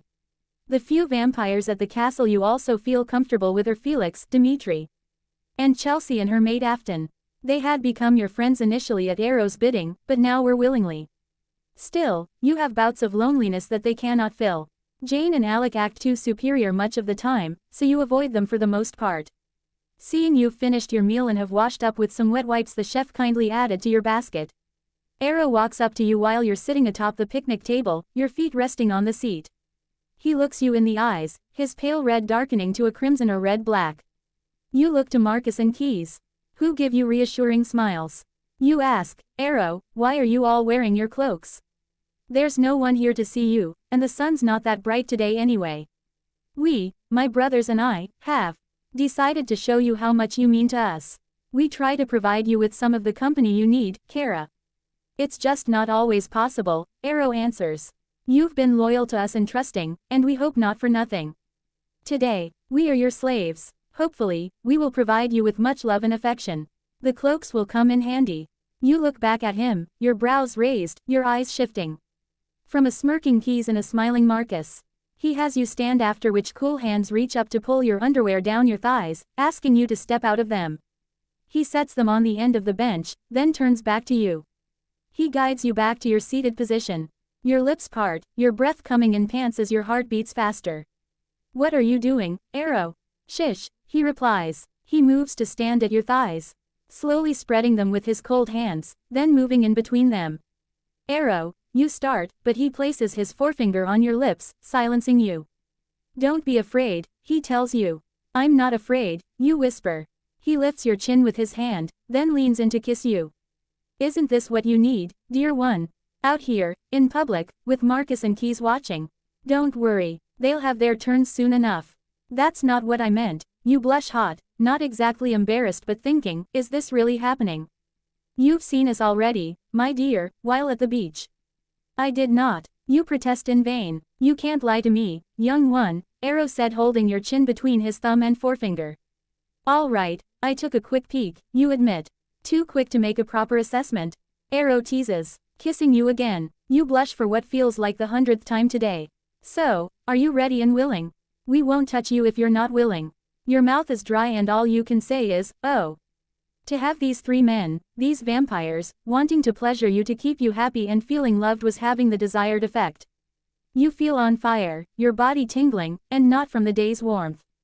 Arrow kisses you gently, his tongue brushing over your lips as if he were tasting you. I believe you are already ripe for me. He inhales deeply and smiles. No doubt at all. You hear the sound of a zipper being lowered. You start to look down, but Arrow lifts your chin and distracts you with another kiss. He pushes his cloak to drape behind him, in case anyone walks by. When he releases you, you protest. I want to see you. Why see when you can feel me inside you? He replies, one hand testing you. You are wet enough. The feel of him slipping into you is shocking and pleasurable. His cock is cold but not so cold that you cannot enjoy the sensation. Arrow is delighted in your expression, and he's eager to please you. He kisses your cheek and neck, his hands moving to your waist. You look at Marcus, who is a few feet away. His eyes are dark too, gazing straight at you. You know he cannot wait for his turn. You look for Keys, who is standing to the side, his eyes on you, dark as night. Of course he would be the most passionate of the three, and you fear that. But Arrow brings you back when his tongue licks your lips, then enters your mouth, sparring with your avid tongue. Relax, Kara, take your enjoyment of me. He holds your waist, guiding you as he moves deeper into you, his hips jerking forward in tight thrusts. Your gasps spur him into increasing his pace. While your hot interior feels delightful to him. Your body burns like fire. Love, he whispers to you. He buries his face in your neck, sucking on the tender flesh. His words only draw you deeper into a sexual desire unlike anything you have felt before. You lean back a bit to let him thrust more fully into you. Arrow pulls one of your legs up to wrap around him. Now you are even more open to him. His now deeper thrusts increase in speed, unstopping, until he hears you cry out his name. He grunts when he feels your inner muscles tightening around his icy cock, then fills you with his cold seed. He waits for you to catch your breath, then slips out of you. You feel empty, and whimper hearing Arrow re-zip his slacks. My dear, would you deny Keys? He is becoming impatient. You sit up, your hands bringing your skirt down. My dear, your modesty is wasted. Do you honestly think none of us piqued ourselves when you were dressing at the beach? Arrow gives you an enigmatic smile and kisses your cheek. You turn to look at him in shock. Arrow, Keys is scowling. It's my turn now, brother. He looks at you, then steps up onto the park bench. He removes his cloak and lays it down on the table. Keys grins while he removes all of his clothing. He wants you, his cold skin fully against your warm skin, with nothing interfering with that sensation. Once he is fully nude, he lies on tea. He picnic table and holds out a hand to you, holding it while you climb atop the table and move to straddle him. You lift your skirt and tuck it up and around your waist. You'd prefer to let it fall around you. But Keys wants nothing hidden. He wishes to take you fully exposed, each master to share the excitement of the others while they fuck you, a term you never use much, but today warrants its use. Keys gazes up at you. His hands caress your clothed breasts, his hips making small circles trying to entice you, not that you need any encouragement. Seeing his cock already full and hard, you rise up while Keys' hands hold onto you, guiding you down on him. Your hands brace yourself on his bare chest, your lips parted in a gasp as you feel his cock fill you. He feels bigger than Arrow, stretching you until you are sitting tightly against his body. You see his black irises looking up at you, hunger of another kind exposed in them. You rise up and close your eyes, enjoying the sensation. Keys filling you so full when you come back down on him. Open your eyes, he hisses. You obey him, not daring to anger him and possibly forcing him to stop. His hands begin to guide you up and down on his hard cold cock. You know Arrow and Marcus are watching your ass rise and fall onto their brother. You just know they're mentally cheering him on. And you don't care. Keys' grunts bring you back to reality. The speed of your movements quickens when you feel your clit being rubbed against his thrusts. You gasp and pant in turn, your fingers trying to clutch at his marble-like chest.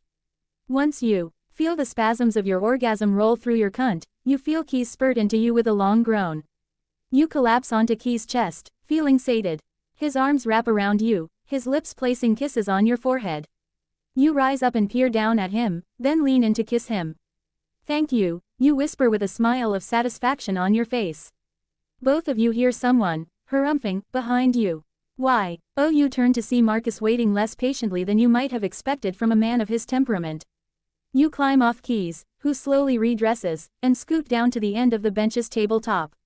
You sit while swinging your legs. Feeling wet with the masters, but you don't care that it dribbles out of you.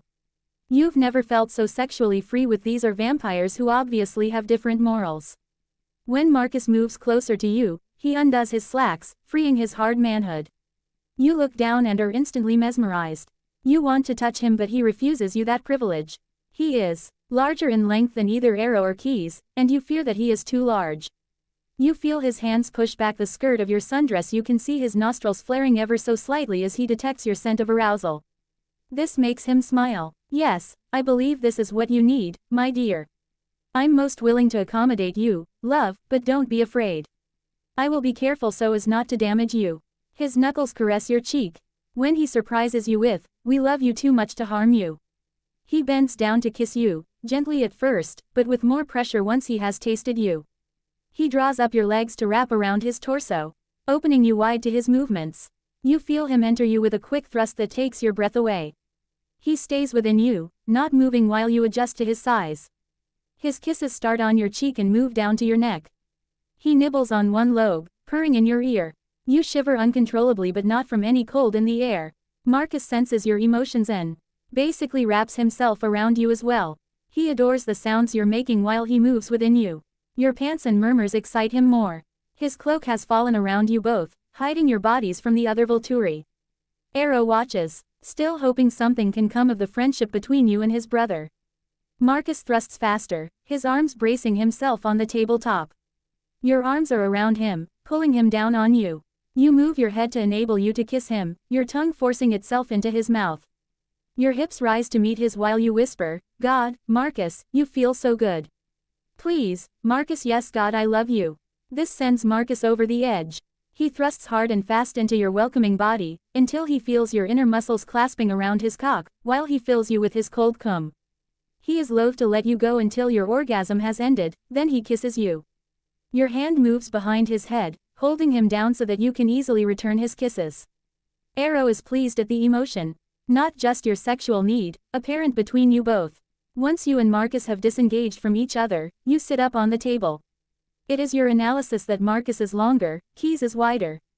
But Aro knows what to do with what he has, which is not to say he's not impressive. He just takes his time, knows good moves, and lets you enjoy him before reaching your climax. Then he allows himself the pleasure you give him. Aro is completely unselfish, more than any human male you had been with. All three masters have satisfied you though, and wonderfully. You try to stand, letting your skirt fall down around you. But your legs are weak and you stumble. Marcus picks you up in his arms, sensing you're unable to stand. Your arms snake around his neck, where you bury your face. "I should be embarrassed, but I'm not," you say. Marcus laughs and says, "We love you and we know you love us. Your loyalty to us will not go unrewarded. But that is for another day. Keys loves me too. I thought he hated humans. That he might have been using me for his own satisfaction.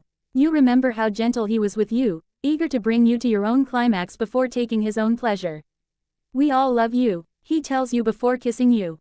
You lean against the tall vampire while holding on to him, a smile on your face. "Now please understand, this is not a declaration of any intent," Marcus says unnecessarily.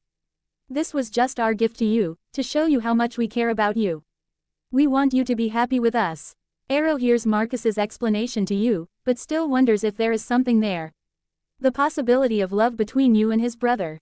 Marcus begins to head back to the car, when you remind him that your underwear and the lunch basket are lying on the bench seat. He carries you back and lets you bend over to pick them up. This has been one strange afternoon, but you have never felt so sated and cared for. Marcus hears your light sigh of contentment, and he smiles. The little human was a delight for all of them, but he wonders if it might be possible to spend time with you like this again. He doesn't hear you having those same thoughts. It's summer in Volterra. It's also very quiet, except for a few trials that were over and done with rather quickly. The defending party was determined early on to be guilty, making the process very simple. You feel restless, wanting to go somewhere. Anywhere. You tell Aro about the trips and vacations you used to take back home. Intrigued, he asks you for examples.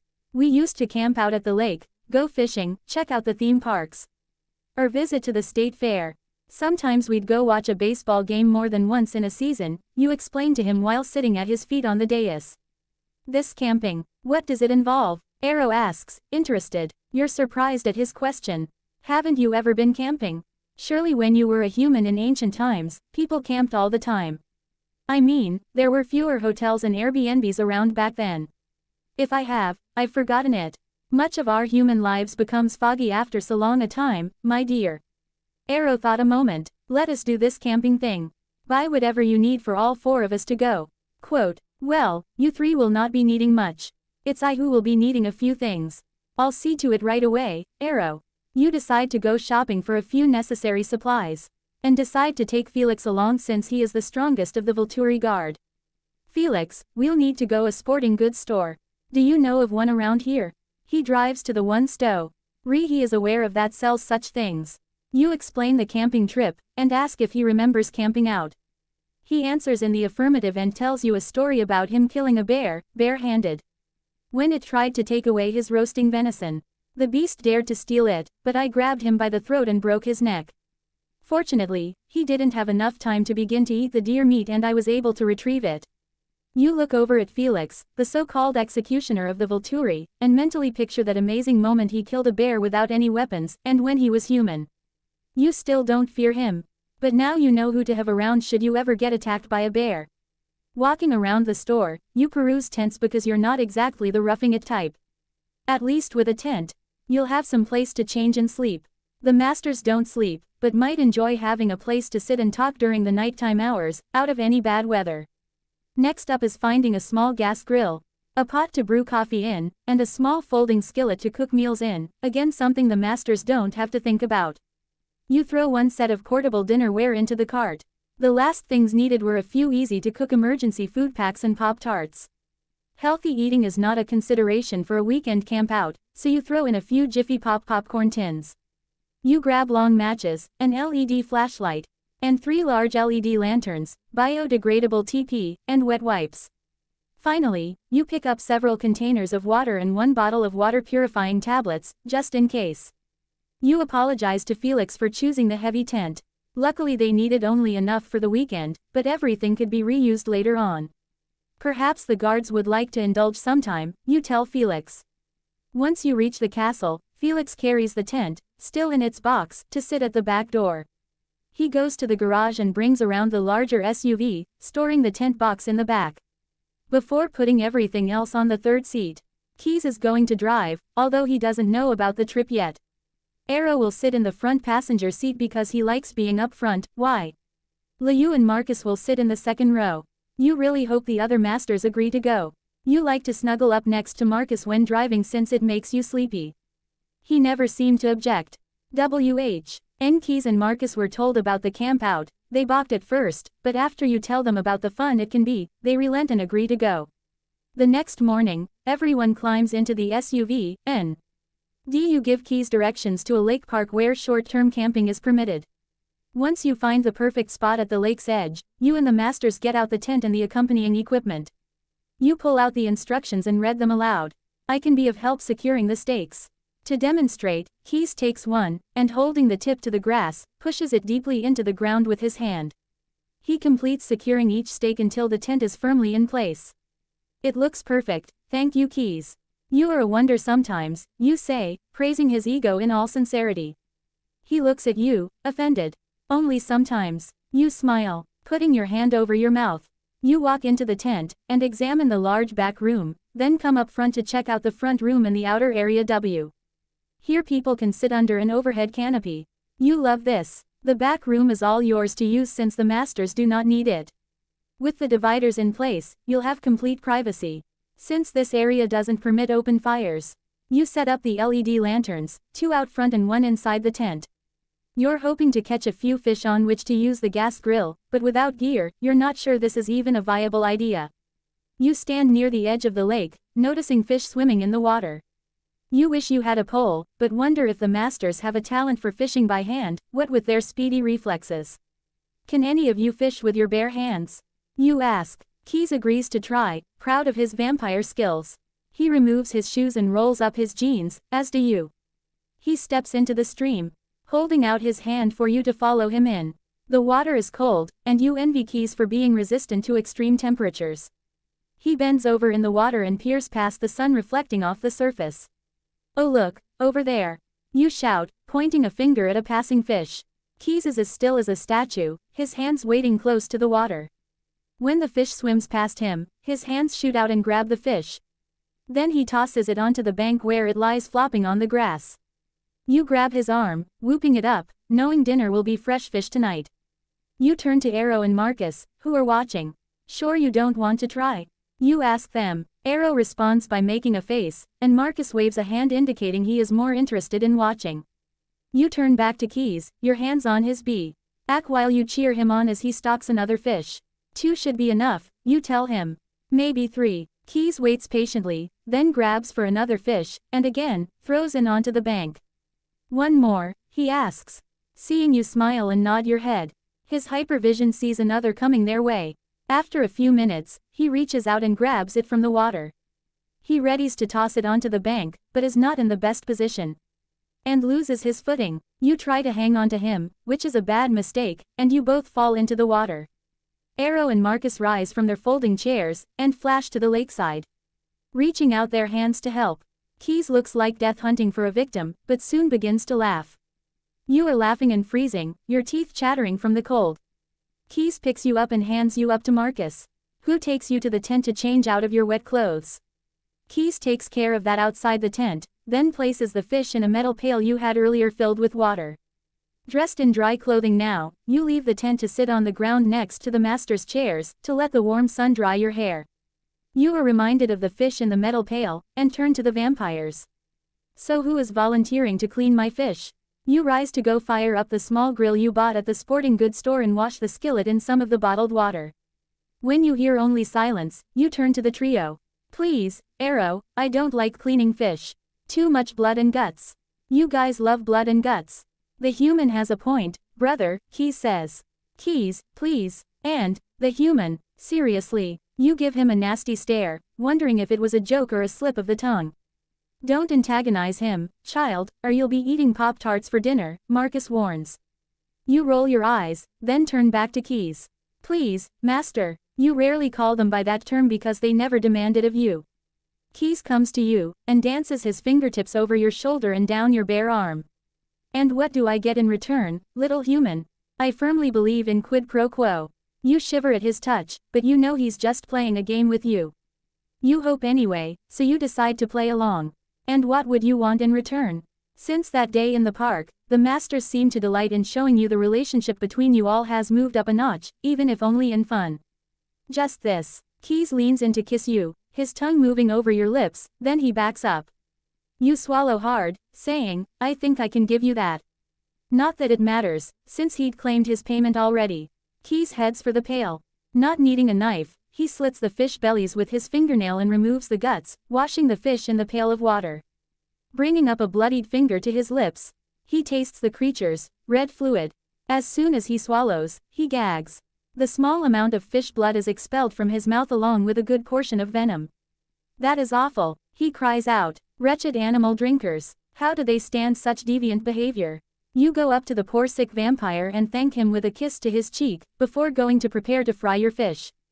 By the time you've cleaned up after dinner, the sun has nearly set. You put out the 2 lanterns, more for yourself than the masters. You tell them camping tradition dictates ghost stories be told. You offer to go first. You tell them about a young couple, who fall in love and marry. Keys sighs, uninterested in romance stories. You hush him and continue. The couple live a happy life together. But the husband has one question. Why does his wife wear a red ribbon around her neck, never taking it off? He asks her once and is told it's not important, as long as they are happy. He never asks again. Many years later, when the wife becomes ill due to her advanced age, he asks the question one more time. The wife says before she dies, that he may finally remove the red ribbon. When he does, her head rolls from her neck, falling to the floor at his feet. Arrow, the intellectual, frowns, wondering why her head had been removed in the first place, and then temporarily mended with a red ribbon. How could she possibly live all that time?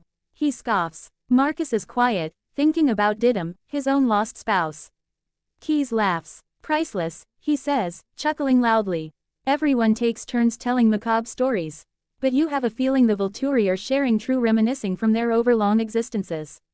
It is late now, and you are yawning. Before you get ready for bed, you grab the lantern, some TP, and the wet wipes. And start to leave camp, heading into the trees. Arrow, I have to go take care of some personal business. I'll be right back. You start to go but a hand restrains you.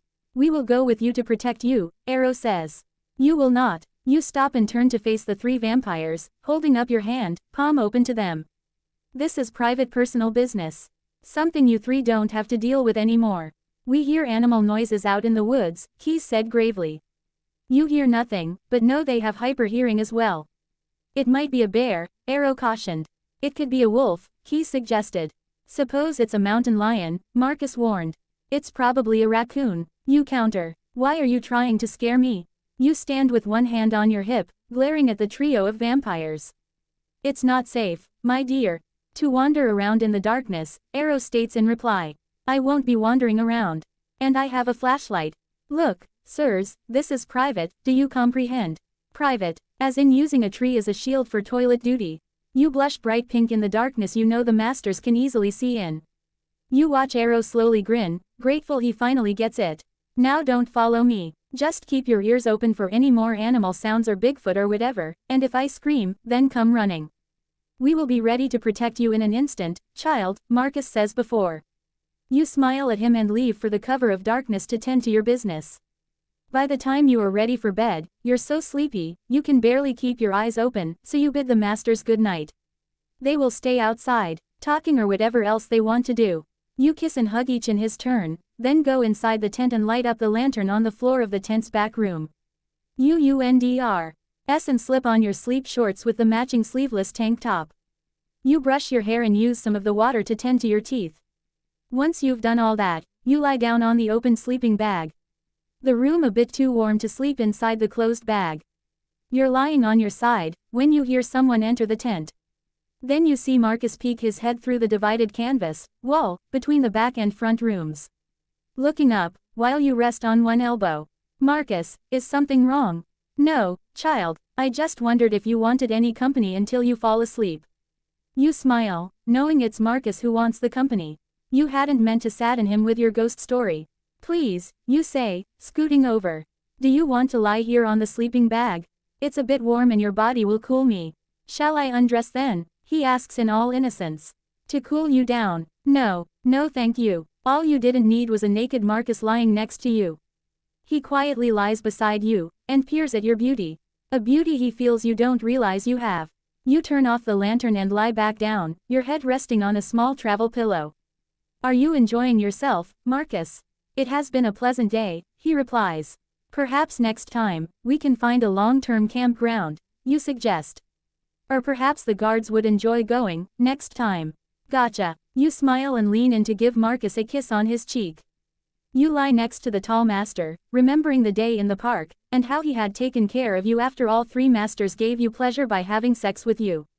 You reach out and touch his cold cheek. Marcus takes your hand from his face and kisses the palm. You lean in when he does this, tentatively kissing his cold lips. Marcus, did Arrow ask you to come in here? You see, and almost make out a smile on his face in the dark, now that your eyes are more acclimated. You scoot closer to him while he lies on his side. The coolness of his body feels good in the warmth of the tent. You hear no breath from his nose or mouth. You feel no rise and fall of his chest. He is a monster to some, a killer. You do not fear him, however. Nestling closer, you exhale, relaxed and feeling safe. And cool. The next morning, someone comes into the tent and sets a cup of hot coffee next to you. You open your eyes to see Marcus gone and Keys standing over you. Thank you, and how do you know how to make coffee? You ask. I've learned a few things since your arrival. He pulls a package from his pocket and hands you Pop-Tarts. To go with your coffee. Then up you go. Arrow wants to leave in a few hours. Of course. You smile at him as he leaves, then open the Pop-Tarts and eat them in between sips of coffee. You wash up with some of the bottled water, and brush your hair and teeth. Finally you dress in shorts and an oversized t-shirt. When you leave the tent to tend to your morning, personal, business, the masters do not tease you this time. They merely watch you walk away. Your legs highlighted by the shorts you're wearing. Knowingly, you yell as you go, you guys need to get out into the world and mingle with modern women. Then you laugh. Once everything has been packed away, all four of you climb into the SUV, and leave for Volterra. I hope you all enjoyed yourselves with a sample of camping out. Keys and Arrow agree, albeit unenthusiastically. Marcus drapes his arm around you, and whispers he enjoyed the time he spent with you last night. Impulsively, you hug him. You wonder how you will ever leave this family you had accidentally been inducted into. Actually, they probably won't let you leave. And that makes you happy. They have not killed you yet, so there must be something about you they like. You nestle against Marcus and watch the scenery pass until you reach Volterra, and home. You have managed to persuade Arrow to fly the four of you to America to watch a baseball game, by convincing him it is a seasonal requirement of humans. Go to a game and support a team, or die. He is intrigued by this, unaware that humans have such laws. You run to the throne room where you find them sitting off to the side, studying at the table and reading old manuscripts in languages you don't understand. Arrow turns and moves quickly to your side. Is something wrong, my dear? Not at all, Arrow, you reply, breathless.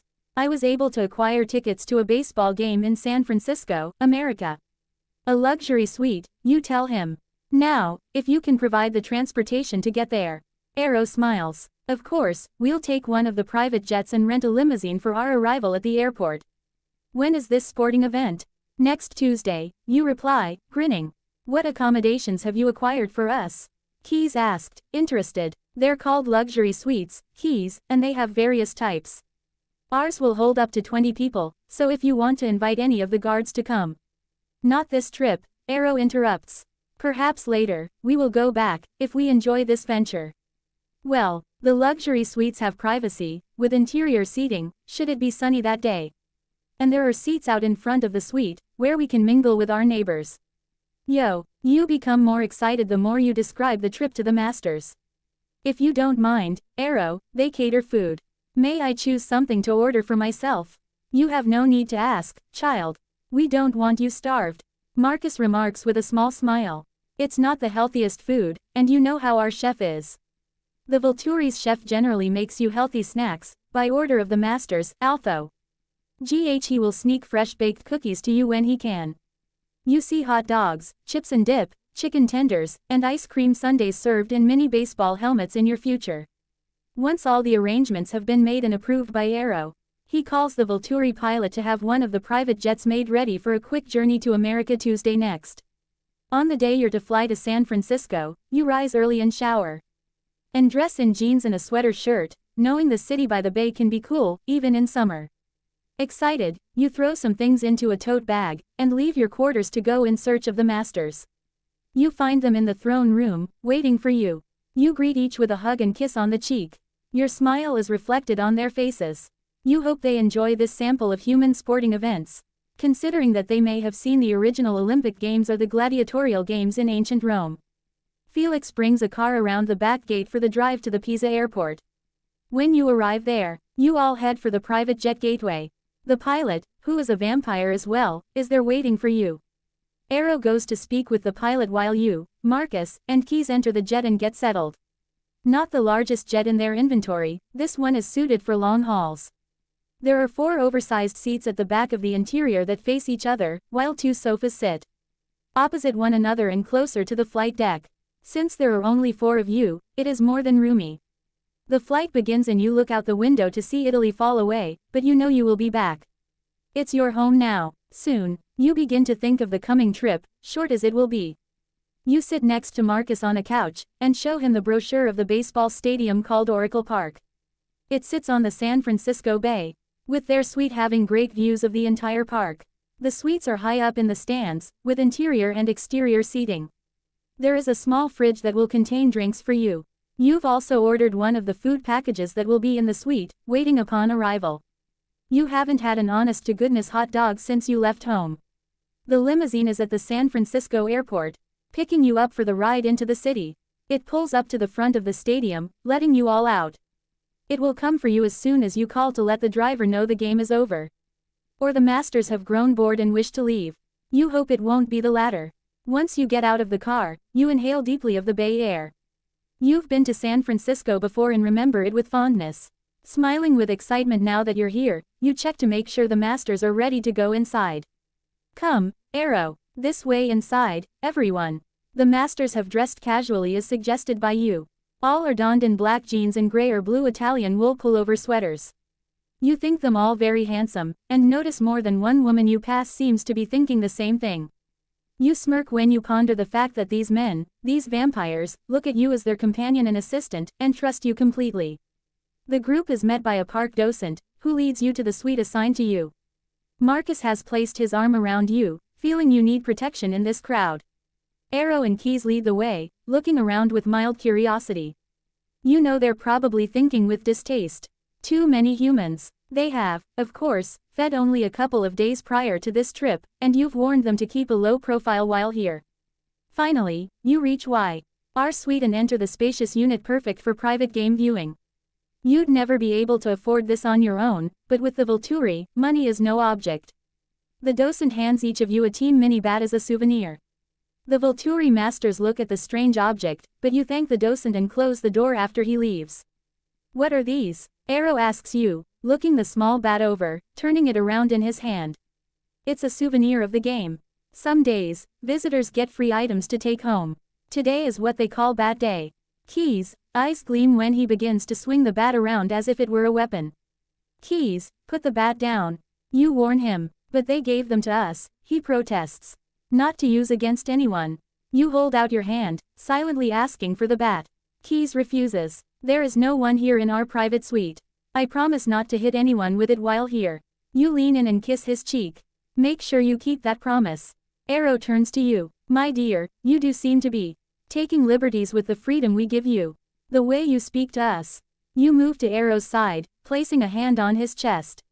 Master Arrow, I love you all, and I just want to help protect you from discovery by humans. You caress his cheek and smile sincerely. You have given me your trust. You and Marcus and Keys may be thousands of years old, but because you rarely leave the castle, you're actually quite naive to modern ways.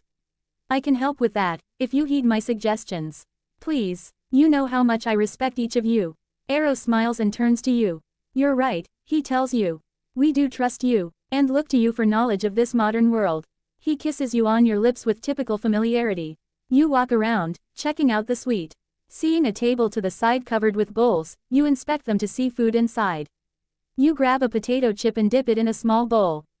Ranch. Then you take a chicken tender and dip it as well, and go to check out the outdoor seating. You stand where the seats are, perusing the entire stadium. This is fantastic. Marcus, come look. Marcus comes up behind you, placing his hands on your shoulders. It is larger than the Colosseum. You were really there. I knew it, you say. Laughing, you excuse yourself to run to the restroom, and make a stop at the stadium store. You buy hats for everyone, wondering if they'll agree to wear them. When you get back to the suite, you're wearing your hat and offer each master one. Keys sees someone wearing their hat backwards, so puts his on that way. You marvel at how easily he would fit in. Oh, modern times with his blonde good looks. Marcus allows you to put his hat on him. His long hair is pulled back into a ponytail, and you admire him with your eyes and a smile. Arrow dons his hat and sits in his chair, his legs crossed. Still acting as if he were lording over his realm. When it's time for the game to begin, everyone stands for the anthem. As an American, you do as well, but the masters keep their seats. You just hope no one notices. When someone does cast a glare at the seated trio, you say, they're Italian. The person shrugs and looks back at the field. Keys sits on the far left chair while Arrow sits at his right.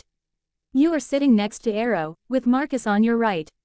The game begins, and you explain what's happening whenever one of the masters asks a question. The game continues, the Giants currently ahead. 3-1 in the 4th inning. You make a plate of food for yourself and grab a beer from the mini fridge. The masters peer at your plate, unable to avoid making faces at what you are eating. You just laugh and eat more. The next batter steps up to home, and misses the first 2 pitches. On the 3rd pitch, the batter swings hard, and the ball flies straight and fast, right for your part of the stadium. Suddenly, you see Arrow lift up his right hand, and the next thing you know, he catches the fly ball, bare-handed. You look at the Jumbotron, with all of you on it. The camera pointed right at your box. The announcer is talking excitedly about the speed of that fly ball and Arrow's bare-handed catch. The stadium is cheering. And Arrow is smiling, enjoying seeing his face on the display. Larger than life. You tell Arrow to give you the ball, raising your hand in the air once he complies. You smile broadly at the camera, then go inside the box. Arrow follows you, confused. You are upset. What is the matter? He asks you. This is not keeping a low profile, you say, waving the ball around. It's not like I asked to have this ball thrown at me, he protests. I thought it was well played myself. You sigh and relent, hugging Arrow while you apologize. If you're not worried, neither am I. Being a good catcher doesn't tie you with being a you-know-what. When he smiles at you, you give him a wink. He returns to his seat while you go to the food table to fill a plate with more food. The hot dogs look good, so you make one up with mustard, relish, and onions. It's too bad you can't eat any of this yummy food.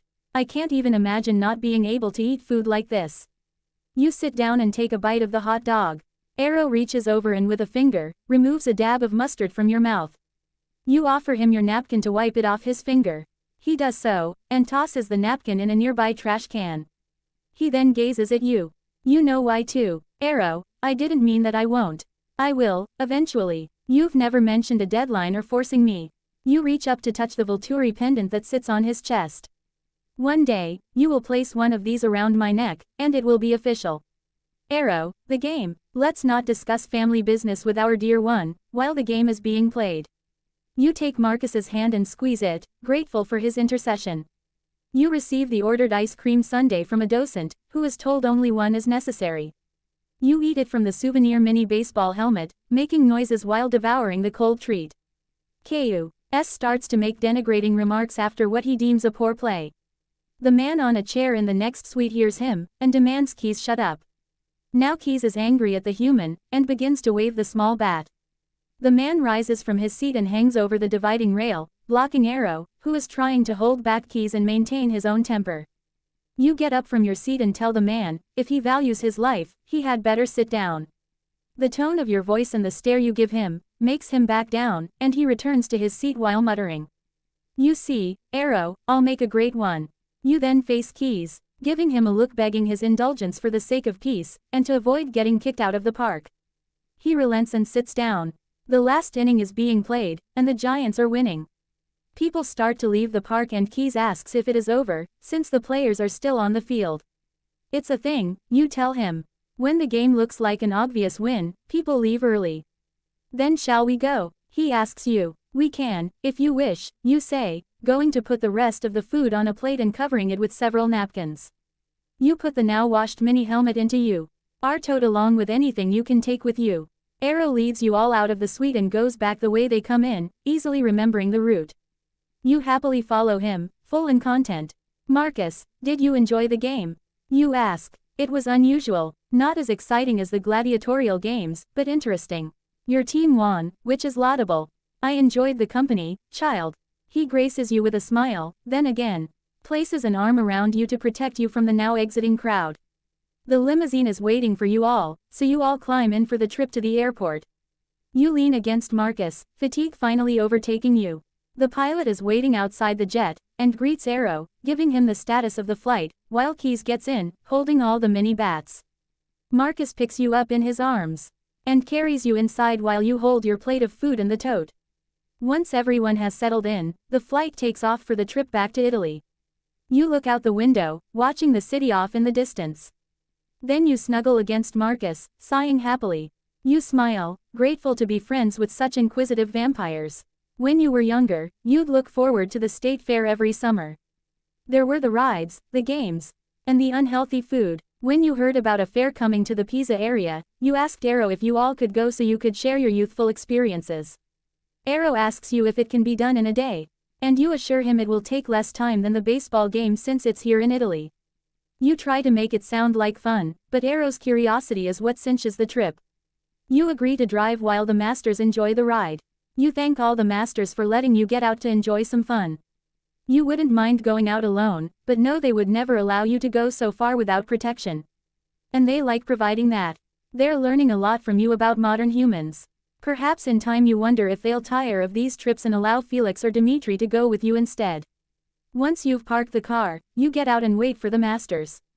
Reaching the midway, you feel the excitement of the music and smells and lights that is the fair. The Ferris wheel looms in front of you. Why does it seem taller now than when you were a child? Do you wish to ride that? Arrow asks. He has seen nothing like it. Yes, but don't make me ride with Keys. He'll rock the basket and then we'll fall. No biggie for him. He's impervious to damage, or so I assume. If I fall, I go splat. Keys makes a face at you, laughing low as if everything you said were true. Oh, little human is somewhat of a coward then, Keys remarked teasingly. It just made you want to punch him on the arm, but that would hurt you more than him. An Arrow, you will be so curious about everything while going round and round. You'll ignore me for the most part. I think I want to ride with Marcus. He'll sit quietly and let me hold on to him. If you wish to ride with Marcus, that's fine with us, my dear, Arrow says. But I want to ride with you first. He stares at you, unblinking, his head slightly tilted, something you've learned means he won't take no for an answer. You look to Marcus who nods at you, giving his consent to linger until you and Arrow are done. You both stand in line, waiting for the baskets to be emptied and reloaded with new riders. When your basket arrives and you are allowed on board, you and Arrow sit opposite one another. Arrow settles in place in the basket, giving you a side glance that you catch and turn to give the vampire a smile. My dear, are you happy with us? Surprised at the question, you answer truthfully, yes, Arrow, I am. You've been kind and generous to me since I stumbled into this place. I feel safe and protected here. I'm also enjoying sharing human experiences with you all. Is there a reason you're asking me such a question? Do you doubt my loyalty to you all? Not at all. It's just that I've noticed you give Marcus a great deal of attention. You wonder why Arrow is so concerned to whom you give your attention. Is there a problem? He seems to like me, but if he came to you to ask you to talk to me. You misunderstand, my dear. I like that you appreciate our Marcus. I wonder, how much do you care about him? You inhale, worried about where this line of questioning is going. Why would Arrow be concerned? I love you all, you know that. You're intelligent and very gracious when I ask questions. I've learned a lot from you. You're all attractive as hell and you're all, you blush pink, making Arrow grin, wonderful lovers. But when I'm with Marcus, he's like a warm blanket on a chilly day. Besides, you and Keys have your mates. Marcus has no one. I guess I feel protective of him. As he does you, my dear. I think you may have noticed. Arrow looked around the fair when the basket stopped at the top. You think about Arrow's words. How do you feel about Marcus? You love him, but are you in love with him? You remembered his touches, his kisses, and how they set you on fire that day at the park. Now you wonder if you two were alone in his bedroom, with no one else around, what would it be like? Would it be all the sweeter, just the two of you? Oh God, now you're just giving Arrow more to read. Dear one, you seem lost in thought. I didn't mean to distress you in any way. Arrow, can we just let things go as they are?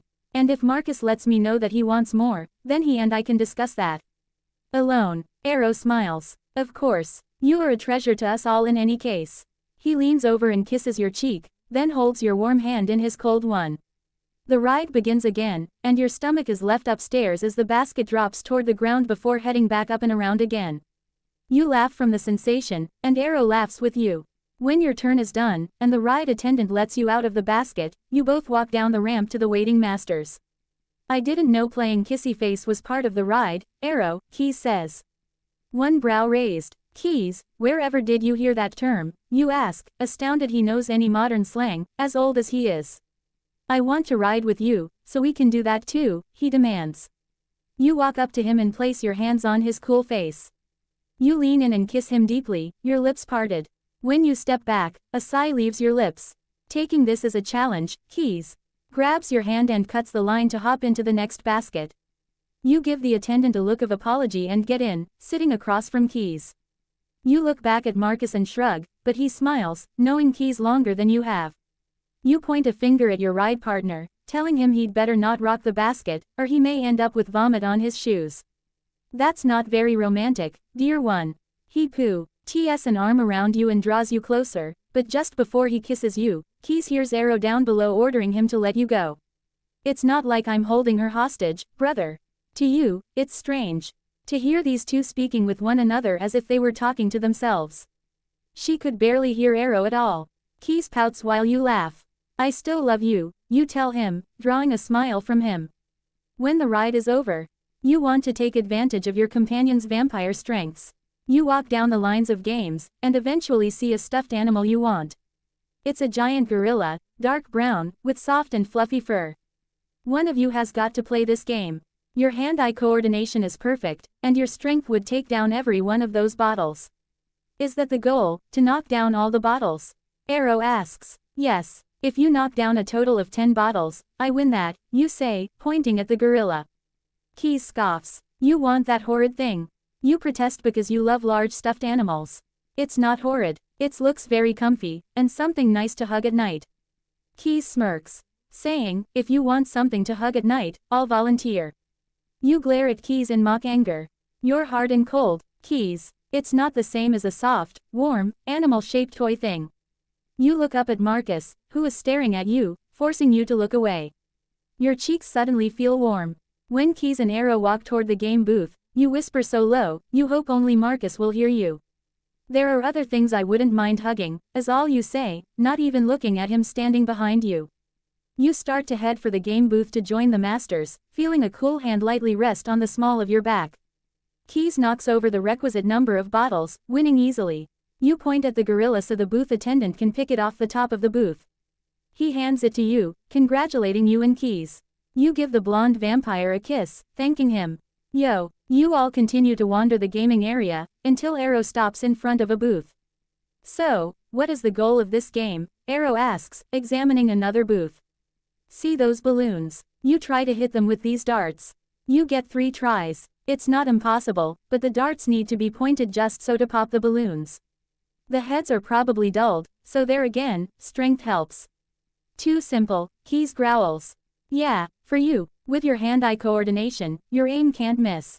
Both Keys and Arrow give it a try, winning you a beautiful blue vase and a purple velvet cushion you decide would look good on your bed. Marcus prefers standing behind you, both hands on your shoulders. You can feel his cool breath on your head, giving you goosebumps. You spy a booth selling food, and cry for joy, seeing ice cream. Pints of the cold treat in every flavor tempt you.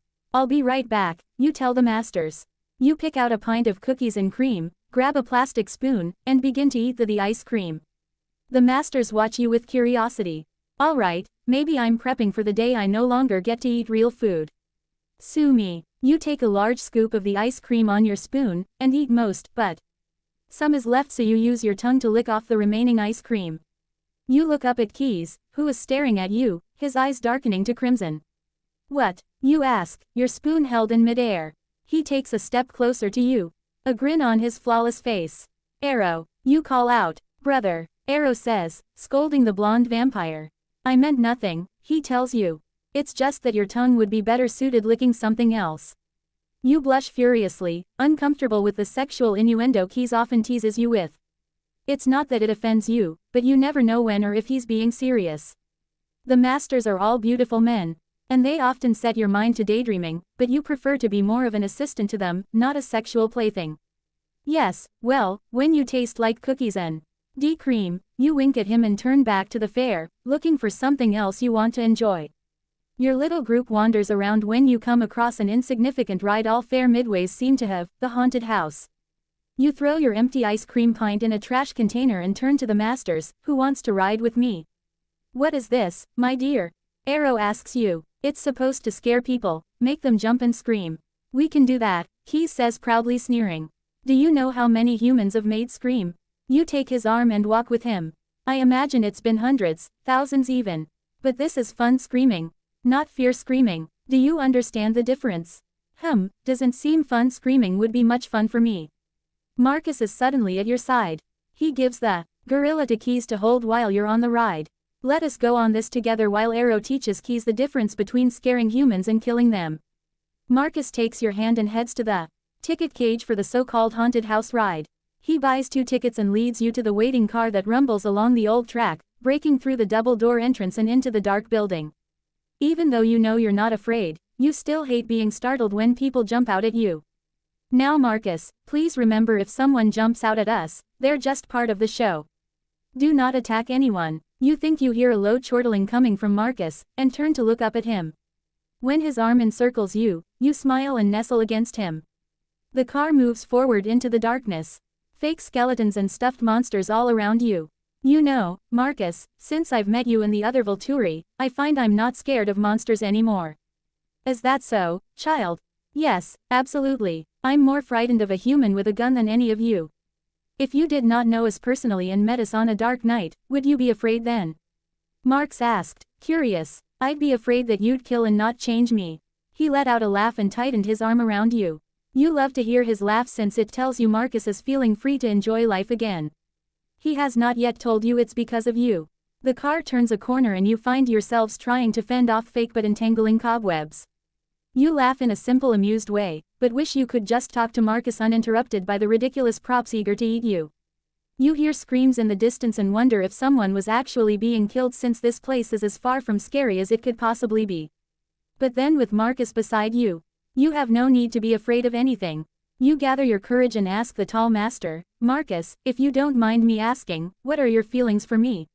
I know how Arrow feels about me, and Keys. Well, the less said about him, the better. I mean, I love you all, even Keys. But, before you can say another word, you feel Marcus's cold hand on your chin, turning your face toward him. He leans in to kiss you. His fingers on your cheek while his hand holds your chin. When he pulls back, his thumb brushes across your lips. Marcus sits back, his arm resting on the outer side of the car, his other arm still around you. You peer up at him in the darkness, and even though you can barely see his expression, you feel his is one of self-satisfaction. You smile and lean into his cool body, one hand resting on his thigh. The car breaks through the exit doors and swings around the track to sit outside once more. Arrow notices you and Marcus seated in the car, then watches his brother get up, holding his hand out to you. He smiles at the visible sparks between the two of you and nods to himself. You feel suddenly very tired. The kiss from Marcus made you want more, but when the ride ended, it's as if you shut down and simply wanted to sleep. It is time to return home, brothers. Our little human seems to have faded, energy-wise, and needs her rest. Marcus holds onto to you, Fee. Ling picking you up in his arms would not look seemly in front of all these humans. When you all reach the car, Arrow decides he will drive back to the castle. Marcus slides you into the back seat, and lets you fall against him.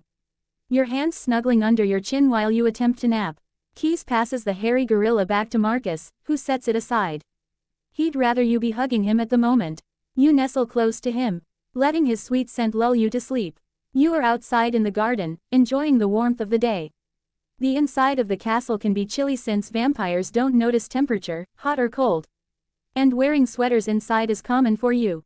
The fireplace in your room provides enough heat, when you're actually there.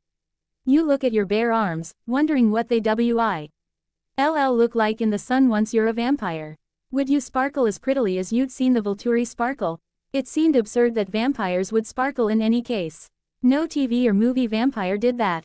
But these were genuine creatures of the night, only they weren't relegated to existing in the dark.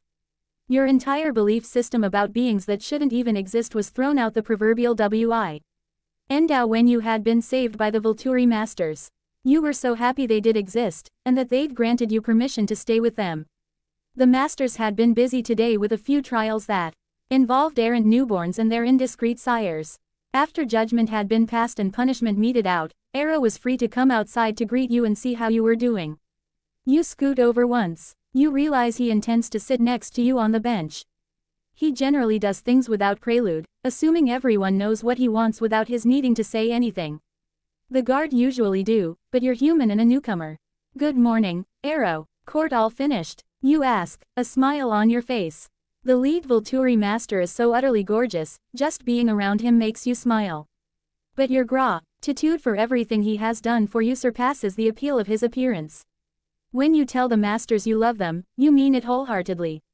Yes, the guilty have been punished, so I thought I would check on you. Arrow, do you really have to determine if they're innocent or guilty, or do you make that decision ahead of time? My dear, if they were innocent, they would not be standing before us. Do you understand? You pat his hand closest to you and nod. I do, and you must do your job well, or the planet would have been in chaos long ago. He's pleased you understand their importance in the vampire community, and bends over to kiss your cheek. Now that we are free for a few days, have you anything you wish to do? It has been interesting seeing the human world through your eyes. Name it, anything you wish to do. Well, there is one thing. It means leaving Italy again. Where to this time? He asks you, curious. There's this boardwalk I have always wanted to visit on the east coast of America. And never had the chance. It's in Ocean City, Maryland. The ocean again. I love the ocean, Arrow. And it's fun, if you enjoy people watching, eating, walking, and oh yes, they have rides and games too. But, dear one, we have done these things already. It's not the same, Arrow. We can't swim since it's so crowded, and therefore there'd be no privacy for us. This is more people-oriented. And I thought you all might enjoy the prospect of mingling with my kind for a change, as long as you feed before we leave. We could stay one night at a beachfront hotel and just relax. You do know the concept of relaxation. Arrow nods and places cool fingers under your chin. He leans in and kisses your warm lips in his usual familiar manner.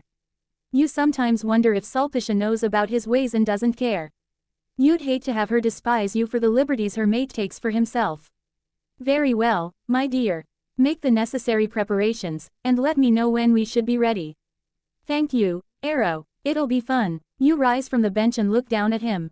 You're making it possible for me to do the things I missed out on when I left America. You lean down and hug him, then run off. Thank you again, you shout as you leave the garden. Later that day, you seek out Arrow, who is in the library with Marcus and Keys. Excited to be traveling again, you give the masters the details of this short trip. We have a room booked at the Grand Hotel, direct ocean view with king and queen beds, and a kitchenette, which is important only to me. It's right on the beach too. There's a game room, and several pool tables and darts in the bar. They have an indoor and an outdoor swimming pool. And our room has a balcony for those of us who don't need sleep. You can sit outside and watch the ocean and the night sky.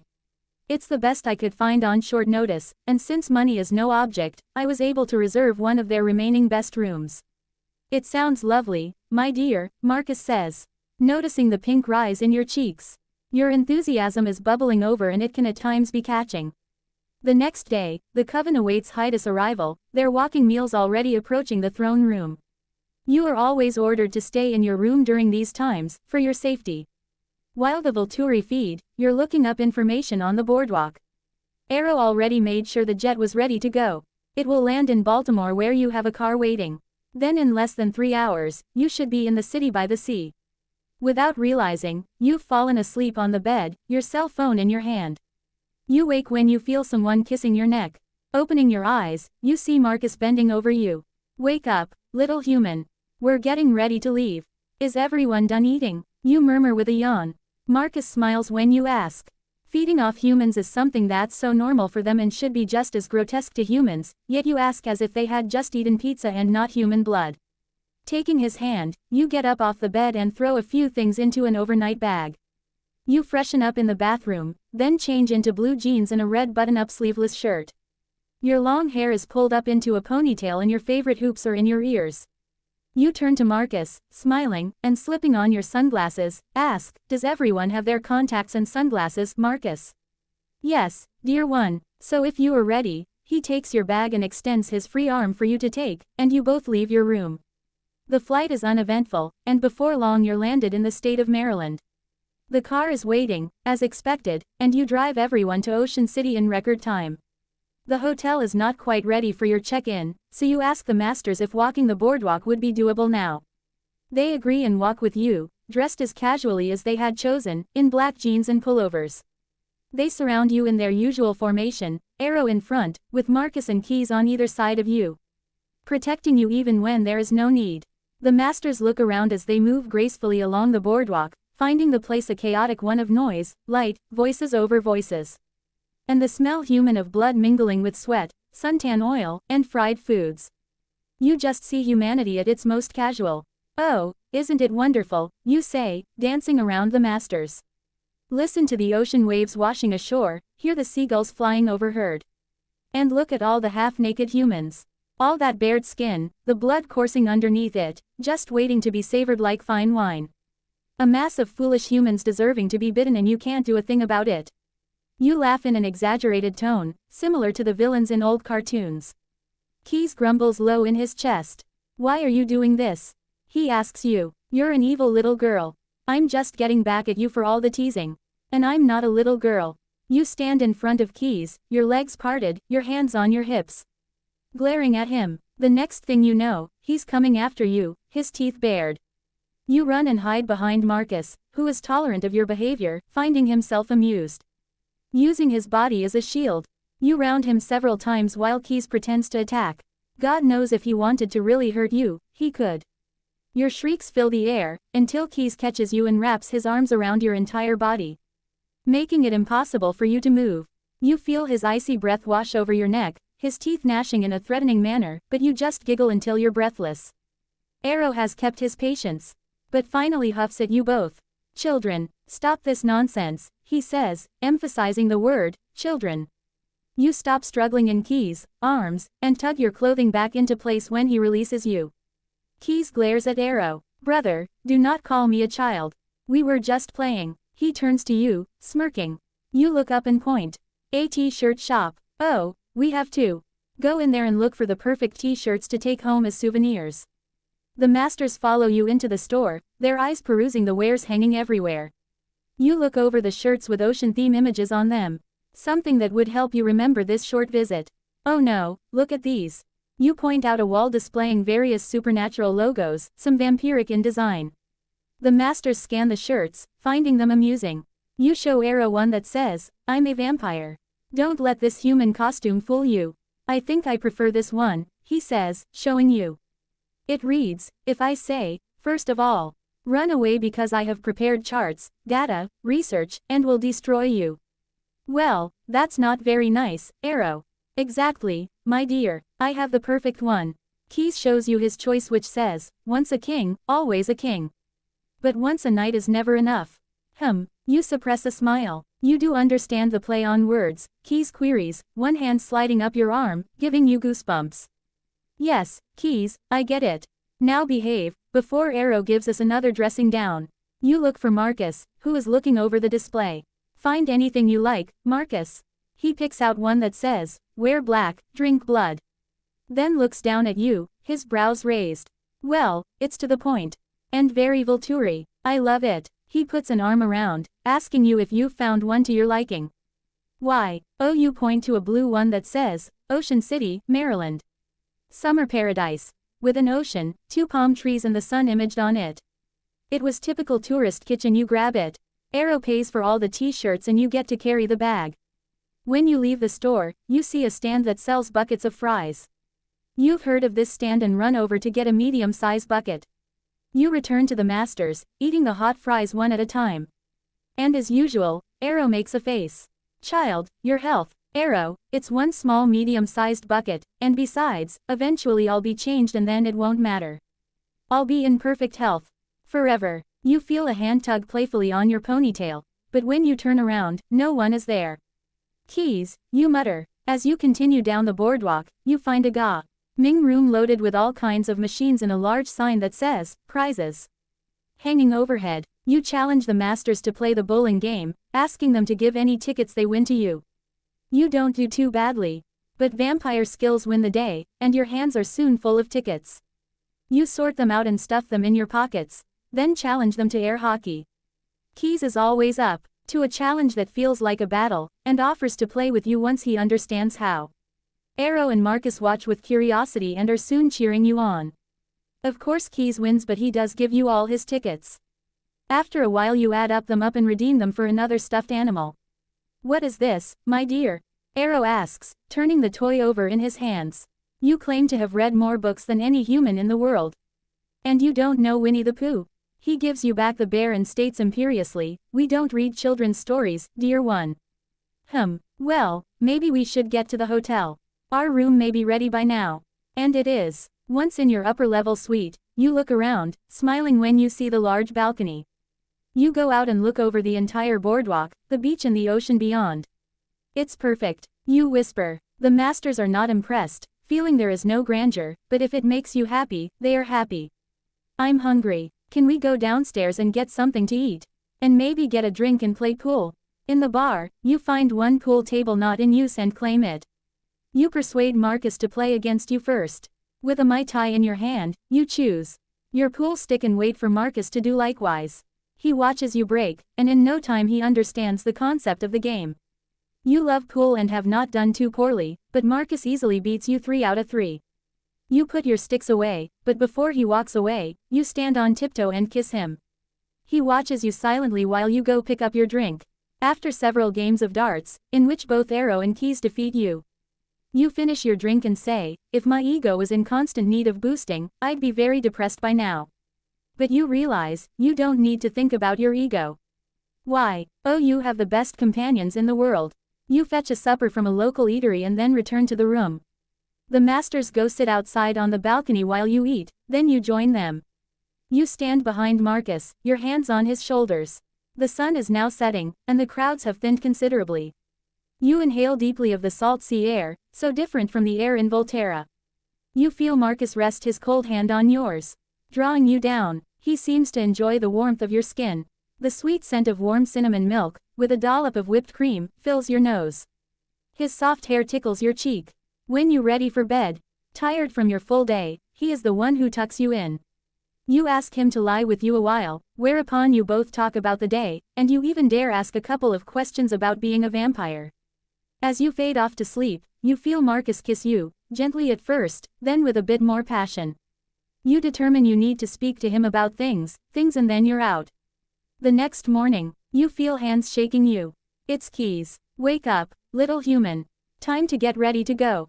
No, please, just 3 more hours. Then hands start to tickle you, making you shriek, no fair.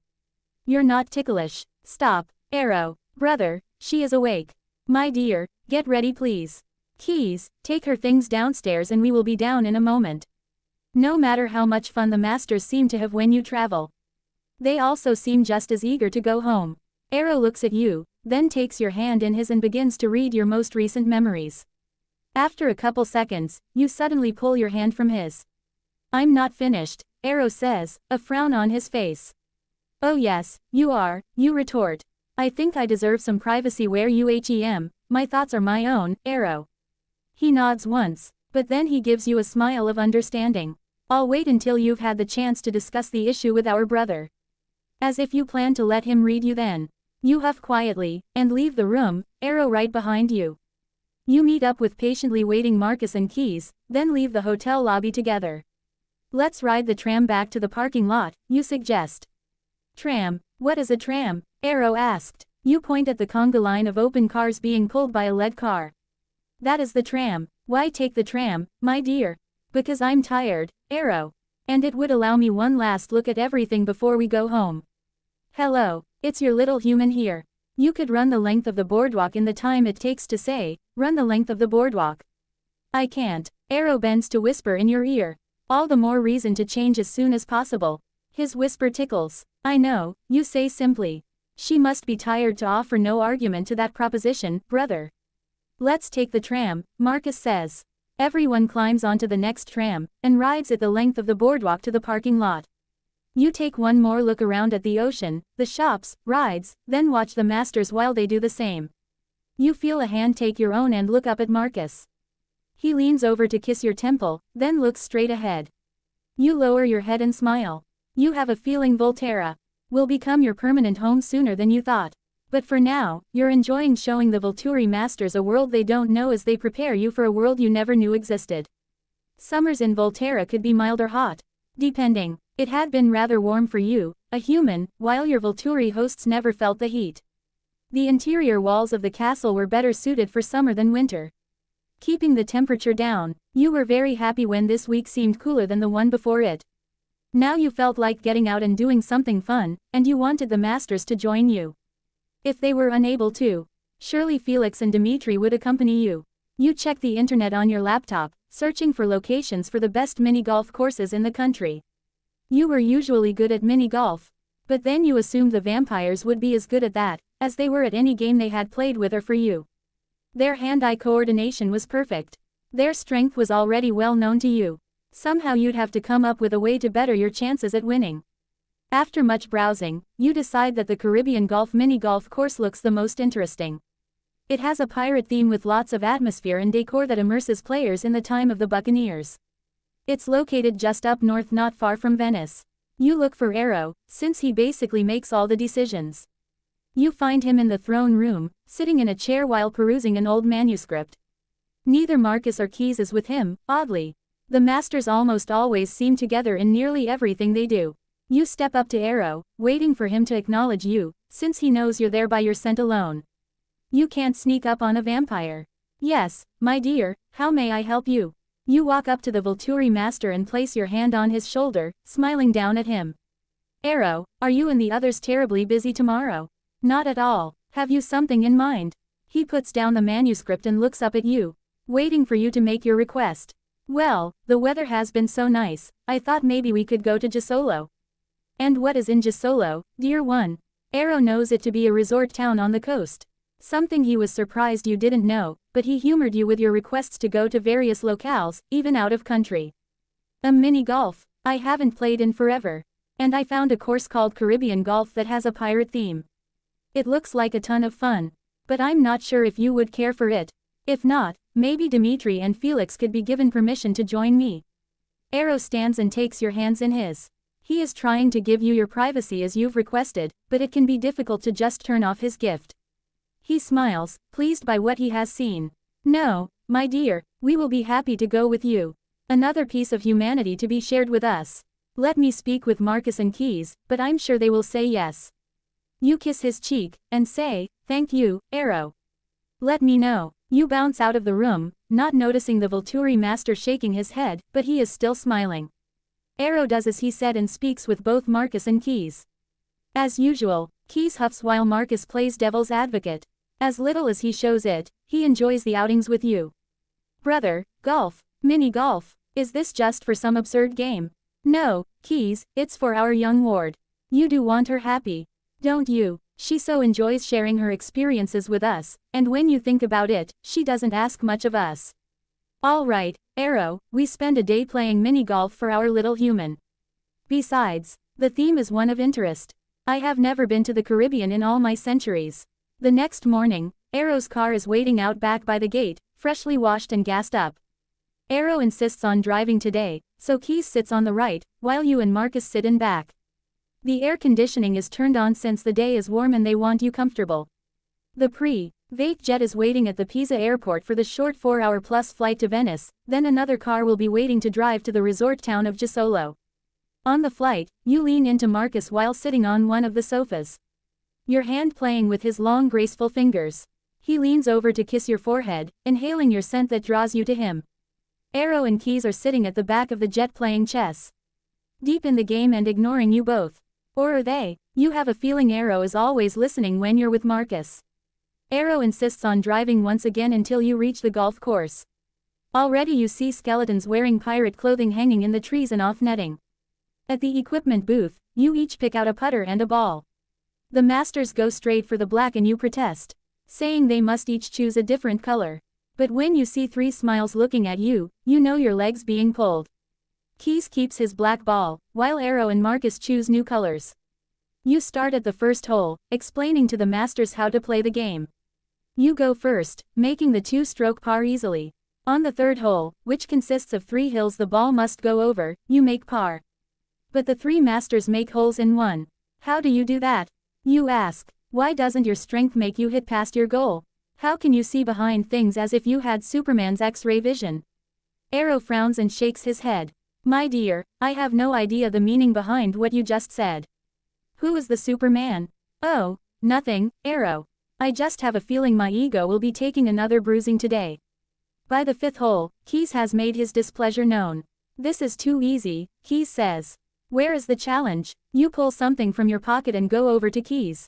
Then reach up to put a cloth pirate eye patch on Keys, something you found at the booth. This will be your handicap, smarty pants. One-eyed golf. While you straighten the patch, you can hear Keys inhaling. Will you stop that? Good grief, you guys are ruled by your noses. Okay, there you go. Try playing with no depth perception. Keys did find it a bit more difficult playing with one eye. But he still managed not to do too badly. As did the other masters. You were holding your own, which made you somewhat proud. These were vampires, after all. On the 7th hole, everyone has to put their ball into the bottom of a keg where it comes out the other side and down and incline to the hole. On another nearby keg, sits a buxom female pirate, her concrete breasts high and round, tied by an appropriate shirt. When it was Keys' turn to putt, he could not stop staring at the statue. You tap your foot, finally, saying loudly, Master Keys, you're holding up the line, and they're not real. He gives you a glare, then smiles. Jealous. Quote, you throw your ball at him, the ball merely bounces off his chest, while you mutter beneath your breath. He, of course, hears every word you mutter. Any day, any time, my little human. He says with a brow-lifting leer. Behind him, Marcus is not amused. A while later, on the 12th hole, you are standing at the far side of the end of the putting green, with Keys up. He takes half a second to judge the distance to and the position of the hole, then swings without considering his strength. The ball flew a bit higher than he meant it to go, when it grazes your head, sending you to the ground. You try to rise, but fall back, unconscious. You were newly arrived in Italy, a tourist with little more than a small carry-on, a passport, a map, several reservations at inexpensive B&Bs. And about €500 that would have to last you a week. This was more an immerse yourself into the Italian people and culture trip than a vacation. On your second night, you had been walking the streets of Volterra, enjoying the sights, and talking with some of the locals who wanted to practice their English. It was the trip of a lifetime, and one that nearly ended your life. It was after 10 p.m. And you hadn't meant to be out so late. You were trying to recall where your hotel was. The street looked familiar, but when you turned the corner, the next one didn't, and now you were lost. While looking at the various buildings hoping to find your B&B, you think you see something behind you, but you hear nothing. Maybe it was just a cat roaming the neighborhood. You are beginning to feel panic set in. Perhaps if you went up to a door and asked for directions, but then, what if they didn't speak English? Then you looked behind you again. There was something there in the shadows, quiet and watching. You chided yourself for the overdramatics. It's only because you're in a strange city at night. You walked faster, with no idea where you were going. If you could just find an open business, they would most likely have someone who spoke English and knew the layout of the city, and could tell you how to get to your B&B. You continued walking, now sure someone was behind you. Maybe you should stop and face them, yelling loudly. Isn't that what some self-defense books say to do? When you turn, a hand grabbed your mouth from behind. You felt hot breath on your ear, and Italian being spoken. Your purse was pulled from your arm roughly, causing you pain. A man on a scooter pulled up beside you, the man holding you throwing your bag to his confederate. No, I need that, you shouted. Before you could continue shouting, the man who was holding onto you was pulled away. You found yourself on the ground, dragged down when your assailant was taken. Maybe you had a knight in shining armor saving the day, but you still lost all your money, and your ID and passport. You looked up to see another man, dressed in black, grab your assailant, and bury his face in the man's neck. What the hell is he doing? Strong arms picked you up off the ground, but when you cried out in pain, you were instantly released. When you turned around, you saw a tall man with long dark hair looking down at you. Soon another man with hair as pale as cream came to stand beside you. His expression frightened you because he didn't look happy at all. You took a step back from these men. Their appearance too odd to fathom. The street light was even making their eyes appear red. I just want to thank you for. You saw the man who attacked you lying in the street. Was he dead? You started walking backwards, tears welling up in your eyes. Were you saved from a robber to end up with something much worse? The blonde man said, "Brother, you cannot leave him there, only it's Italian you hear." The tall man picked up the supposed dead man and disappeared.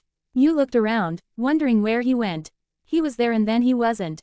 A hand suddenly grabbed your good arm, while another was placed over your mouth. You squirmed, feeling cold air on your neck. Please stop struggling, we will not harm you. It's the one who attacked your robber. In the few seconds you saw him, you notice he has very dark hair, pale skin and red eyes. That's the last thing you remembered. When you awoke, you were lying on a bed. You squeezed your arm which felt better. You yawned and looked around the room to find the three men standing as still as statues near the door. How long had they been there, watching you? You sat up, and decided the best defense was a friendly offense. Hello, I just want to thank you for rescuing me. I lost everything I had though. They merely stared at you in response. What I mean is it okay if I stay here for a few days? I need to get back on my feet. Damn, I'm sorry, I should not even be asking you this. Child, there is no need for this.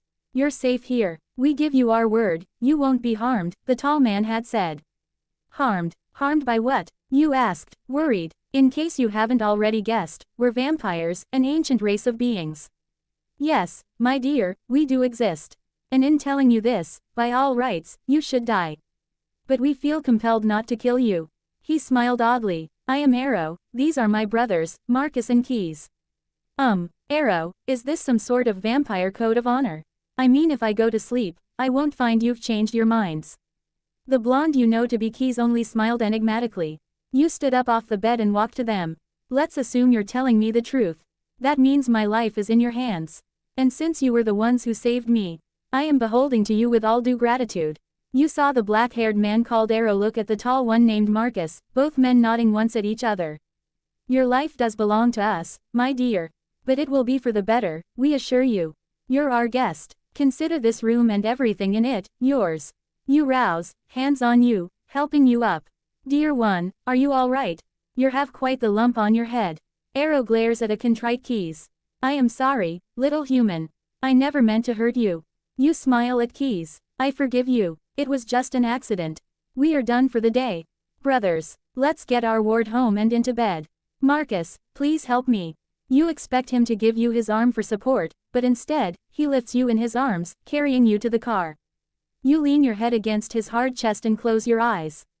You don't realize you'd fallen asleep until you wake up in bed, a cold hand brushing across your forehead. It feels so good. You reach up and hold it on your face.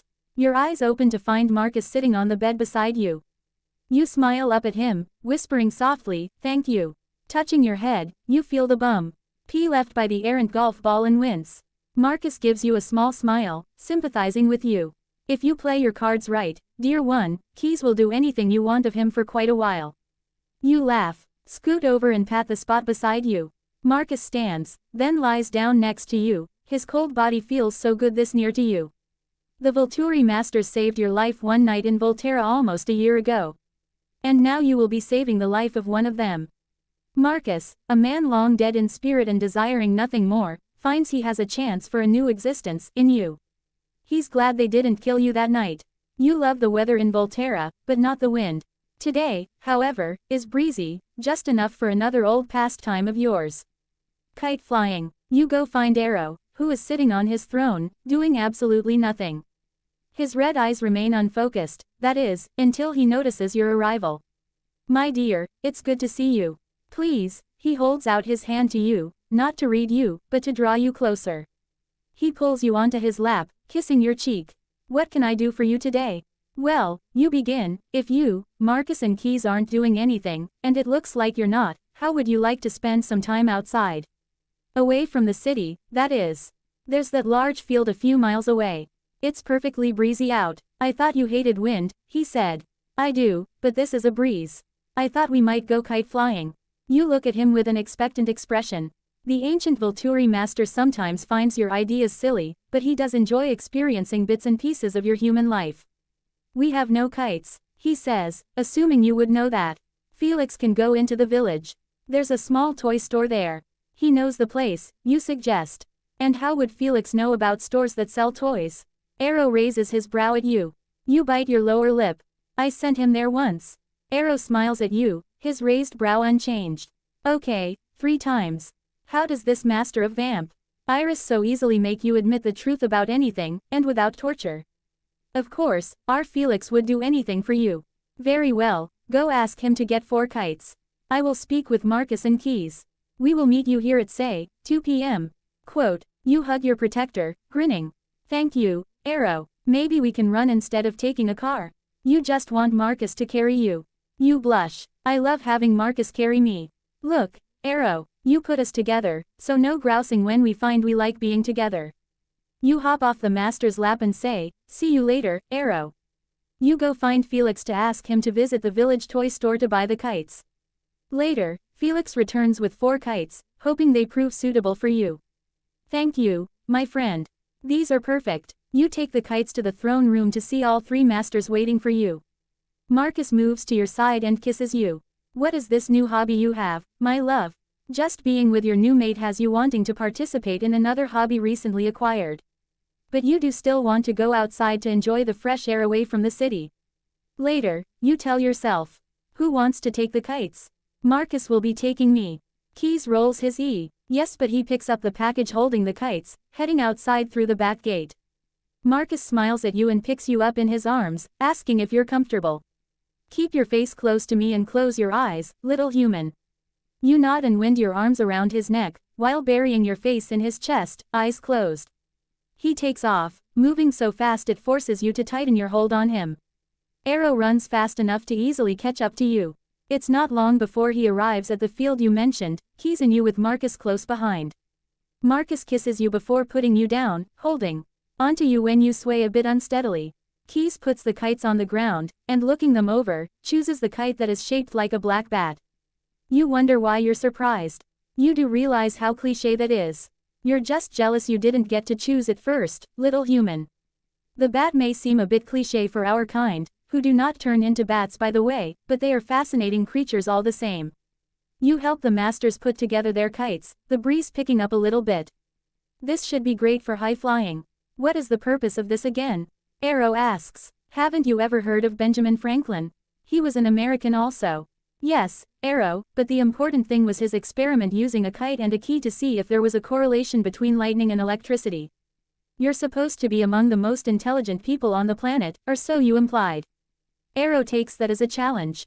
Yes, my dear, so kites do not have to be just toys. You press up against him and kiss his cool cheek. Now you've got it, Arrow. What do I do? He questions you, feeling a bit resigned to your enthusiasm. Tie the string to your wrist.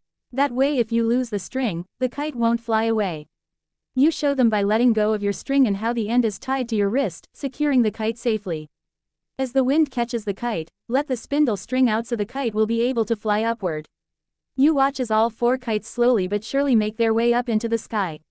Then you notice the smaller black kite heading for yours, bumping into it several times. Keys, your kite is not a weapon. Stop attacking my kite. The bat kite circled your rainbow-striped kite, as if it were stalking it. I am not trying to attack your pathetic kite, he tells you. Smirking and using the breeze to send his kite into yours once more. Ha, you're a leader of armies, a strategist of wartime fighting. It's all you know. Attack and destroy, you accuse him playfully. Keys let his kite drift away from yours, and moved to your side. His red eyes bore into your human orbs, his concentration only on you. You felt yourself leaning toward Keys and not on your own accord. He still hadn't blinked. His hand reached up to touch your chin. It's not all I know. Marcus, Keys is trying to seduce me again. You saw your mate flash between you and the blonde vampire master. You clung to his shirt while you stood behind him. Brother, it was one thing when we were unattached to one another. Tease her no more in this fashion. His eyes had turned a shade darker when he stared down Keys. Keys stepped back, his hands up. It was just that, teasing, brother. She likes it. He looked behind Marcus to meet your eyes with his. Isn't that so, little human? You glare at him, then shake your head. My soon-to-be brother, unless you'd like to go around headless, listen to my mate. Oh look, my kite is falling to earth. I'd better work on it. If you'll excuse me. Keys returned to using the breeze to his advantage. Meanwhile, Arrow was smiling to himself. He was happy to see Marcus finally accept Didym's death and absence by taking you as his mate. Soon he would change you. Then you would officially be a member of the Volturi. Wake up, Arrow. You're entangling your string with Marcus's string. It will go no higher, my dear. You see the breeze is starting to die. And the kites are beginning to fall to earth. I suppose we will have to call it a day. With no wind, there is no lift. You help the others reel in their kites, thinking if they're kept nice, the guards may want to play with them. Once everything is packed up, Keys takes the package again and heads for the city and castle, followed by Arrow. Marcus takes you in his arms, and you burrow into his chest. Wishing you could hear the beating of his heart. He may not have an active heart any longer, but he loves you, this you know with certainty. One day, your heart will stop beating, yet, you know it will still feel only love for this ancient vampire. Marcus looks down at you, and smiles. To our chambers, he asks hopefully. You cup his cheek and kiss him deeply in response. Please. He then flashes back to Volterra proper. The hours were fun for you, and you wonder what else you can share with the masters. They're so hard to keep entertained. I'm the human mate to an arrogant son of a bitch who happens to be a vampire, and I could not love him more. I ignorantly accepted a free tour of a very old castle of sorts while vacationing in Tuscany, Italy, and nearly lost my life. How was I to know the group of tourists on this tour were tagged to be lunch to a bunch of vampires, me included? The doors were opened and we walked into the slaughterhouse, waiting for something magical to happen. For me it did. The red eyes of a man I saw is so beautiful, it literally hurt my heart, focused on me and pulled me from the sudden and bloody fray with a burst of speed that made me dizzy. When he put me down in an outside corridor, I gazed at him, confused as hell. What was that all about? I cried out. This is the thanks I get for saving your life. I am Arrow, leader of the Volturi, and you now belong to me. Of course, when I heard those words, and looked into those ruby eyes, what else could I do? I fainted dead away. When I woke up, I was lying on a bed, plush with velvet blankets and matching cushions. Red Eyes was looking down at me, an enigmatic grin on his otherwise flawless face. I jumped off the bed and headed for a door, only to find I was in a rather ornate bathroom. I left that room and went toward another door, only to find myself in a huge walk-in closet filled with clothes and accessories. I stomped my foot, angry as sin. Damn, how do I get out of here? I demanded. I saw one more door and ran for it, but Red Eyes beat me to it and blocked my way. You are so effing fast, I accused him. All I got in return was a smirk. My dear, I meant what I said. You are mine, for all eternity. On the other hand, he walked up to me and reached out with pale fingers, stroking my cheek. His fingertips were ice cold and I got goosebumps up and down my arms and back. I am yours as well. Is that supposed to make me happy? I questioned, using my unhappy glare, face all my friends knew. However, Red Eyes stepped back from me, seemingly confused. Your fate was sealed the moment you entered this castle. You're to be my mate, dear one. Now I was the confused one. I backed up slowly until the backs of my legs hit a piece of furniture. I sat down on sofa behind me and looked up at him with enquiring eyes. He obliged me and sat next to me. This is the home of the Volturi coven of vampires, and I am Arrow, its leader. When you entered the throne room, you were about to be devoured by one of my guard, that is until I saved you. When I heard the beating of your heart, I knew why you were here. When I felt his hand clasp mine, I didn't pull away. I didn't want to. I suppose I should thank you for saving me, Arrow. The rest I don't understand, I'm sorry. May I read you, my dear? Without question, I let him hold my sweating hand, hoping he wouldn't notice. After a couple of minutes, he let it go and merely looked at me. I understand now. To put it as simply as possible, I am your mate and this castle will be your home. Our fates are bound together. I rose from the sofa and shook my head slowly. This can't be, but even as I said the words, I knew he was right. I felt it in my heart. I wanted to touch him, but my instincts betrayed me and I ran for the door again. He sped across the room and grabbed me by the arms, taking me into an iron-tight embrace. His eyes flashed while he bared his teeth at me. With one hand, he pulled my hair from my neck and I felt cold breath on my skin. His teeth scraped over my tender flesh until I stopped breathing. Then I heard him laugh. I'm not going to harm you, dear heart. You are one very brave little human. I was suddenly released, and when I pulled away from him, I swung my arm as if to hit him, but he caught my wrist, then shook his head. That will hurt you more than me. I looked him in the eyes and leaned into him, pressing my lips against his. My arms encircled his neck while I tasted him, felt his hard body against me. It all made sense to me now. It really did. For his part, he joined in the kissing, running the tip of his tongue over my lower lip, his cool hands on my back. It makes sense to me as well, little one. I smiled at him. You're not that much taller than me. True, he said, but I could break you with one hand. There was no threat in the statement, only the truth. And that is how I, a human, met a vampire who took me into his heart and home, and loved me. Sometimes we argue, neither of us willing to give in. We're both stubborn, but then we enjoy showing each other how much we need the other. Arrow can be an arrogant sob, but he is my arrogant sob. And no one else will ever have him. I'm the human mate to a sad disconsolate vampire. We had met one day in the village. It was cloudy out, the weather still warm. I was looking over the wares of a vendor selling beaded necklaces. My eyes fixated on a necklace made of green malachite. As I reached for it, another larger hand reached for it as well. I pulled back in shock when I felt icy fingers against mine. I'm sorry, I said. I looked up at the tall masculine figure, with eyes of warm chocolate, his hair long, silky, and darker brown. His face looked as melancholy as I have ever seen a person appear, outside a funeral. I let him have the necklace and I perused another table. It was only a few minutes later that I felt a hand on my shoulder. Excuse me, I believe this is yours. Hi. Free hand held out the malachite bead necklace as he offered it to me. That's all right, I can find another. It's a gift, he said, his sad expression unchanged. Then let me pay you for it, I offered with a smile. You can't pay for a gift, he said quietly. I looked up and flashed a smile at the tall man. His eyes were looking at me, but his expression was the same, and I wondered what could have happened to him to make him so despondent. Thank you, I said, taking the necklace from his hand. His cold fingertips grazed my palm before I pulled away. That was the day I met Marcus Volturi, a vampire who had lost his mate long ago and swore he would take no other. Then he met me. Marcus would reject me at first, refusing to get close to me, but in the end, he had no choice, or so he told me later. We were fated to be together. He finally accepted our mutual fates, and would court me as he put it, like he did his wife of long ago. I had asked how she died, and he told me after he explained what he was. He said vampires felt the loss of their mates deeply. Marcus knew there was no one else for him. One night, we were out walking in the village, and we stopped to listen to some music.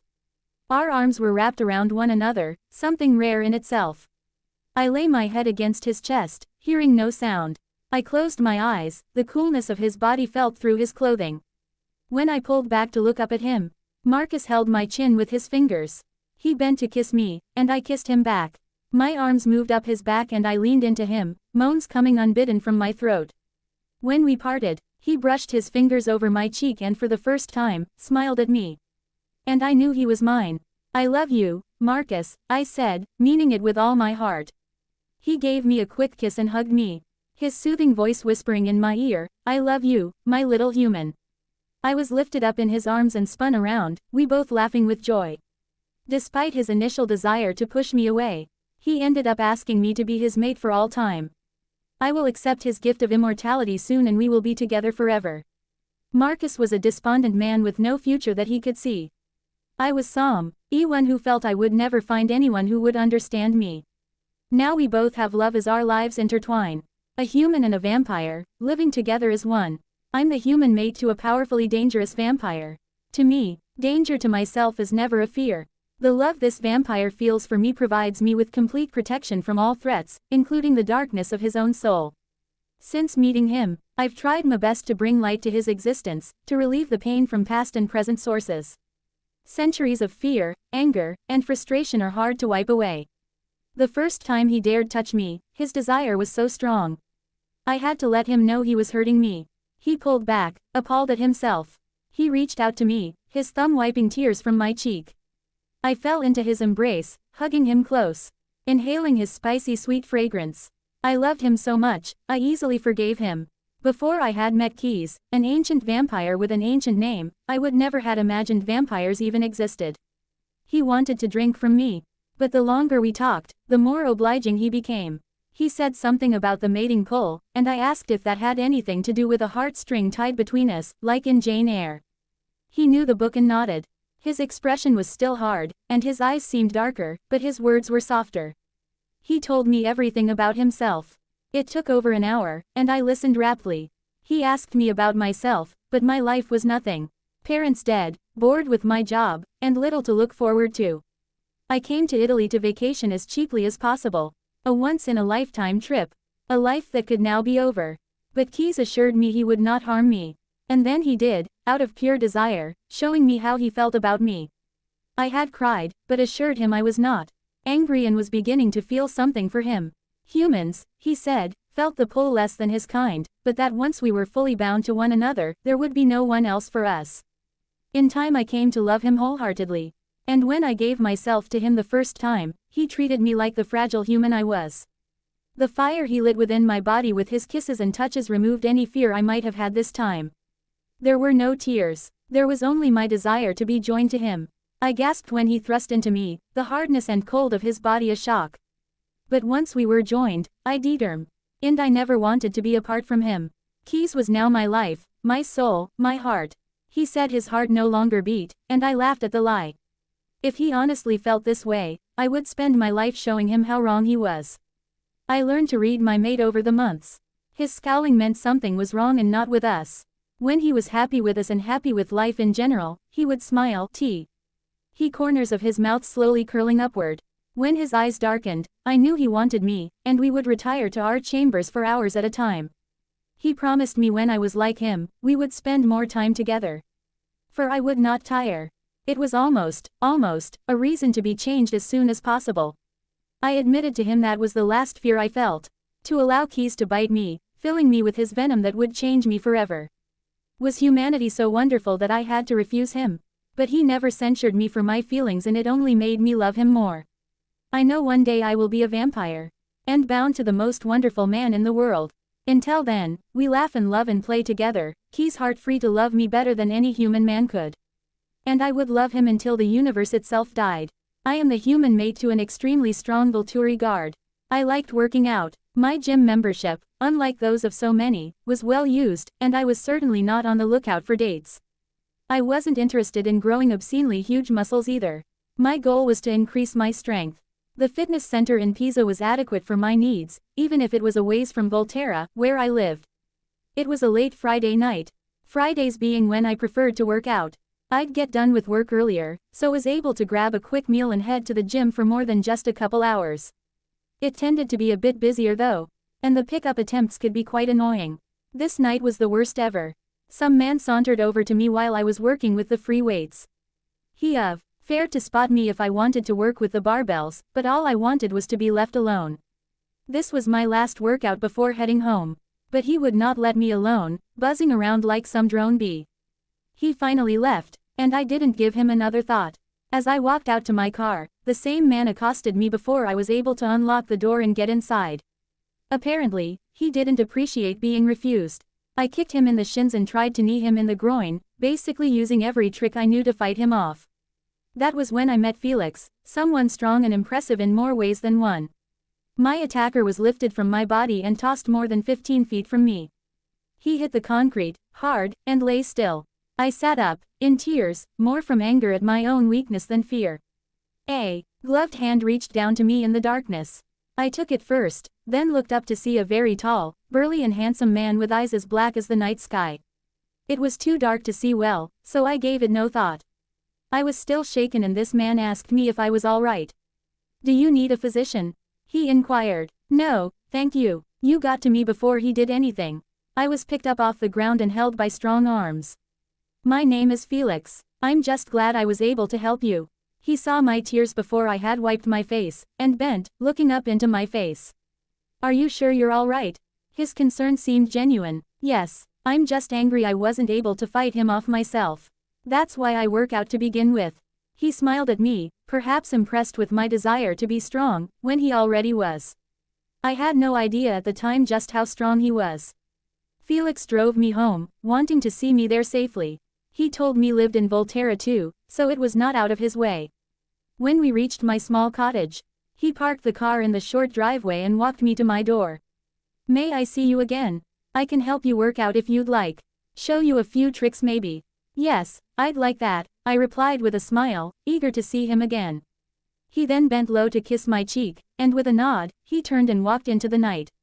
He came back as promised, and we would go to the gym and work out together, after he bought a membership. I never saw my attacker again, probably for the best, since later in our relationship and when I knew what he was, Felix admitted he would have killed the man. Now that Felix and I were officially mated together, we'd work out in the training room of the castle, not only with each other, but with Dimitri and Santiago joining us. I've learned a great deal about strategic fighting where strength is not an issue. One day, I will be a vampire and I'll be stronger than any human. That really pleases me, and I can't wait to see what I'll be able to break. Felix merely laughs at my excitement, not in a derogatory way. He sometimes calls me his powerful little warrior. At 5 feet 8 inches, I'm hardly small, but compared to his build, I guess I can accept little, when combined with powerful and warrior. I love Felix so much though. In other circumstances, I might have feared him, but when he looks at me, his eyes soften and his smile never fails to warm my heart. His arms hold me gently, but he enjoys picking me up and speeding around the castle. I said when I'm able to do this on my own, I'll be hitting a few walls. Felix swears he will teach me how to stop before that ever happens. As far as his desires go, he will pick me up and toss me over his shoulder when he wants to bed me. I burst out laughing all the way to our room, knowing we'll be quite occupied with each other for at least 5 hours. Felix tells me it will be longer once I am able to withstand his strength with matching strength of my own. I plan on holding my powerful mate to that promise. I was into building up my body to become stronger, but instead I'll be a vampire with that built in, and with the man I'll love forever. I'm the human mate to a Volturi guard. I lived in Italy for a long time, an expatriate from England. My parents moved here when I was 2 years old, they died when I was 23 years old. I am now 26 years old, alone save for a year-old cat named Vixen. I had her fixed so she wouldn't prowl around. But she still does. Not for male cats, of course, but just to make her mother upset. She will vanish for 2 to 3 days, then return home, rubbing against my legs and meowing for lunch as if I had not been worried to death about her. I try to get angry with her, but end up picking her up and hugging her tightly, just happy she's back home again. And that is how I met Dimitri. Vixen had disappeared again. The sky looked ominous, and I worried she would be caught out of doors during a rainstorm. I wandered the neighborhood, calling her name, when I saw a handsome darker blonde-haired man watching me. A smile on his face. He seemed to be wearing an expensive black suit, but I really found his gel-scrunched hair quite attractive. He noticed me staring at him, so I moved onward, calling for my errant cat. The next thing I know, the man is standing at my side. "How did you do that?" I asked. "Do what?" he replied, the smile still on his face. "Get over here so fast. Are you looking for someone?" he asked, clearly curious and ignoring my question. "My cat, Vixen. She gets out all the time and doesn't come right home, but the weather looks like it may take a turn for the worse tonight." Let me help you then, he offered, much to my gratitude. My name is Dimitri. We both looked for Vixen, me calling her out to her with threats of cheap dry cat food if she did not appear right now. I heard Dimitri laugh low. He moved to stand behind me, very close behind me. I had the feeling he was smelling me or something. Or maybe he was just smelling Vixen on me. It was all very strange. He grabbed my hand and pulled me along until we reached a house. I heard meowing and looked up. My silly cat was stuck on the roof of the house. I turned to look at Dimitri. She won't come down on her own. She may act brave as far as running all over the village, but she won't jump. I'll take care of this for you, Dimitri said. He ran backwards about 15 feet, then ran back toward the house and jumped high. Yet landed on the roof with very little noise. I stared, my mouth open in shock, as I watched the man pick up Vixen and then drop off the roof, handing my bad cat to my waiting arms. Thank you, Dimitri, I said, absolutely stunned at what he had just done and his silent grace in doing it. He reached up to pet Vixen's head, then looked at me, the same hand stroking my cheek. We'd better get inside your house. The rain is nearly here. I could smell it in the air as well. Before we reached my house, the downpour hit. Just as we got inside, lightning streaked across the night sky. Thunder following close behind. I wondered why Dimitri had done what he did, saving my cat and revealing himself to me as the bionic man or whatever he was. I put out a bowl of Vixen's favorite food. Despite my threats, while she ate, I brought out 2 towels, tossing one to Dimitri and using the other to dry my own wet hair. Take off your jacket and hang it on the chair by the fireplace. Thank you for lighting that, by the way. He gave me another warm smile and my heart melted. He removed his dress shirt, saying, if it's all right with you, it's rather wet as well. I couldn't help but stare. Before I coughed and looked away. After I had changed my clothes in the bedroom and then gone into the kitchen to boil water for tea, we sat on the floor by the fire. I noticed the flames of the fire reflecting in Dimitri's eyes, making them appear red. I tried again not to stare. I soon brought out a tray with a pot of herbal tea and 2 cups, and a small plate of cookies. I'm sorry I have no men's clothes to offer you. The statement seemed to please Dimitri, and I knew why. I currently had no men in my life. But why would he care? Want some tea and cookies? I made them myself. I poured tea and picked up one of the cookies, taking a bite. Dimitri had politely refused both. We spent the next 2 hours or so talking about our lives. In some respects, he was cagey with giving answers to my questions, and quite open with others. Vixen had curled up next to Dimitri, and fallen asleep. Later, he took my hand and gazed into my eyes for so long, I felt a hot flush suffuse my cheeks. He said he had to go, but would I mind if he came back? I agreed, unable to move my gaze from his. Dimitri put on his nearly dry shirt, and still damp jacket, then opened the front door. He cupped my cheek and gave me a deep kiss. I watched as he jumped over the stone wall of my yard and vanished into the darkness. True to his word, he did come back, and we went out for dates, lots of dates, some a few hours. Others an entire day. He finally revealed his secret to me. He was a vampire. And he said with such certainty, I was to be his mate for all time. It was strange, yet it felt so right. I easily agreed. When Dimitri introduced me to his coven leaders, it was Marcus who saved me from Arrow by telling him I was Dimitri's destined mate.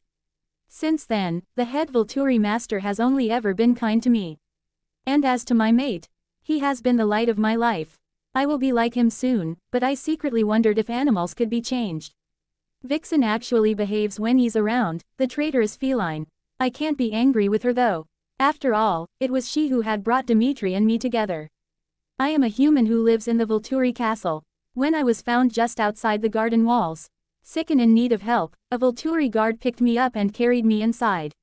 His name was Felix. He was huge and strong, yet gentle as a lamb with me. I was cared for by a wom, and named Chelsea in a room she said was mine. It was beautifully appointed, and I spent time there, recovering. When I was almost well, a man visited me, a face I didn't know. He was not as tall as Felix, but had pale skin, shiny black hair that hung below his shoulders, and red eyes. He was dressed in an expensive-looking black suit and said his name was Arrow, and that he was in charge around here. I never questioned Felix's nor Chelsea's red eyes. I was afraid to, but they were kind to me, so what did it matter? Arrow sat on the side of the bed to my left while I sat up against the headboard. How are you feeling, my dear? He asked. Much better, thanks to you and your family. He smiled when I said that. Then he began to ask me about myself. Where was I from? Were my family still alive? Would anyone miss me if I never returned home? That question I found odd. While I regaled Arrow with my life history, I found myself unable to take my eyes away from his. They were mesmerizing, beautiful, and seemed to look into my very soul. When Felix brought in my supper on literally a silver tray, he looked to Arrow, who gave him a very slight nod and rose from the bed. He took my hand and kissed the inner wrist. Enjoy your meal, my dear. We will talk again. With that, he left me alone with Felix, who set up the tray and allowed me a glance at it. Is there anything else you need? He asked me. I looked over the tray, seeing beef tips in a rich gravy next to a mound of buttery mashed potatoes. Sautéed string beans completed the supper. There was a small green salad and what looked like a pudding parfait in a tall glass. At the upper right of the tray sat a glass of red wine. No, Felix, this is plenty. Please thank the chef for me. I will. Enjoy your meal. He started to leave when he stopped and turned around. I think Master Arrow likes you, miss. He gave me a smile and left. I dug into the salad when I really wanted to start off with the parfait first. Everything was so delicious. I had fainted outside the castle walls, but not from hunger. Chelsea had told me a doctor had been sent for and that he said my vitals were fine. He advised them to keep an eye on me, which they were, in spades. I was barely ever left alone. But when Arrow came to see me the first time, I found I wanted more visits from him. He had me completely entranced. When he smiled at me, it went to those red eyes of his and I melted inside. And then Felix tells me Arrow likes me. Likes in what way? I set the tray at the bottom of the bed, then sat back against the headboard. How long was I supposed to remain here? No one seemed in a hurry to see me gone, yet I didn't want to impose on them for long. I had to get back home in any case. I guess the Volturi had other ideas about this. Over the next few days, Arrow would visit me often. When he was free, we would talk in my bedroom about everything under the sun, until one day, I felt well enough to venture outside. He took me to a garden where a gazebo stood. We went inside and sat on the marble benches. It's lovely here, and smells so good, I said, looking at all the flowers. When I glanced over at Arrow, he was staring at me. I felt my cheeks go hot, but I stared back. What's wrong? I want you to stay here, with me, in Volterra. Well, that was to the point. Stay here, with you, in what capacity? Arrow let out a laugh, an odd laugh. He took my hands in his. Cold as they were, red eyes, cold hands. My mind had begun questioning a few days into my stay here, but I hadn't asked them aloud to anyone. Now I had no choice. Arrow, tell me first. What are you? He looked at me, as if conflicted. Then he said it. I'm a vampire. One who loves you. I heard his answer, but my mind chose to focus on, one who loves you. You love me. Yes, I do, and I want you to remain here in Volterra, forever, as my mate. Forever. Now I understood. He was a vampire who wanted a vampire mate. Meaning I would have to allow him to turn me into one. I wanted to say no, never. I need time to think about it, maybe. Instead, I said yes. He stood and picked me up in his arms, easily swinging me around. When he leaned in to kiss me, I accepted it with pleasure and more. From then on, I was treated like anyone else in the coven, a word I found out they used to describe themselves as a group. Arrow moved me to his chambers, and would eventually change me, so he said. One afternoon, I was alone and bored. Marcus was in the garden, gardening alone as he preferred. Keys was upstairs with Athenadora. The guards were goofing off in the training room. I went in search of Arrow and found him in his office, working on some papers. He looked up at me and smiled. My dear, what are you doing here? He swept a hand toward the sofa, so I went to it and sat down. Everyone is busy, Arrow. And I have to admit, I'm bored. When will you be done, my love? I crossed my legs to try and get his attention. He favored my legs, he'd told me once. He glanced over at me, smiled and went back to work. 5 minutes, my dear, and I will be all yours. I had wanted to watch a TV show I used to watch in the States. The Walking Dead. The longer I remained here with these so not like Dracula vampires, the more I found out about them. I was shocked to find out they believed themselves dead. Dead and soulless. I was going to get Arrow to watch an episode with me to how him the difference between dead people who still live, and their kind. Finally, true to his word, Arrow slipped everything into the top drawer of his desk and stood, taking my hand and leading me from the office. Now, My dear, what have you in mind for us this afternoon? I have a show I'd like to watch with you. If that's all right. I've seen it in America, but I'd like to share it with you. Arrow wasn't one for watching TV. But he would acquiesce for me on occasion. Once we were in our bedroom, I turned on the channel I knew The Walking Dead was being shown. It would be in Italian, but I knew the general plot line and had learned some Italian too. We lay back on the bed, comfortable with each other. Once the show started, Arrow tried to distract me by pulling my shirt sleeve down and kissing my shoulder. Then he headed for my neck, his favorite place to nuzzle me since it was my favorite place to be nuzzled.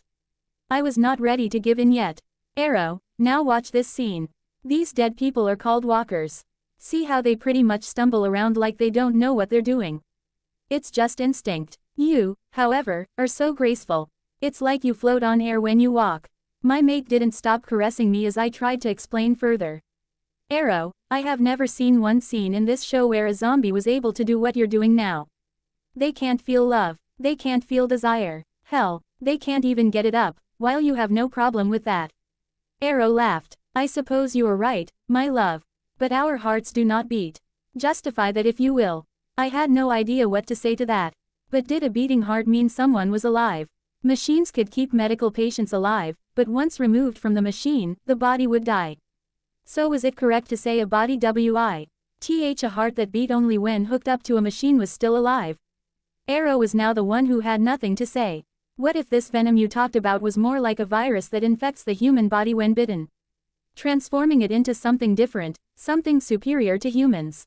A new life form. He seemed to consider my words, before going back to nuzzling my neck. I could hear him inhaling my scent, something we both enjoyed. Arrow had a scent that was spicy and herbal and all too delicious to my nose. I could assume the walkers from the show did not smell nice at all, while Arrow, Marcus, Keys and the guards each had their own unique physical scent that was both pleasant and an attractant. Arrow, walkers stink like rotting flesh. None of you do. You all smell so. He was making it difficult for me to think straight. The dead can't learn, and you all are very into oh god, Arrow continual education. I was about to stop talking and let him take me. Yes, my dear, he said knowingly. His hands now touching me in the way that blinds me to anything around us. All I wanted was his hands on me, and his cock inside me. That cock that had no problem making itself known. Walkers are truly dead. You are not, I managed to say, before he silenced me with his cold but loving lips. I think he finally was able to agree with me. My mate was beautiful and intelligent, loved art and the sciences, and was capable of turning me into a mass of pleasured nerves. Dear one, I am convinced. I can't wait for you to see how right you are. Please, name the day. I pushed Arrow onto his back and straddled him. Now it was my turn to distract him. I grabbed the remote and turned off the TV, ready to prove to my mate just how similar to his old human life he still was. I said, our next discussion, you're not a soulless monster. Then kissed him until he wrapped me in his arms and shut me up for good. You are the mate of the powerful Volturi master, Keys. He makes the perfect leader of the Volturi guard. Such are his combat skills and purposeful concentration. To you, he is always a loving mate, if at times a big tease. He calls it teasing. You call it torture, especially when he's training you. Keys, stop. You run around the trees in the park while he chases after you, obviously at 100th his typical speed, since he could easily capture you, if he wanted to. As a human, you're too easy to catch, my love. As a newborn, you'll be stronger and more likely to outrun me, for a while at least, he calls out. You had turned around to see how close he was to you, when you run into a hard body and fall backwards onto the grass. You look up to see the triumphant face of your mate. What have I told you over and over? Use your senses to be aware of your entire surroundings, not just what's in front or behind you. He reaches a pale hand down to you, pulling you up off the ground. Once he sees tears forming in your blue eyes, he relents and draws you into his embrace. I'm sorry, my pet. I didn't mean to shout at you. Once you've gone through the transformation, you will be much better at this. You don't want your mate to see you cry. He already despises humans as weak, so you hate giving him a reason to believe that of you. I'm not weak, you tell yourself. I can be strong when I need to be. Feeling inferior to Keys is ever present in your mind. He is almost too perfect. But when you change, you will be an equal to him. Keys picks you up in his arms and runs back to the castle. You grip his shirt and bury your face in his chest, keeping your eyes closed. He regrets tiring you with your skills training, but prefers handling it himself, rather than assigning you time with either Felix or Dimitri. When you arrive at the castle, he carries you to the chambers you share together. Once there, Keys explains that Heidi will be here soon with the tourists destined to be on the Volturi lunch menu. You frown, but know it's necessary, since the Volturi have a need to feed. They can't help that it's human blood they need to survive. One day, you will join Keys and do the same thing. Feed off humans. Keys gives you a kiss and heads for the outer doors. You run to your mate, who stops to turn to you. You give him a look of pure love. In response, Keys gives you a smile and holds his arms open to you. You move into them and embrace him tightly, enjoying his embrace in turn. I love you, Keys. He chucks your chin and replies, I love you, my pet. Relax for a while until I return. Then he leaves you alone. Since you are not allowed to be with the others during this time, you go into the bedroom and strip, heading for the bathroom and a hot shower. Once you're relaxed and squeaky clean, you pull on underwear, and a pair of jeans and a t-shirt, then go lie down on the bed for a nap. You dream you're in a thick fog and red eyes follow you as you walk through the cool moist air. Then a thick blanket of cold surrounds you, cutting off your senses. Just when your fear rises is a scream. You wake to see Keys hovering over you, a smile on his face. He kisses your cheek, telling you to wake up. You sit up on the bed, your arms around his neck. You see a red spot on his chin, and wet your thumb to wipe it off. You're usually so fastidious, my love. Keys tells you Arrow wishes to see him for a brief meeting. He doesn't tell you what it's about, and you never ask. If he wanted you to know, he would tell you as he usually does about most things. Since you are free, you go to find Marcus to have one of your many conversations. Aside from Keys, he is the easiest of the Volturi to talk with, and doesn't seem to mind your human nature. Keys eventually comes to fetch you so that you can eat in the kitchen dining area. The chef has made supper for you, and Keys joins you and asks about your talk with Marcus. While you eat, you laugh and shake your head. It would bore you, love. He's so even-tempered and comfortable to be around. Do you wish to be his mate? Keys asks, his eyes staring into yours. You put down your fork and take his hand. You gaze back into his red eyes, and say, Marcus may be a wonderful friend, but you're my mate, Keys. No one touches me the way you do. And I don't just mean physically. I mean in every way possible. He meets you halfway when you lean in to kiss him. I love you with all my heart and soul. There is and never will be anyone else. Once you've finished your meal and thank the chef, you and Keys head back to your chambers. He decides to walk at your side at your speed, his hand holding yours. In your bedroom, he holds you close and kisses you, each kiss more passionate than the last. You pull back, smiling at him as you move toward the bed, when you see Keys' expression change. He suddenly looks as if he were in pain. You go to his side just as he collapses to his knees. Suddenly, he vomits what looks like blood, causing you to jump back. You then head for the outer doors, flinging them open to cry out for help. In moments, Arrow, Marcus, and Felix are at the door. What is it, my dear? Arrow asks. It's Keys. He's ill, you tell him, panic-stricken. All of you go to the bedroom to find Keys lying on the floor. Checking his breathing is a waste of effort since you know vampires don't have to breathe, and they have no beating heart to listen to. Please be alive, you pray. You turn to Arrow, your eyes frantic. What's wrong with him? Tell me what happened, my dear, before he collapsed.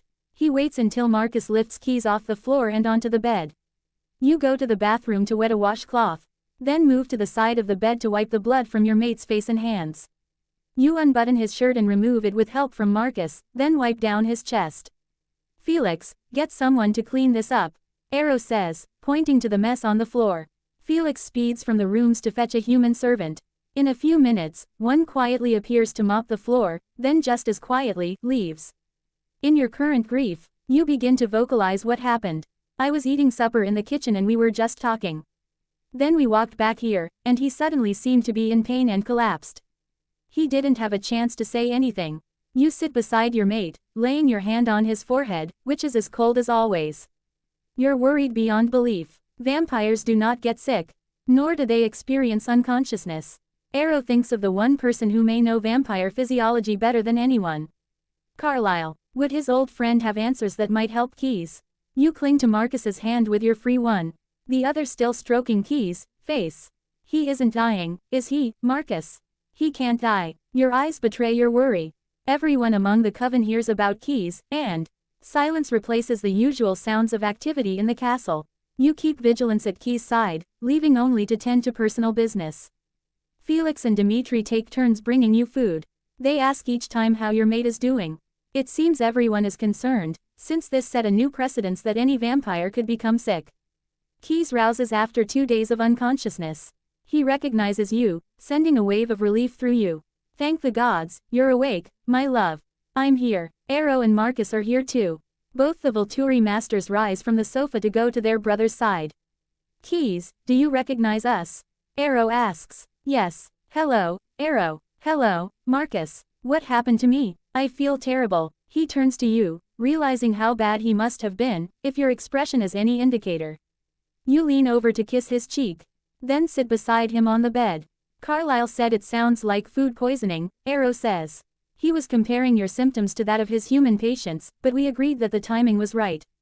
We had fed. Then less than an hour later, you became violently ill. In humans, symptoms can appear up to 6 hours later, but we're vampires, and the bacteria could work more quickly on us.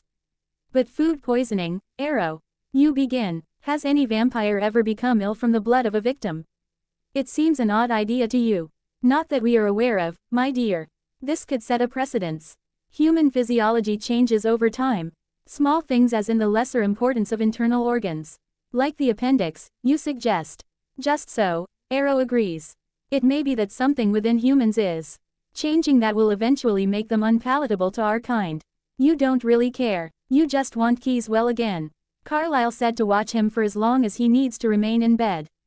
That will be up to Keys, of course. You go to Arrow and hug him. Thank you, both. Then you move to Marcus, also hugging him in gratitude. Marcus smiles. Of course, my dear. He is our brother, after all. Both men leave you and Keys alone. You feel a hand grasp your arm. Love, you will stay with me. You had never heard Keys sound so plaintive, fearful even. Of course, my sweet. No one could ever pull me away from you. You took care of me when I was sick or even just cramping badly. You smile at him, loving him so very much. I will never leave you. Enough said. Over the next few days, you stay with your mate, using a wet cloth to keep his face damp and cool. He is not feverish, yet doesn't say anything. In fact, he seems to enjoy the attention you give him. He manages a smile and says, I apologize for anything I said to you before I became ill, intimating that you're a weak mortal. You are the strongest woman I know. He weakly reaches up to caress your cheek. You give him a kiss, saying, I know I am, Keys. And I will be a stronger vampire, when the time comes. For us both. Now hurry and get well, my love. We have some overdue sex awaiting us. His eyes darken briefly, but he falls back against the pillow. Too weak to respond as he wishes. Each day though, Keys seems to get stronger. Felix and Dimitri bring him several blood bags they'd appropriated from a local hospital. It would have to hold him over until their next feeding. You thank them both for their ingenuity and aid to your mate. You help Keys drink from the bags, hoping it will help him recover sooner than if he had no blood. You would give up your own blood, if it helped him get well. Take it slowly, love, you caution him. No need to guzzle it all at once. You spend time reading for Keys, and when he is much better, you play games of chess with him until he tires. He is visited by Arrow and Marcus, who see his improvement, and give you the credit. Finally, one day, you're sitting next to your mate, reading from a book. When it gets to a rather spicy scene, Keys is becoming aroused by your reading and your voice and the thoughts it instills in his mind. His body is matching his desire. For you as his need becomes more apparent. He reaches up to slip his hand in your hair and around your neck, pulling you down. He kisses you, attempting to show you how well he feels. You drop the book and lean over your mate, your mouth devouring his. So, you're feeling better, my love. Better, needy. I want you, my favorite nurse in the world. And to show you my gratitude for your constant care. You don't give him time to say another word. You remove your shirt and straddle him. That sounds like a bad porn film, Keys. But I'm game if you are. It's the best medicine I have. And your loving mate takes his medicine without one complaint. The Volturi had returned to Volterra and the sanctuary that was their castle, after their confrontation with the Cullens. Everyone had retired to their individual rooms to change from their battle dress and back into their everyday clothing. Arrow's thoughts were still on the meeting out there on the field of snow.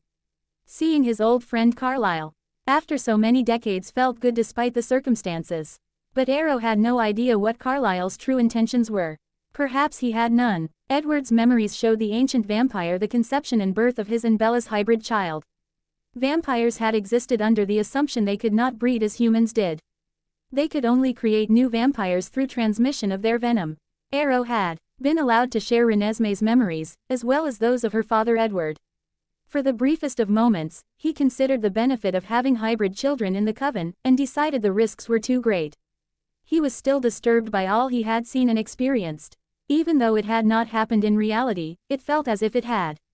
Arrow had barely finished dressing, when Keys stormed into his chambers. "Brother, what was that all about? You refused to fight the Cullens despite their guilt." Arrow exhaled an unnecessary sigh. "Guilt? What were they guilty of, Keys?" Keys opened his mouth to speak, then shut it. He fumed in silence, realizing Arrow was right. The werewolves were not werewolves, but rather they were shapeshifters, born to destroy vampires in wolf form. That alone pissed him off. But they had not committed any crime. Not one he could see. Arrow had seen though. His vision showed him the destruction rained down on his people by the shapeshifting wolves. His most difficult loss was Jane. Her childlike body mauled, her head removed by the sharp teeth of a large black wolf. Her brother Alec had already been destroyed, by the strong dark-haired Cullen son. No, this was not true. His coven was undamaged, whole. Everyone still alive. He released a sharp exhalation. Keys looked at Arrow when he heard the sound. "Brother, what is wrong?" Arrow's thoughts were back in America. He turned and placed a hand on Keys' shoulder. "The field of snow. You have no idea what I saw, brother." Keys stared at Arrow as if the ancient vampire were demented. "I'll get Marcus." "Yes, Keys, fetch Marcus. I want to speak with you both." Once Keys had left, Arrow paced the floor. What was he going to tell them?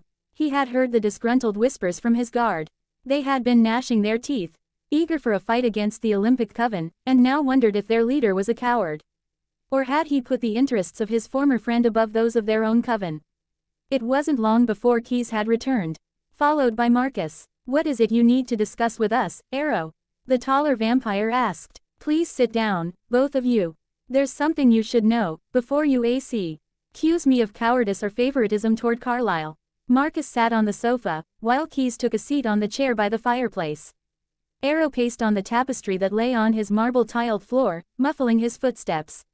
"It happened when Alice appeared. I took her hand and began reading her memories. She had found someone who could explain the Cullen hybrid's existence and reasons why she would pose no threat to our kind. Truthfully, I didn't want to know more. My mind had been made up. Alice must have read that in me." Arrow was still shaken by the vision she had shared with him.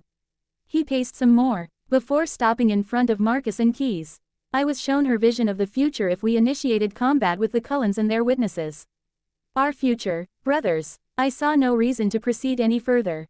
And when her own witnesses appeared, and the truth was known, I decided going home was the better way, the only way to save us all." "So that was your silent request for my approval?" Marcus asked.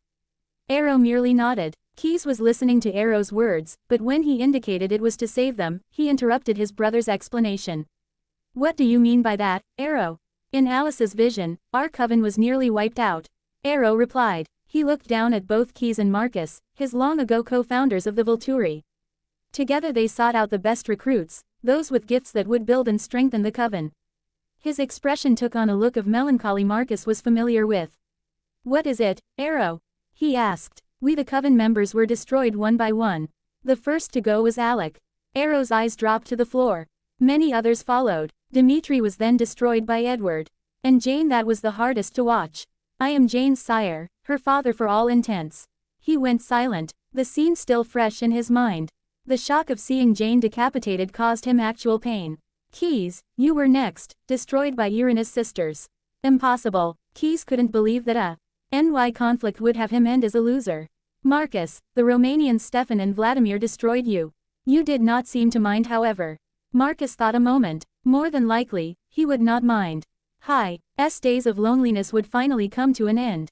"Is that so, brother? And I was the last of us to go, at the hands of Edward and Bella. You should have killed them before, when you had the chance, Arrow." "Keys, it was but a vision of our future, and why we could not do as you suggested and continue down the same path to that end. I decided I would rather look like a coward than lose any of you or the guards. His feelings felt sincere as he looked from Keys to Marcus. You are no coward, Arrow, Marcus intoned. You did what was best for the coven. We let them go home in peace, as we have returned home. And with no loss to either side. I don't think Tanya or Kate would agree. We still enforced the law. Arrow knew he would have an enemy in the Denali sisters. Keys went to stand at Arrow's side. Marcus is right. There was no gain in fighting the Cullens. It was difficult for the blonde vampire to articulate his desire to punish someone for the attack on him by the Children of the Moon. Fighting the shapeshifters would be like blaming an ant for something a spider did to him. Should we tell the guard the truth? If we let their beliefs fester, the leadership may be at risk. Arrow smiled, nodding his head. We should, not just to restore any lost faith, but because they deserve to know the truth. The three Volturi left Arrow's rooms and headed for the audience hall. Keys, gather the entire coven. I have an announcement to make.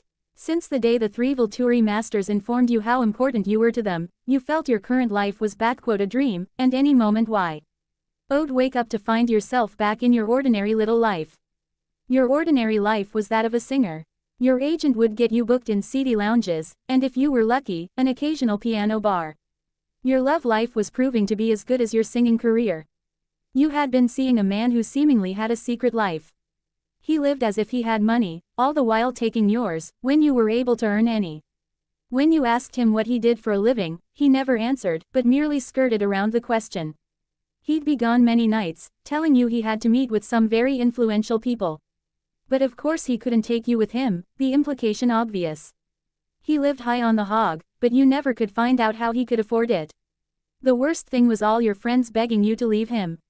But you never listened. He was handsome, charismatic, and made you feel like no other woman was good enough for him. Sometimes, you thought you were smart enough to know if any man was bad news. It took you 6 months to see through your lover's facade, yet he had left you first. Just when you thought your life could not get any worse, you received a random email telling you you'd won a free trip to Italy. At first, your mood brightened, but then you thought it had to be a scam. You were never that lucky. Still, you called the number and a woman's voice answered. She said her name was Heidi.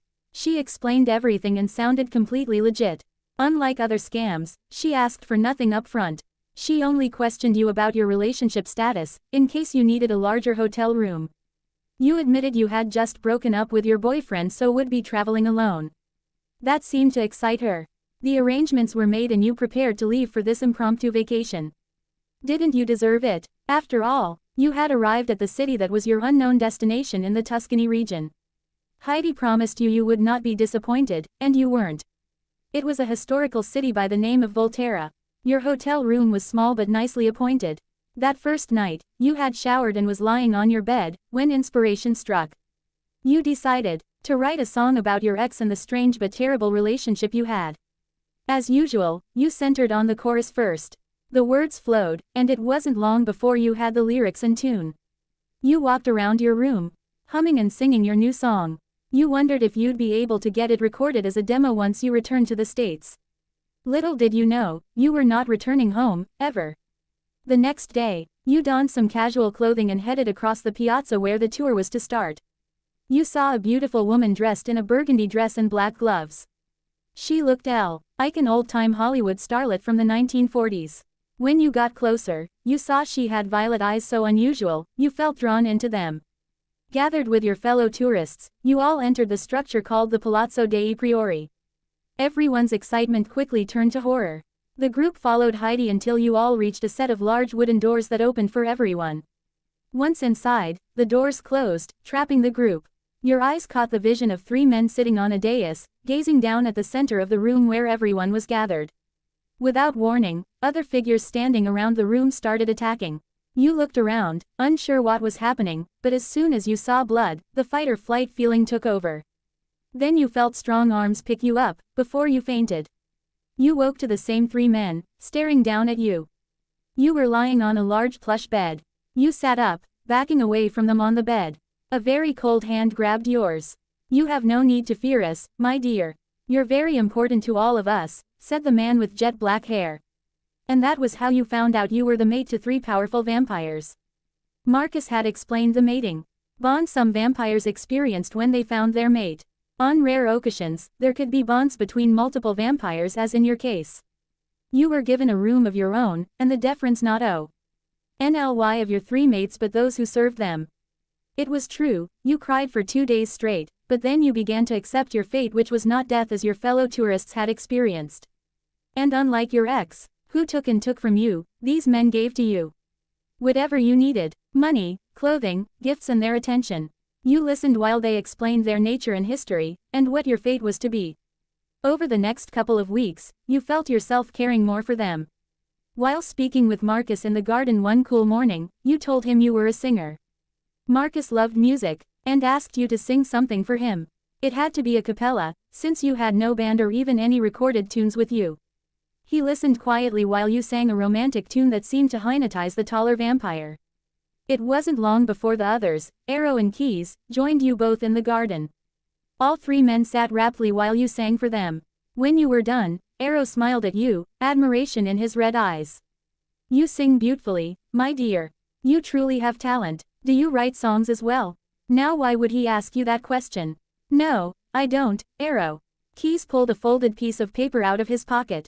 We think you're not being truthful with us, cara mia, he said, looking at the words on the paper. You attempt to grab it, but he holds it out of your reach. How did you find that? You glare at the blonde vampire. We searched your things, to see what you had and what you might need. Do not be angry, Arrow says. Keys reads the words on the paper, even though you know he had already read it. Who is this foul man who broke your heart? Was he one of us or a human? You look down at the floor. He was human who acted more like a monster. You see us as monsters? Marcus asked. You compare him to a vampire. Shaking your head, embarrassed, you reply, no, I don't see any of you as monsters. Keys' face darkens while he reads the lyrics. He is a monster if he hurt you, Kara. I will find him and kill him with as much pain as possible. No, no, please, don't do that. He's gone forever. He can't hurt me anymore. Arrow sits on the sofa, and looks up at you. Sing it for us, my dear. Let us hear a song of your own creation. You do have a lovely voice. Marcus sits next to Arrow, while Keys takes a seat on a corner chair. You feel shy all of a sudden, but you owe them so much, so if a song pleases them, why not sing it for them? You stand in the middle of your room, telling them if you had music, it would be better. The title is just, Vampire. You smile when you see Arrow nod. He probably finds it all so amusing, even if the subject made Keys angry. You stand before these vampires, more humane than the man you loved for 6 months, and begin to sing. Hate tea. Oh, give the satisfaction asking how you're doing now. How's the castle built off people you pretend to care about just what you wanted. Look at you, cool guy, you got it. I see the parties and the diamond. DS sometimes when I close my eyes 6 months of torture you sold as some forbidden paradise. I loved you truly. You gotta laugh at the stupidity. Your inhuman mates listen to your every word, mesmerized by the tune and words. Although Keys' eyes darken in anger.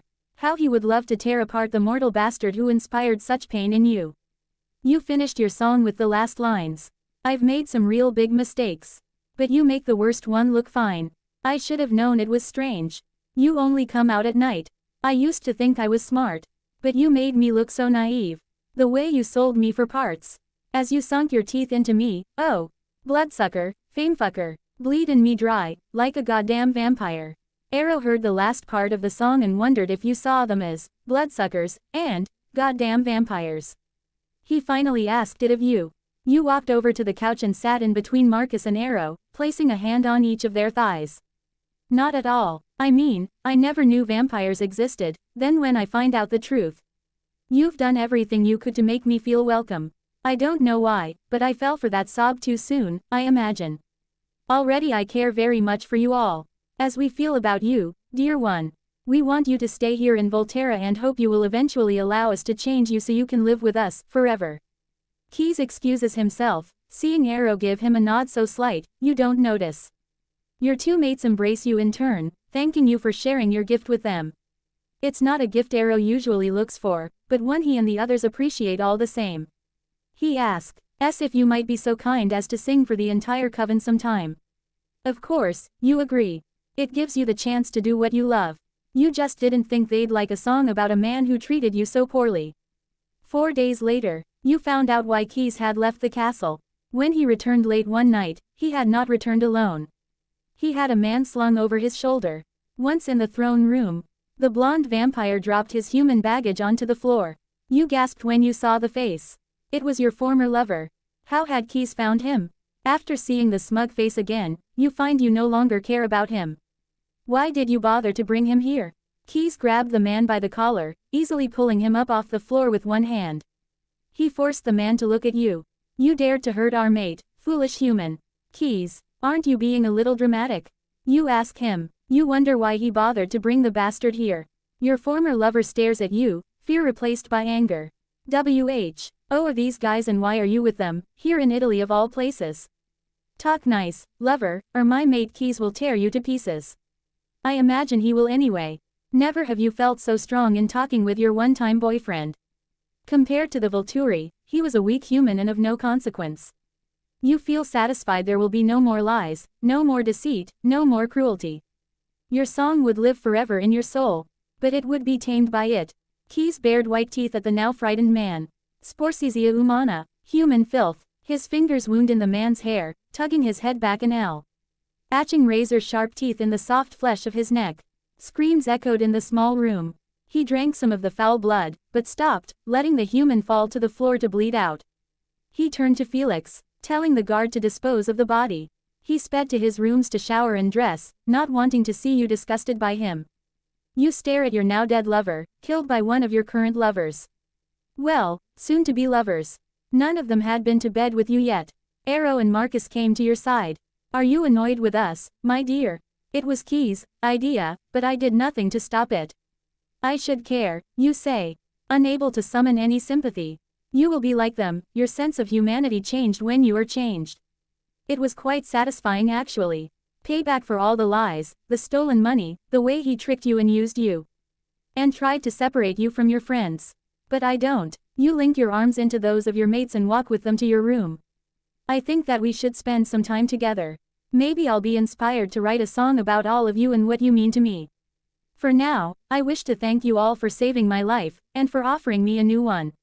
As soon as you've entered your room, Keys is not far behind. We cherish you, Il Nostro Cuore, and will always protect you, Keys assures you. Arrow, Marcus, and Keys each gives you a kiss, as if it were their blessing. Let's make this our first time, you say, smiling back at them.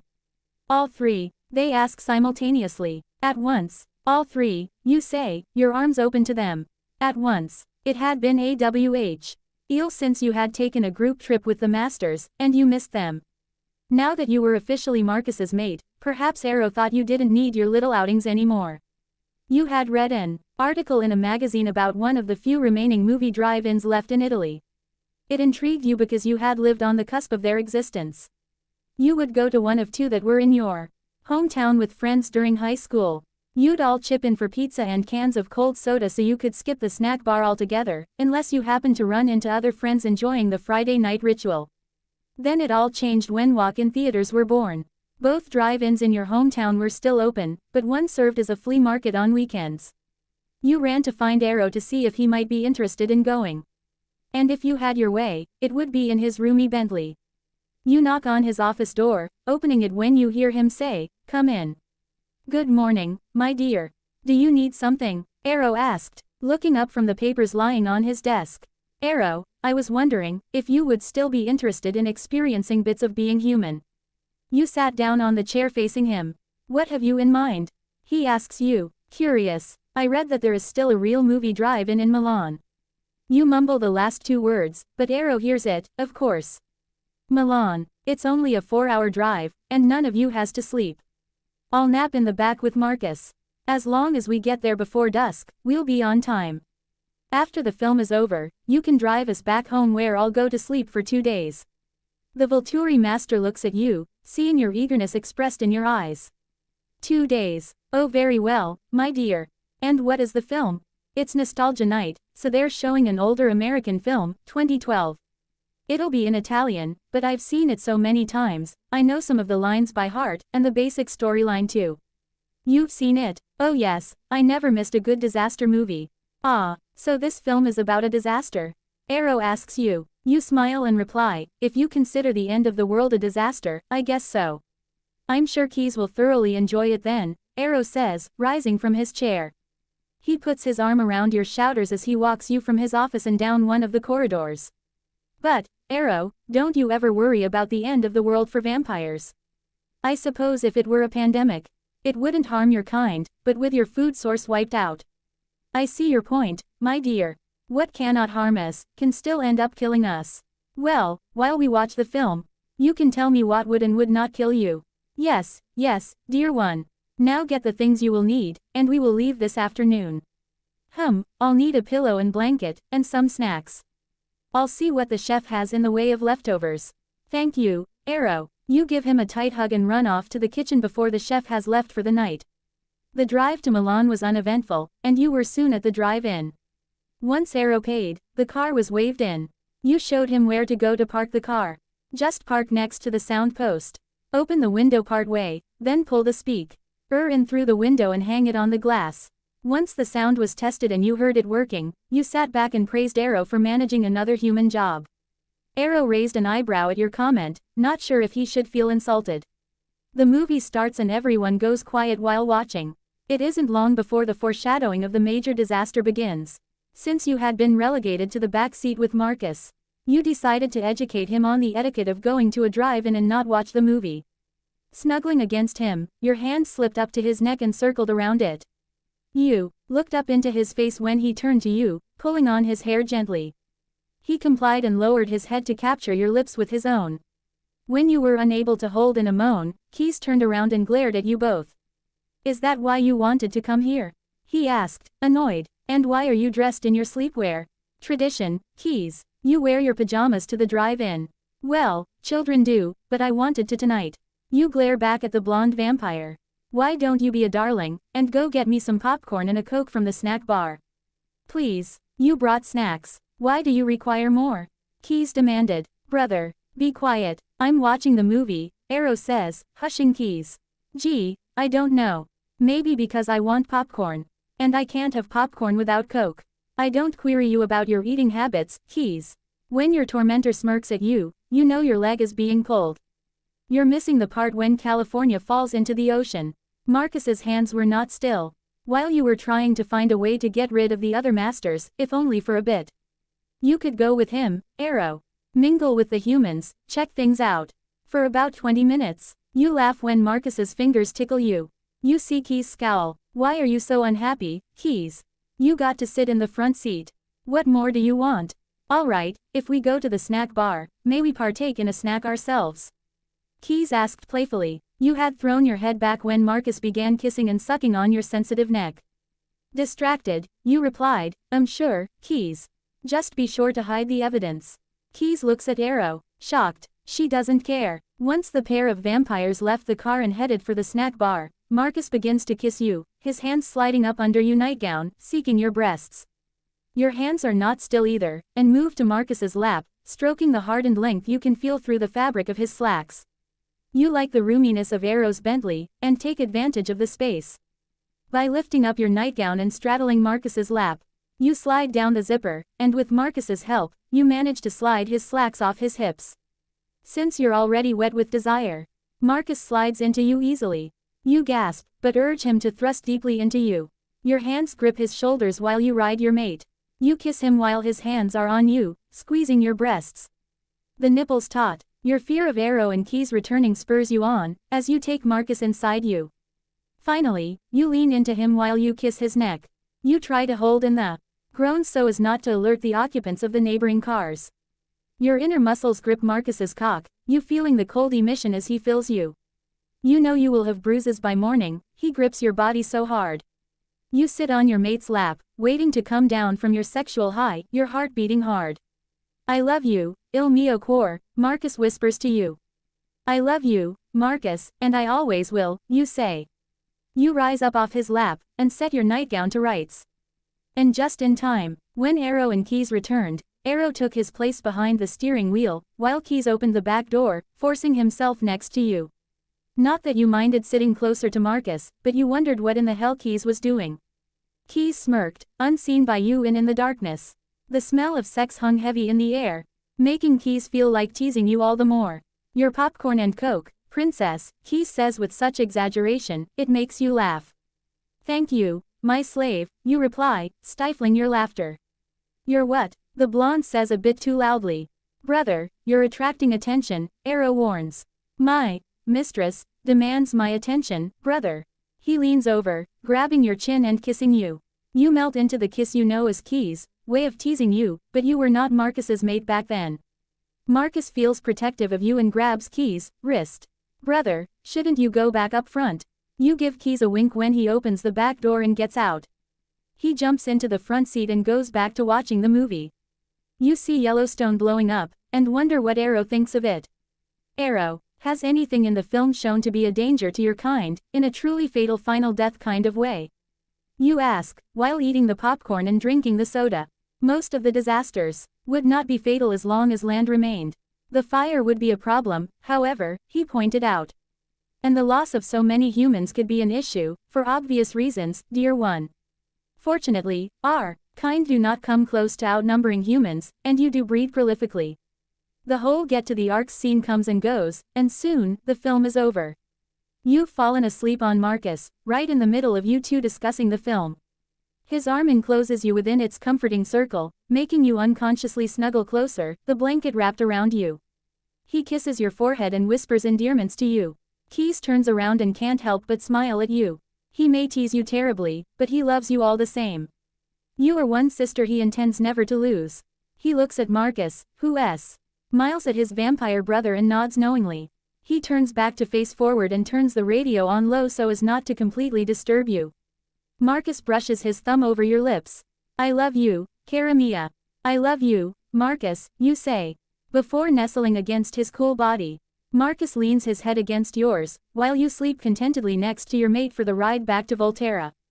The Masters had taken care of you since the day they had saved your life.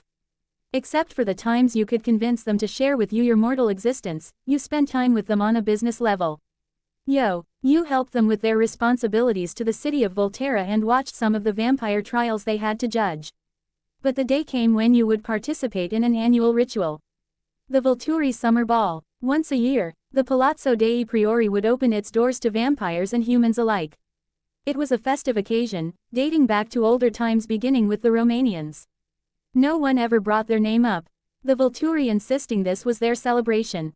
Arrow would invite the city's leaders and their spouses, along with a special invitation going out to any vampires within the area.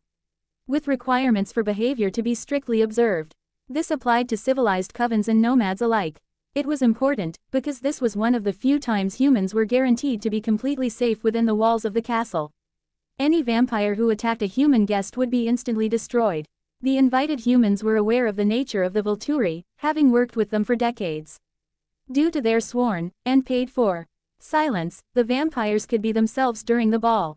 You were crucial in the preparations, helping the current secretary in compiling a list of invitees, then sending the invitations out.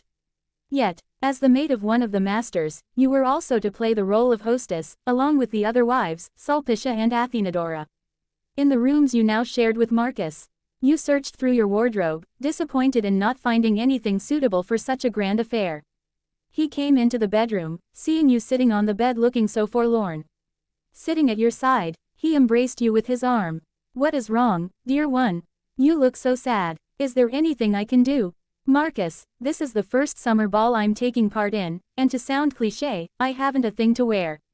I will be representing you in the Volturi, and I have to be impeccable.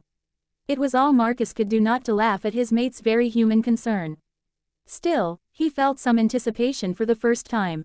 The spring ball never concerned him, and he would only make an appearance to placate Arrow. Now he had a reason to go. It was you. He'd planned on asking you to dance with him. Something he had not done since Didymus was alive. He was so pleased that you had embraced her memory, and felt no jealousy where she was concerned.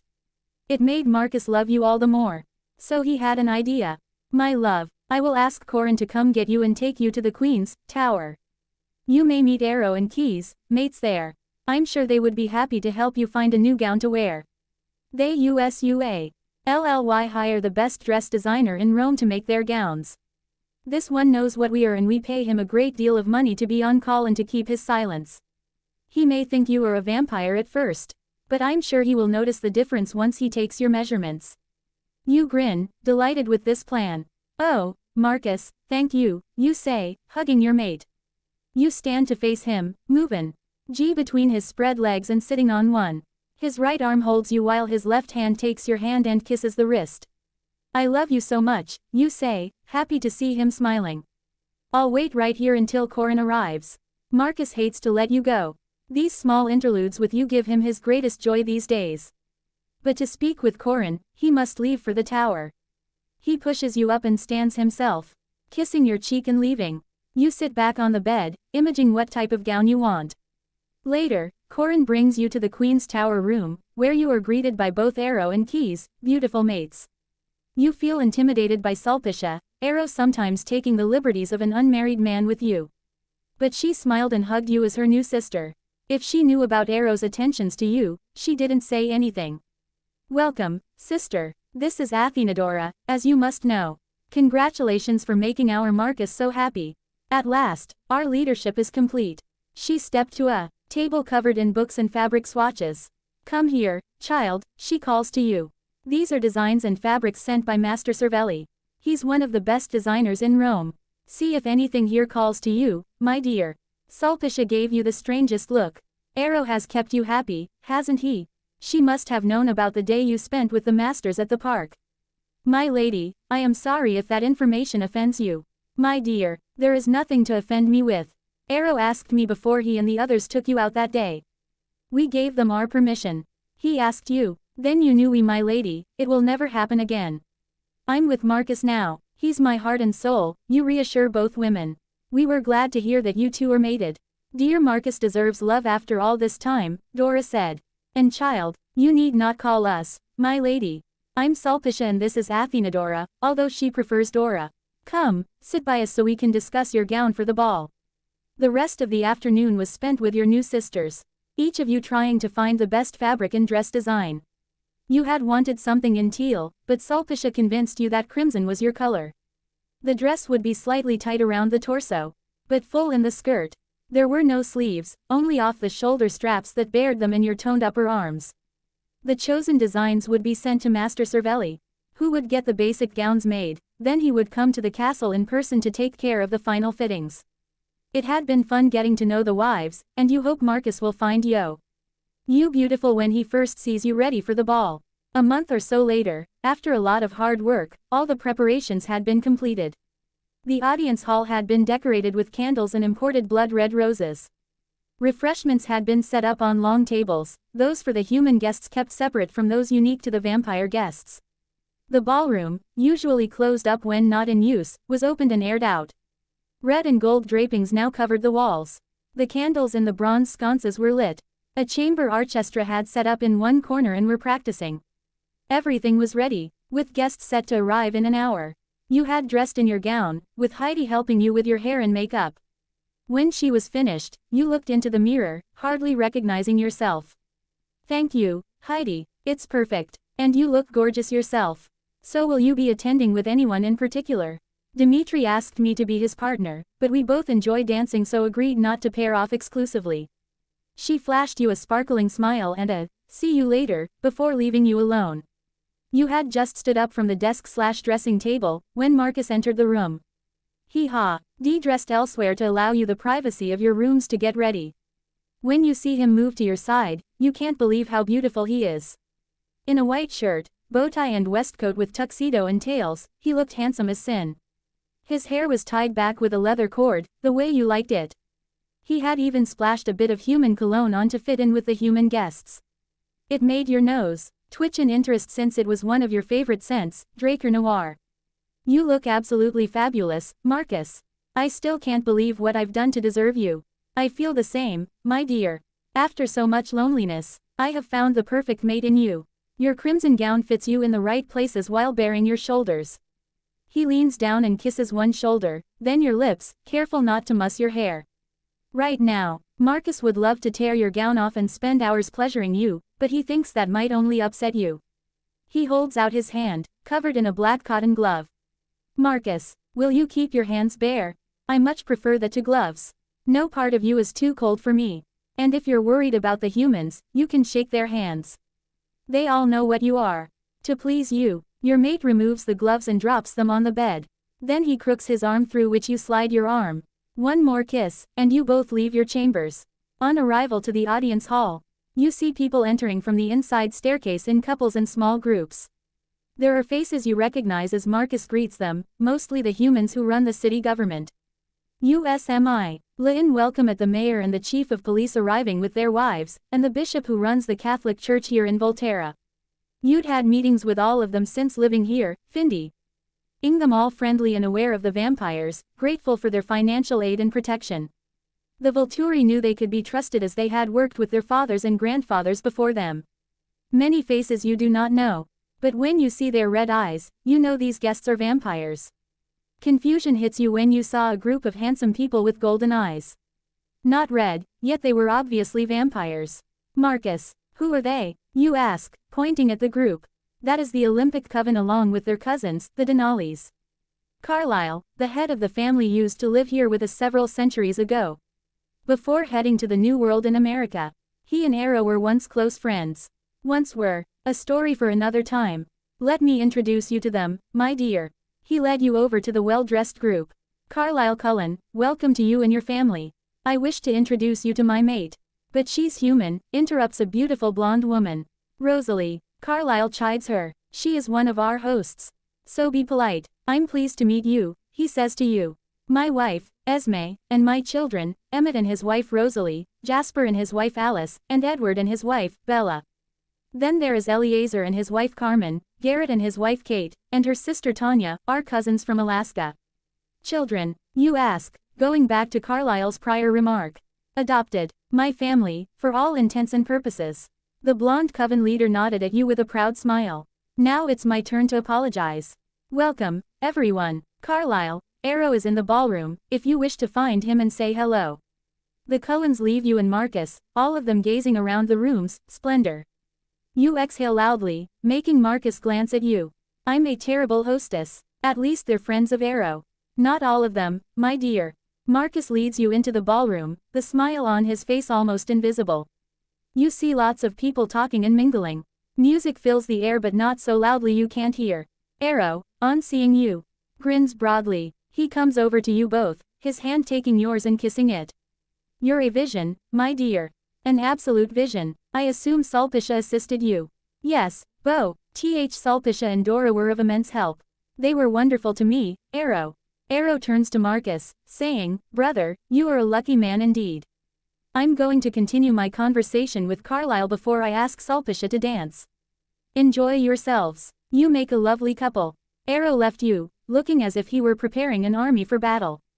He greeted everyone he passed, offered them refreshments, and in watching him, you noticed how talkative his hands were tonight. Once you were alone, you smile and tell your mate, we are a lovely couple, aren't we? Of course we are, my sweet. Moving to the middle of the floor, Marcus holds out his hand to you asking, will you do me the honor of a dance? I thought you'd never ask. You let him lead you in a waltz, aware you know how to dance it. If the orchestra plays other music, knowing that many of the vampires are very old and remember music from other eras, you might not know the moves to those dances. He decides to play it by ear. Marcus takes you in his arms, one hand holding yours, while your other rests on his shoulder. To the side, you see Keys dancing with Dora. They both look gorgeous and very much in love. Soon, Arrow is with Sulpicia, having ended his talk with Carlyle, who is now dancing with his wife Esme.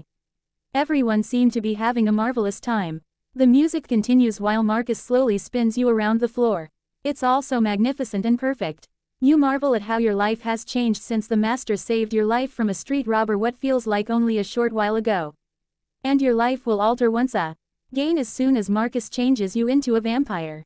As the hour moves into early morning, the human guests partake of the catered food and drink set out for them, while the vampire guests enjoy drinking fresh blood from crystal goblets. You enjoy a glass of red wine and a few tidbits, not feeling very hungry. Marcus drinks nothing. He prefers not to have the smell of blood on his breath when he is with you. You and Marcus slip away from the crowd, going out to the large balcony. Marcus takes you into his arms and kisses you, almost bending you against the balcony railing. You respond to him, your arms around his waist. You eventually smile into the kiss, then pull back, looking up into his crimson eyes. This has been such a magical night, my love. And you're a wonderful dancer, so graceful. Thank you for choosing me from every woman on this planet. I did not choose you, dear one. Our hearts chose one another. We are just going along for the ride. Just know that I love you, my heart of hearts. His cool fingers caress your warm cheek, then he nuzzles your bare neck, kissing your sensitive skin. You laugh and hug your mate tightly. I love you, mio marito. The night has been heavenly indeed. When the Nazis invaded Italy in 1940, I assumed Volterra might eventually become an occupied city. I wasn't happy with that thought. The Volturi had held control of this city for countless hundreds of years. Who were these Saxon mongrels to think they could take our home away from us? Marcus, Keys, and I called for a meeting with the entire coven to discuss what actions should be taken. We would have to decide whether we would hide underground, leave the city entirely, or fight against this impudent invading army. When the occupation finally happened, the mood of the city completely changed. No more weekend gatherings in the piazza with music and dancing. No more festivals. The humans were virtual prisoners in their own homes. Now we had no choice but to make decisions, both for their protection and ours. I would not tolerate the Germans locking us down as well. Our bi-weekly meal deliveries were at stake. Without that, we would have no choice but to feed off the humans within our walls. Something I hoped we would not have to resort to. Our symbiotic relationship with the Volterrans had been beneficial for us all. The city's human leadership turned a blind eye to rumors about us, deflecting any prying into our business. We paid them well for their aid and loyalty, with the threat of death hanging over their heads and those of their families as insurance. The mayor, the chief of police, and the bishop of Volterra were a few of the more important humans taken into our confidence, and they had served us well. First, we had to decide how important our home was. Moving to another location would take time and effort. Right now, most of Europe was involved in the war, and there were few places the Germans and their allies had not already occupied. Marcus spoke up first, wanting to keep our home here in Volterra. He didn't care how that would be accomplished. Keys agreed. I prefer to fight rather than hide or run like cowards. These are just humans, after all. I say we fight. He had a point. I readily agreed, but how would we fight the Germans without revealing ourselves to them or the rest of the city? Keys was willing to set up plans of attack. The idea of killing humans excited the former commander, as I knew it would. An offensive by the Volturi would not only protect our home, it would also protect the city. These foolish humans, however, deserved whatever we gave them. They were disrupting the peace of our city in their quest for world dominance. For once, I felt humans needed to be controlled, and by whom better than us? The most important block to quick defeat was there were more human invaders than there were Volturi. Jane and Alec would be important in any vanguard that would move against these Nazis. Jane's gift incapacitated vampires, but it could kill a human if the illusion of pain was intense enough. Alec's gift would make that easier by blinding, deafening, and silencing the humans first. After so long, I trusted Jane. She worked well with no supervision, and with her brother Alec at her side, I knew they would make short work of the Nazis. We decided we needed intel. The more information, the better. Since an all-out assault was not feasible, we would pick off the humans one by one. They expected no resistance, therefore more soldiers were kept in key locations, while fewer stood as guards. By day, their presence was more intrusive. They would eat at the cafes and shop at the stores, some genuinely enjoying mingling with the Volterrans. But after darkness fell, small groups of 4 to 5 soldiers would walk the streets at night, enforcing curfew and making sure no one was out committing sabotage. One night, our sharp ears heard the sound of gunshots. When I called Mayor Giuseppe to find out what had happened, he explained several young men had tried to steal a jeep being used by the Germans. They had been shot without ceremony. I strongly advised the mayor to make it illegal for citizens to harass the Germans. He agreed, making it clear he would tolerate no one bothering the invaders. He didn't want to see any more of his people die at the hands of the Nazis. The fact the city remained quiet for weeks after the order was issued indicated his warnings had worked, and that was to our advantage. I sent Felix and Dmitri to find out where the Nazis were based, the silent speed of the guards making this an easy task. I had wanted to keep an eye on their positions. Was there one main headquarters, or several locations where soldiers kept vigilance over the city's population? They returned a few hours later with plenty of news. Master Aero, the museum that was the Palazzo dei Medici is where the Germans have set up their headquarters. A Colonel Friedrich Mannheim is in charge of the city's occupation force, Felix said. They have approximately 400 soldiers based there while another 100 or so are constantly monitoring the streets. They're using the rooms of the villa as quarters while Colonel Mannheim has exclusive use of the Blue Room. I knew the Blue Room well. Royalty had slept there over the centuries. Once, I had been invited to the palazzo during the 1760s, and as an honored guest. I had been afforded the use of one of the prettiest servant women while staying in the Blue Room. I pleasured myself with her body for a few hours, before slashing her throat and slacking my sudden hunger. I hated killing her, but the scent of her blood was too much. Sadly, it made me thirsty. I had to hide the body and make up some story to my hosts. It was so long ago and of little consequence. But some memories linger longer than others. Of course, the human military leader would choose the very best for himself. The fact that particular castle was chosen would make it easy for us to plan an attack. I knew the floor plan, and helped Keys map out every level. Dmitri gave his report next. There are 5 satellite stations scattered around the city, each manned by no more than 25 humans. There are 2 checkpoints, one at the old city gate and one along the newer roadway into the city. Everyone is heavily armed. He smiled, knowing their weapons would have no effect on vampires. There's no danger for us there. Even if they get a chance to use them. We have to consider the humans who will be backing us up, Dmitri, I reminded our tracker. For now, we will act alone. But I trust there will be human volunteers who will gladly help us when we are ready to attack the Palazzo dei Medici. I plan to call Chief De Luca to see how many he can gather. I looked over at Keys, who smiled and nodded. Later, I spoke with the Chief of Police, Angelo De Luca, in person. He knew about our nature, but he and his small police force were well paid to stifle any rumors about us and to make sure we were left in peace. Losing Volturi protection and financial support was not something anyone wanted. Angelo, my dear friend, we find we have a common enemy in these Germans. But we have the power to do something about it. It may mean the sacrifice of some of your people. Would they be willing to fight alongside us, not knowing what we are, of course? I knew from past experience that some humans were indeed brave and capable of fighting well. Master Arrow, I know my people would willingly sacrifice their lives if it meant freeing their families from this scourge. Are you planning an attack soon? Keys will be in charge of that.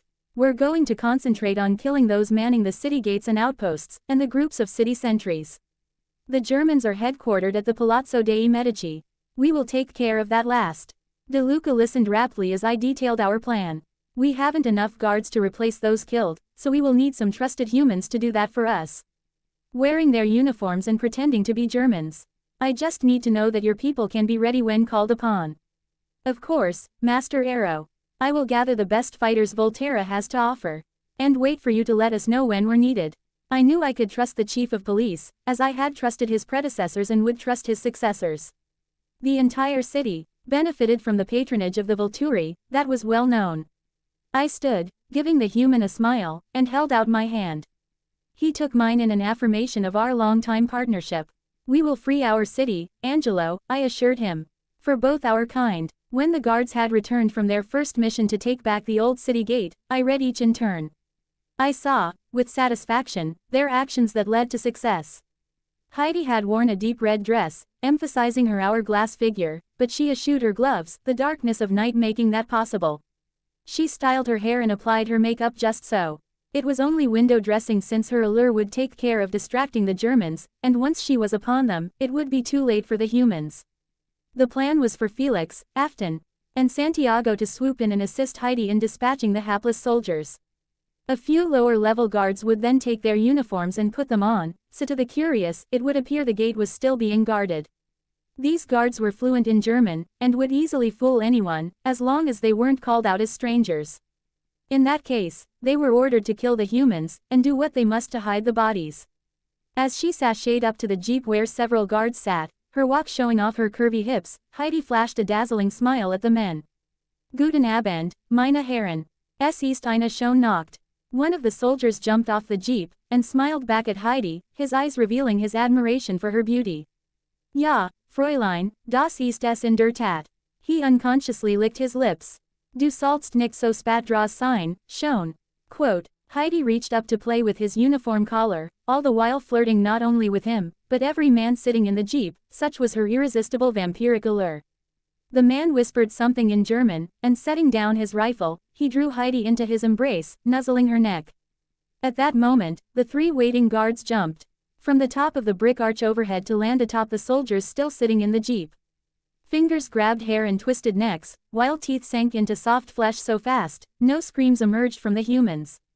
Heidi turned her head to bury her face into the lead soldier's neck, biting hard and swallowing as much blood as she could manage in so short a time. She may not have even been thirsty, we don't refuse blood if the opportunity affords us an easy kill. I released Heidi's hand and spoke to the 5 guards. You all have done very well. The gate is ours. We will now look to the front entrance of the city and take that back. Once the city checkpoints are under our control, we will go after their sentries, the individual guard stations, and lastly their headquarters. Soon, Volturians will take our places, freeing us up for the main attack on the Palazzo dei Medici. Humans, Master Arrow? The tracker asked, confused.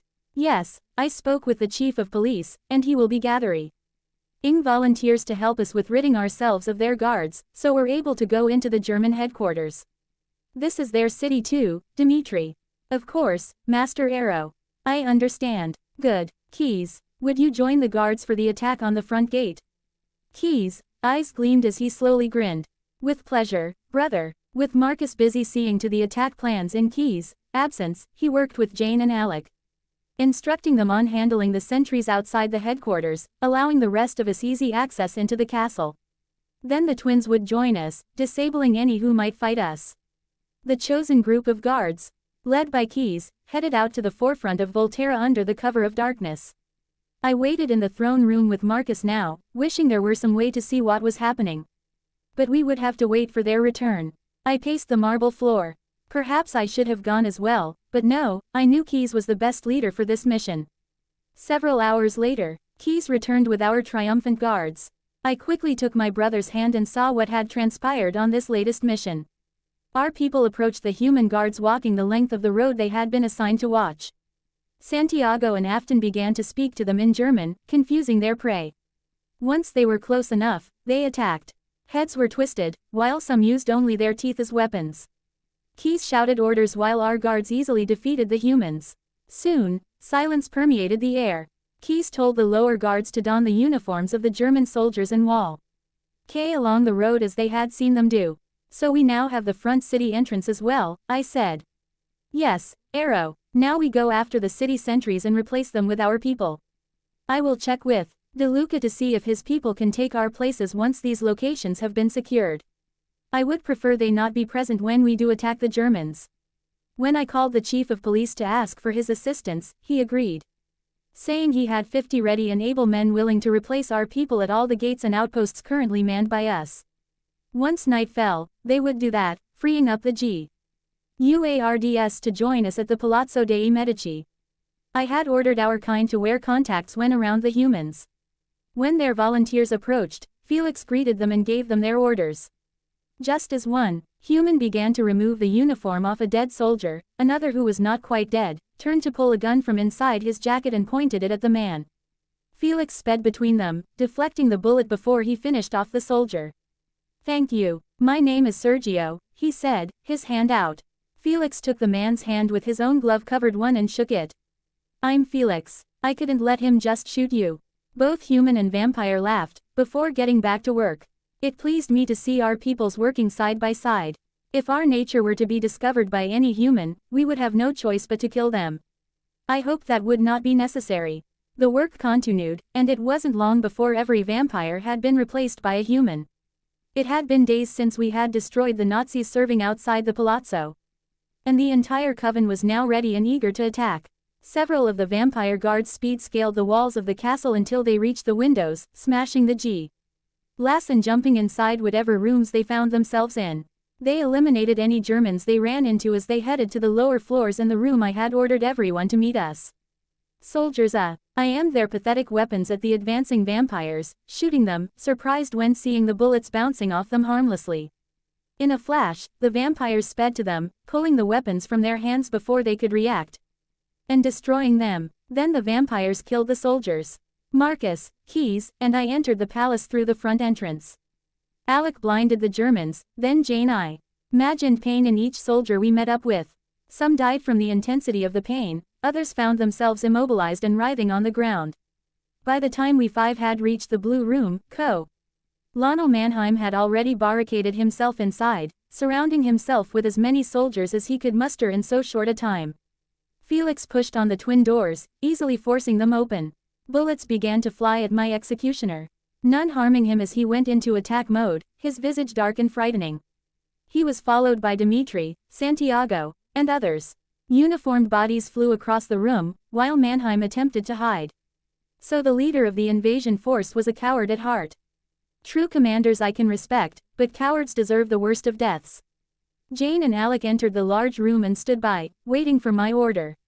Soon, every last soldier was lying around the room, dead. All save for Mannheim. I wanted to save him for last.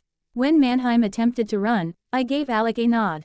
He sent out tendrils of dark gray smoke, catching up with and surrounding the human, blocking his senses. He stood still, unable to see a thing. I turned to Jane. Go ahead, my dear. She merely stared at the human, when he suddenly cried out in pain and dropped to the floor. I reached down and picked up the human by the throat. He had 4 inches on me, but my strength made it easy to ignore his height. I grinned up at him, feeling pure hatred. You are nothing but a coward, and should die like one. My eyes focused on Mannheim. What are you? He asked, his voice shaky. So he noticed my eyes, now dark red with anger. I could reveal myself to him, since these were the last few minutes of his life. I am a vampire. Your kind attempted to take our city from us. For that, you all must die. You will be my last kill. I'm telling you the truth about us, before I rip your throat out. He struggled to speak, my hand gripping his neck tightly. My men, where are they? Gone, all of them. The invaders of our town have been vanquished. I saw abject fear in his eyes now. This spurred me on with a great deal of satisfaction. And now it's your turn. I clenched my fingers tighter, the nails digging into soft flesh. I felt the warmth of blood dripping down my hand. The colonel's eyes bulged, his hands attempting to pull mine off him. His head began to tilt awkwardly to the right as his eyes went dead but still open. Then his head fell to the floor, blood splashing around us to pool on the marble tiles. I had let his body fall on top of his head, hiding his fearful expression. Felix, get some others and clean up this mess. I don't want to leave it for the humans to manage. Burn them all, then return to the castle. Marcus and Keyes returned with me to the castle, where I sat in my office and called our allies to let them know the city was ours again. The citizens of Volterra celebrated their freedom from the Nazis with music and dancing in the streets. The mayor, the chief of police, and I met the humans who knew about us, expressing their gratitude to me for our work in ejecting the occupation forces. The coven members who wanted to join in the celebration were given permission to do so. Wearing regular street clothing and contacts, they readily mingled among the humans. I had given everyone a stern warning to behave and leave the humans alive, or face immediate punishment. When the guards met up with the singing crowds, the warning was unnecessary. Everyone was jubilant at their success, human and vampire alike. I saw Felix across the road, a human male walking up to him. It was Sergio. I could hear him as he slapped our tall guard on the arm, expressing gratitude to him for saving his life. Felix looked down at the man, smiling back, telling him it was unnecessary to thank him. As they walked off together, talking while grabbing some drinks being handed out to people gratis. Felix took a bottle, toasting with the other humans, but he did not drink, of course. I never imagined that vampires would one day be our saviors, Master Arrow.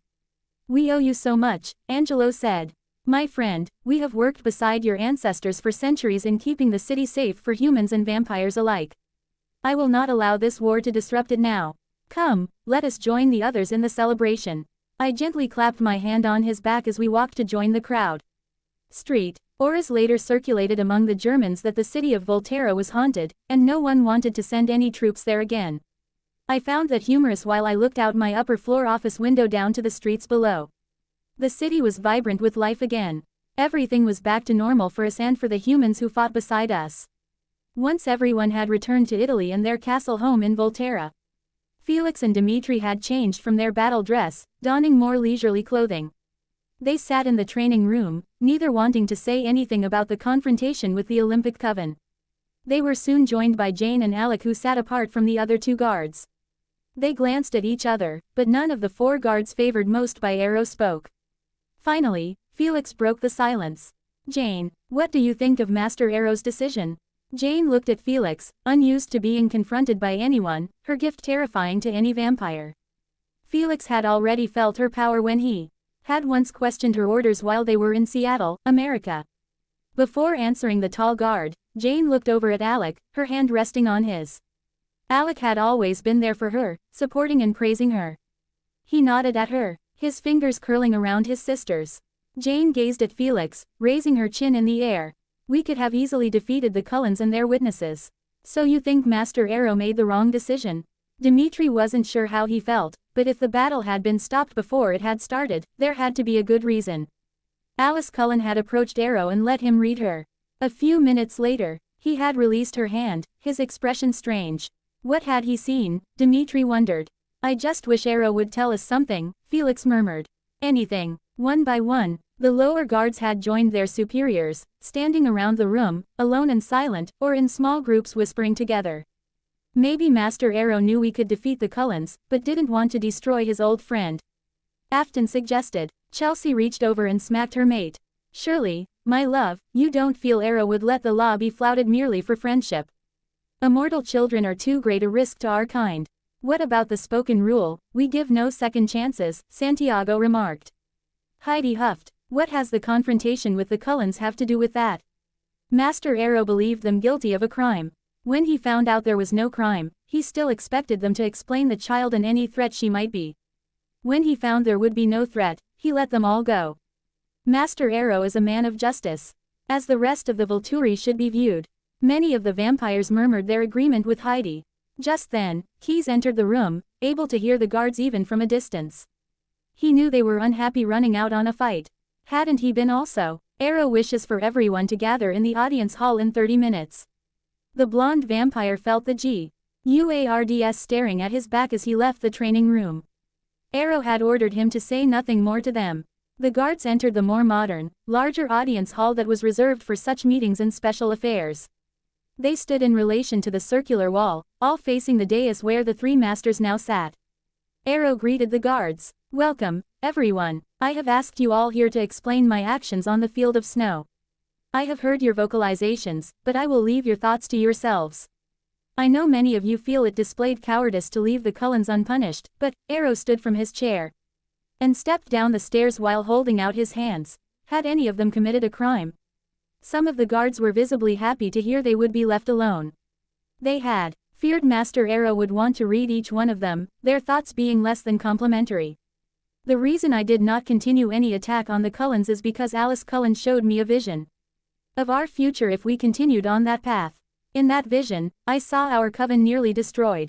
Only a handful remained, and I saw not only the final deaths of Masters Marcus and Keyes, but myself.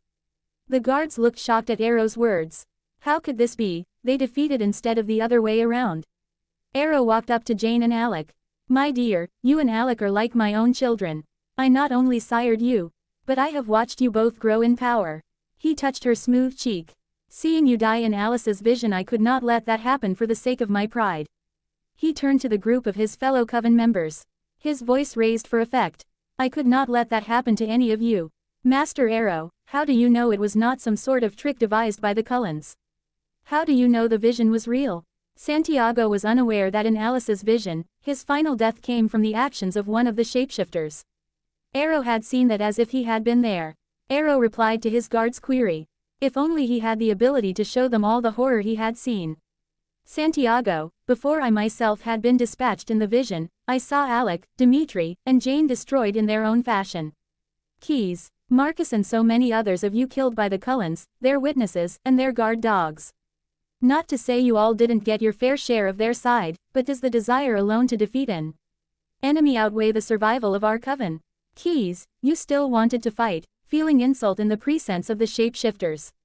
I could not tell you then how unimportant that had become compared to your impending destruction.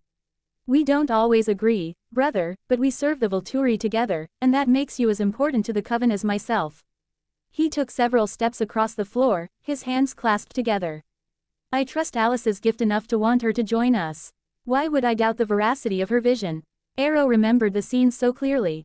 It had felt absolutely real, even up to He moment of his own approaching death by fire. When he had been pulled from the vision, he realized it had been only that, but Arrow was shaken all the same. He had looked at the Cullens and his own people, still very much alive. But the feeling he had at losing everything remained with him. Regardless of what you may think of me, there is no way I will be able to share with you what I saw. It was either accepting your final deaths, or allowing the Cullens to leave in peace, ourselves surviving to return home. The guards began to murmur among themselves. Perhaps they had judged Master Arrow too harshly.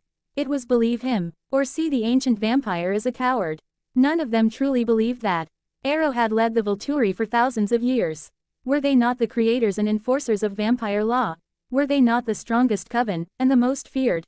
Jane walked over to Arrow, and after waiting a half-minute, impulsively hugged him. When she pulled away, she looked up at her sire. The two spoke to one another without one word between them, such was their relationship. Arrow reached to brush her chin with his fingers, giving her a light kiss on her lips. He looked around the large room, knowing his people believed him and no longer thought ill of him. To prove that point, Felix took a few steps toward his leader. Master Arrow, we of the guard respect your decision, now that we know. There was a reason we left the Cullens and their witnesses alive. There is no purpose in fighting if you end up losing everything you have. Arrow nodded at his executioner. Thank you, my friends. You may go now. Arrow turned back toward the dais and returned to his chair. Arrow, Marcus, and Keyes remained in the audience hall, waiting for the guards to leave. Some looked back at Arrow with a new appreciation for the vampire who led them with such resolute determination. They now knew he would do nothing to put any of them at risk, as each was integral to the strength of the coven. When the hall was empty of all except the three Volturi masters, Arrow stood and faced his brothers. I believe they all understood, he said, his expression one of equanimity. His coven was intact, the leadership was secure. Arrow was worried about Marcus. However, his one wish now exposed. Marcus had wanted to experience final death. To keep Marcus with the coven, Arrow had to sacrifice his beloved sister, Didymus. T's action had literally changed Marcus and dulled his desire to live. Arrow decided he would have many years to make it right for his true brother. Somehow, my name is Allie Carson. I was an American, and who had lived in Washington State all my life. It was a fairly normal life, that is, until I met Keyes. He was handsome, almost regal in his carriage, rude when it suited him, and an old-fashioned gentleman when he chose to be. I could tell right off he was different. I had bumped into him on the street, literally. He had been sent, he later told me, to keep an eye on a local family here in Forks. Are you a cop or FBI agent? I asked him, curious. Nothing so mundane, he replied curtly. Why do you care? I ignored the snark. Mundane. Now you have me really interested. I would never say he work of a detective or an agent of the government was mundane. He only smirked, which intrigued me more. I told him I was on my way to have lunch at a local diner and asked him to join me. He agreed after looking around the main street. I briefly wondered what he was looking for, but by the time we reached the diner, my mind was on the hamburger lunch deal my stomach was demanding.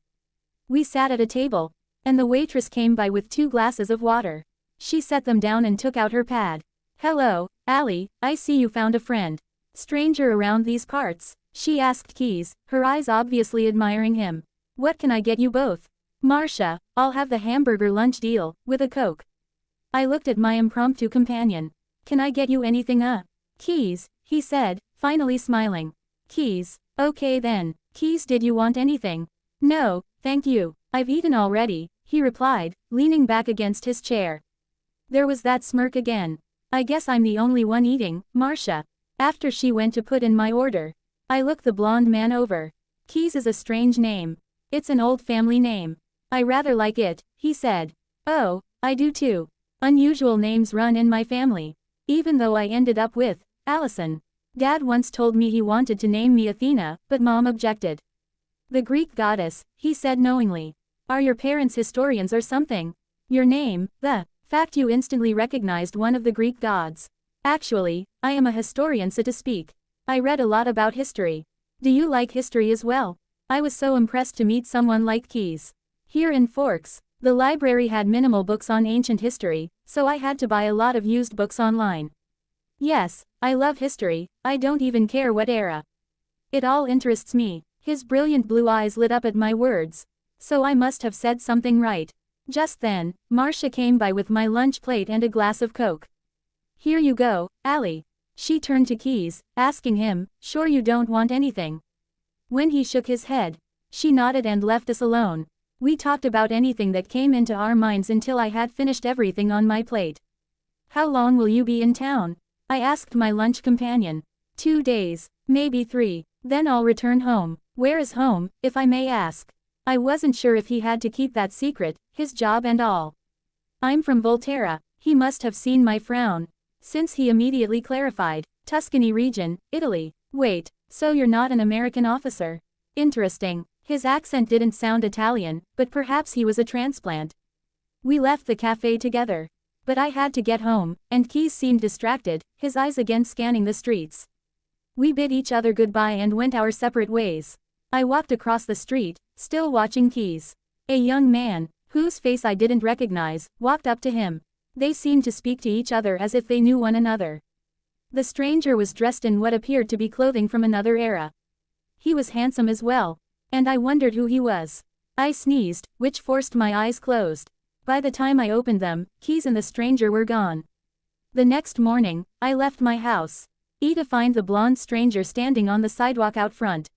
He smiled when I walked over to him. I just wanted to see you before I left, he said.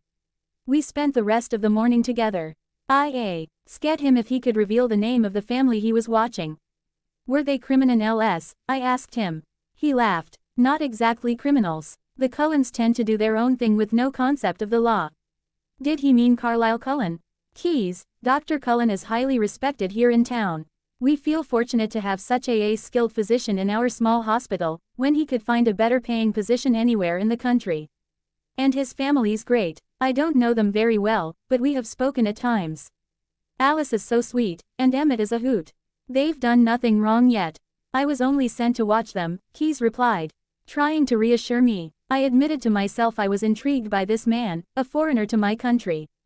But I was stunned when the last day of his stay, before he was supposed to leave for good, Keys demanded to see me. Demanded. We had gone for a walk into town and ended up at the park. We sat on a bench beneath a tree. I didn't say much, unsure how I felt about his leaving. His next words stunned me. I want you to join me in Volterra. Come with me and be my mate. I know it sounds strange, but it won't when I explain everything.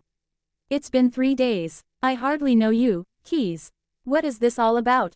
I looked up at him while he stood and paced in front of me. I cannot tell you everything, Allie.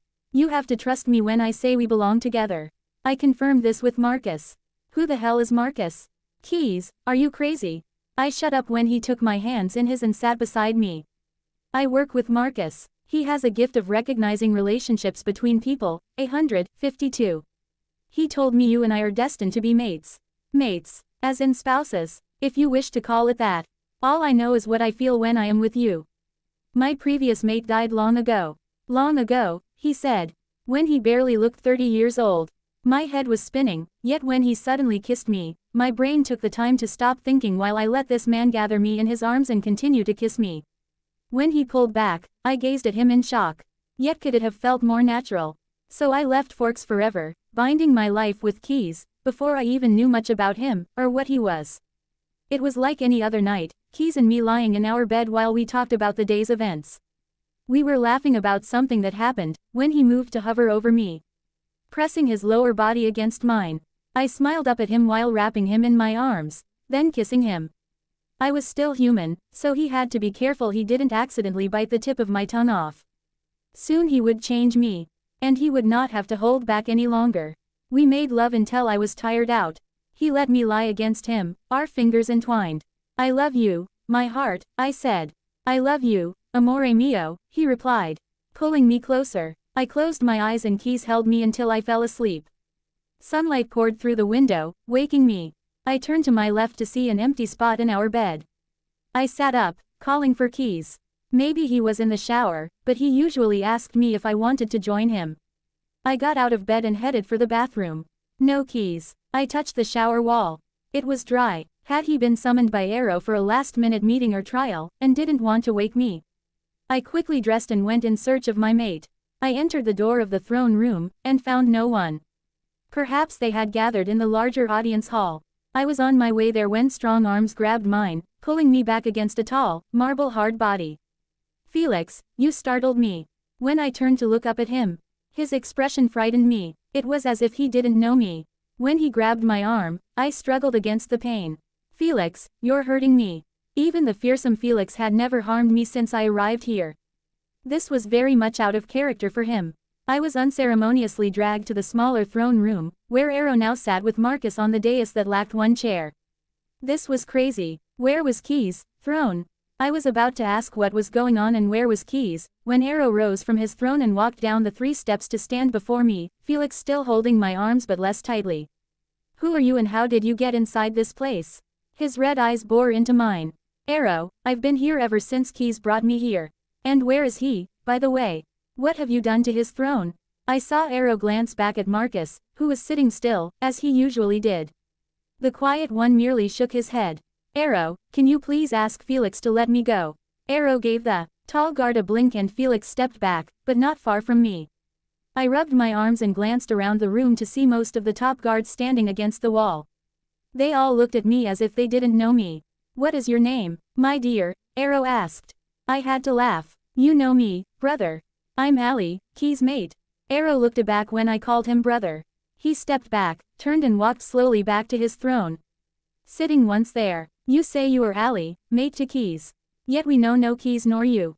This was insane. I was in a nightmare it seemed. I pointed down the line of guards. That's Dimitri, Chelsea, Afton, Santiago, Jane, Alec. Heidi is most likely out fetching tourists for your next meal. You're Arrow and he's Marcus. If I hadn't been here a while, how would I know your names or theirs? I also know you're vampires.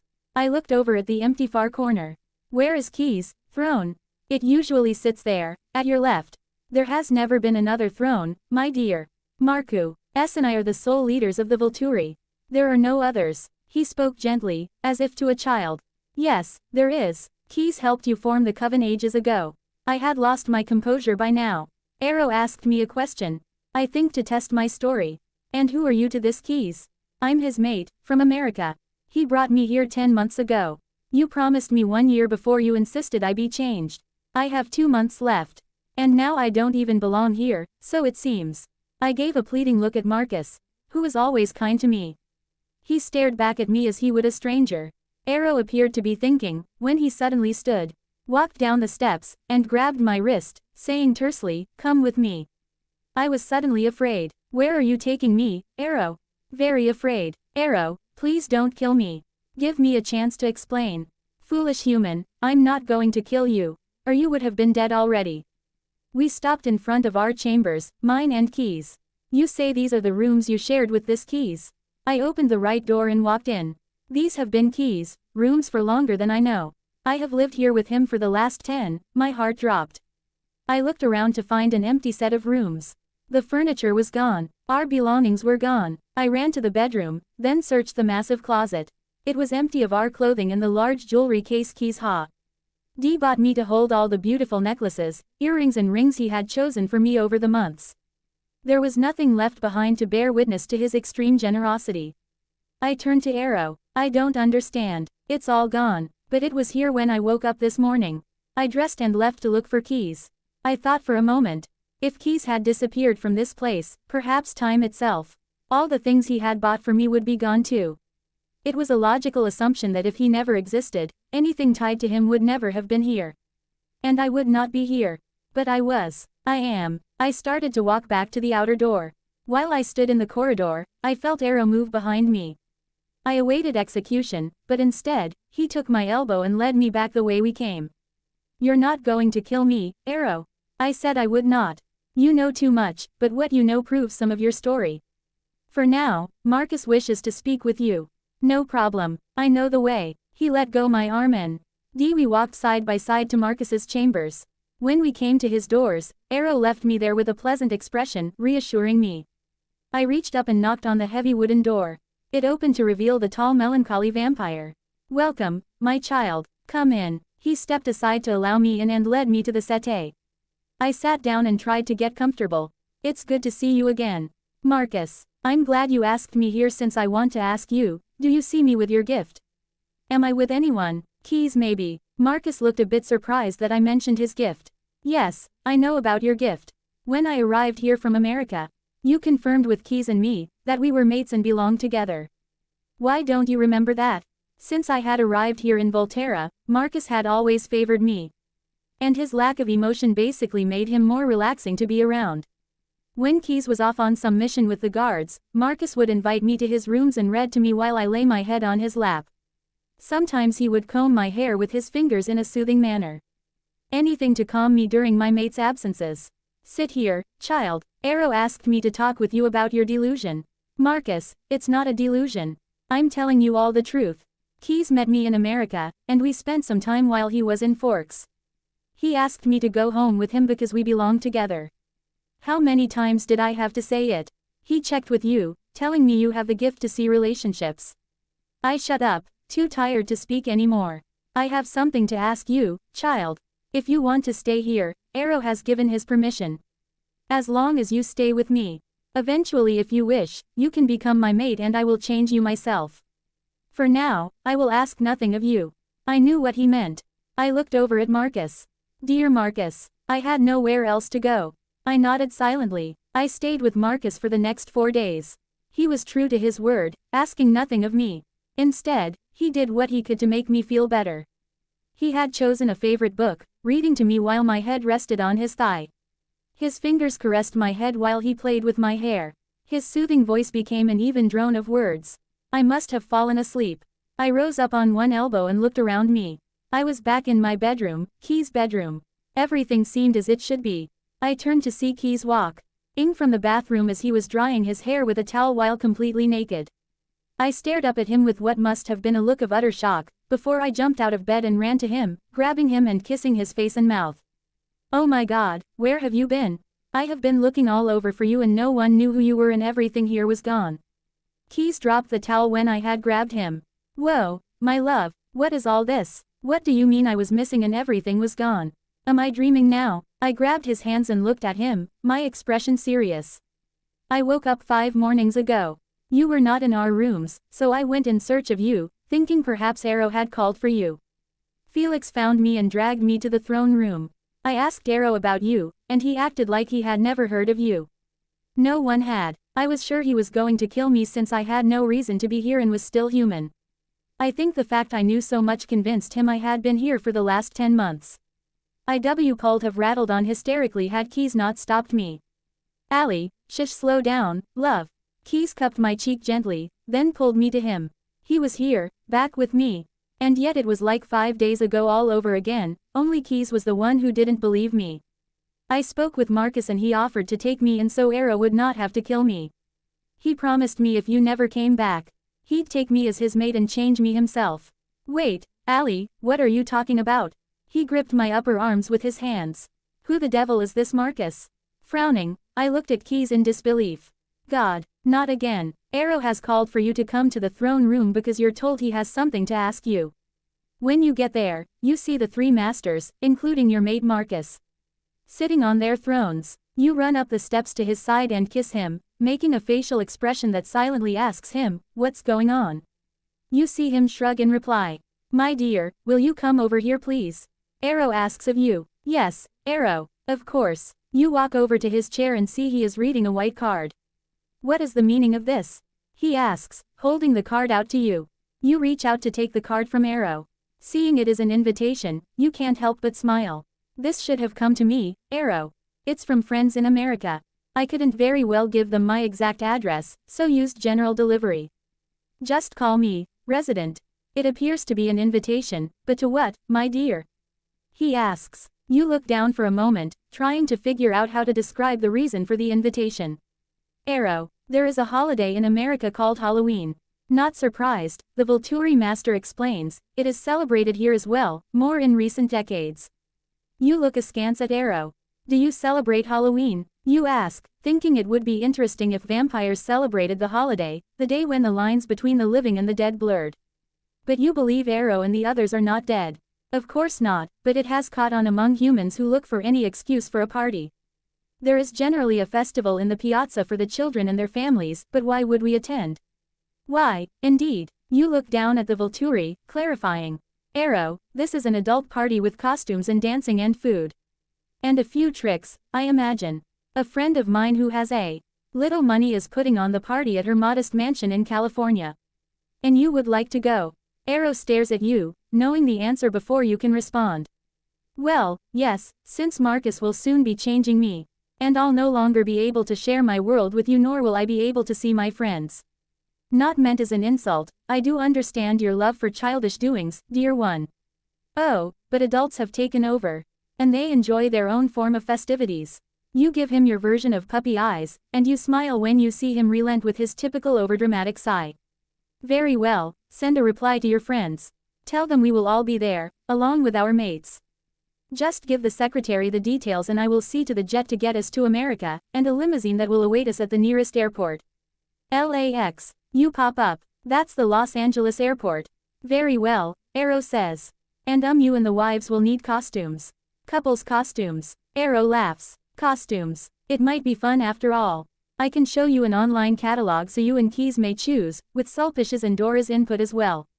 The master who sees himself to be in charge waves his hand. Yes, of course. Now you go with Marcus and make your own choices. Thank you, my dear, for sharing your very human experiences with us. He kisses you on your cheek and sends you off to the secretary in the reception area. As you leave the room with Marcus at your side, you hear Arrow muse aloud to Keys, what costumes shall we wear? In the early morning on the day of the party, you and Marcus meet Arrow at the foot of the staircase leading from the tower rooms, and wait for the others to join you. Arrow, you look fabulous as the Mad Hatter, you tell him while you walk around the vampire leader. Your face is already suitably pale. And the color around your eyes is to perfection. The wig is just right, and the costume. Yes, my dear, I look wonderful.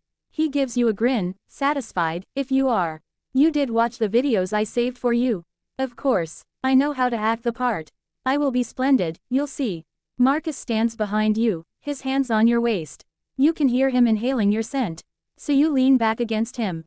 You look so handsome, my love, you tell him, looking up at him over your shoulder. We make quite the roaring 20s Italian mobster in his mall, don't we? Unable to help himself, Marcus leans in to kiss your neck, sending goosebumps down your arms. You are a delightful vision yourself, my heart. After Marcus kisses you, you turn within his embrace and throw your feather boa around him, drawing him even closer. Just then, Keys comes downstairs with his mate, Athenadora, on his arm. Keys, you're going as vampires. Gothic vampires. Seriously, you exclaim. You have to admit, the goth look plays up their natural beauty. Dora looks so different from the woman you know her to be. Yes, how do you like it? I thought it would be easier to pretend to be what we are, vampires.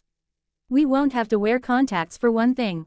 Well, actually you do look quite attractive. You sigh at the tempting picture Keys makes, but go to his mate, giving her a sisterly hug. Dora, you look absolutely beautiful, a perfect match for Keys. I see you both found suitable wigs, and the black costumes suit you. Dora is attired in a long black dress, her hair now a burgundy color. Keys wears a black suit, the jacket long but not quite to his knees. He has donned a black wig as well, which you think is perfect. You peer closer as you admire them, now noticing a strange affectation. Keys' fangs. Pulling them off, he replies, and here I thought you'd like them. It would have been easier if we had fangs, so we would not have had to glue these on, he groused. They may last a while since they're made of porcelain, but eventually the venom will make them unwearable. He tucks them into a small box where another pair sits, with a small bottle of dental glue. He then gives Dora a kiss. Sei una vera bellezza, amore mio. Well, you both look perfectly dark and menacing, you say, seeing a cold smile form on Keys' face. At least he's happy with his choice in costume, you think. Has the usually blonde vampire ever been so hot? You are luckily distracted by Sulpicia descending the stairs. Arrow goes to wait at the base of the staircase, holding out his hand for his mate. You look delightful, my sweet, he says, bending over her extended hand, kissing the top. Then he pulls her close and kisses her naturally red lips. Sulpicia cups Arrow's face with one flawless hand, whispering, Il mio compagno perfetto. You wait for the couple to finish greeting each other, then go to her. Your costume is perfect, Sulpicia. You really look like the Alice of Wonderland of the film. And I adore the stuffed bunny. You smile, rubbing the soft stuffed animal she carries. You give the vampire queen a kiss on each cheek. Your wig looks marvelous as well. But I love your beautiful brunette hair. As do I, dear, but this is just a costume. Doesn't Arrow look splendid though? She openly admires her mate, who smiles back at her. You rarely see Arrow and Keys with their mates. It pleases you they actually seem to care about each other.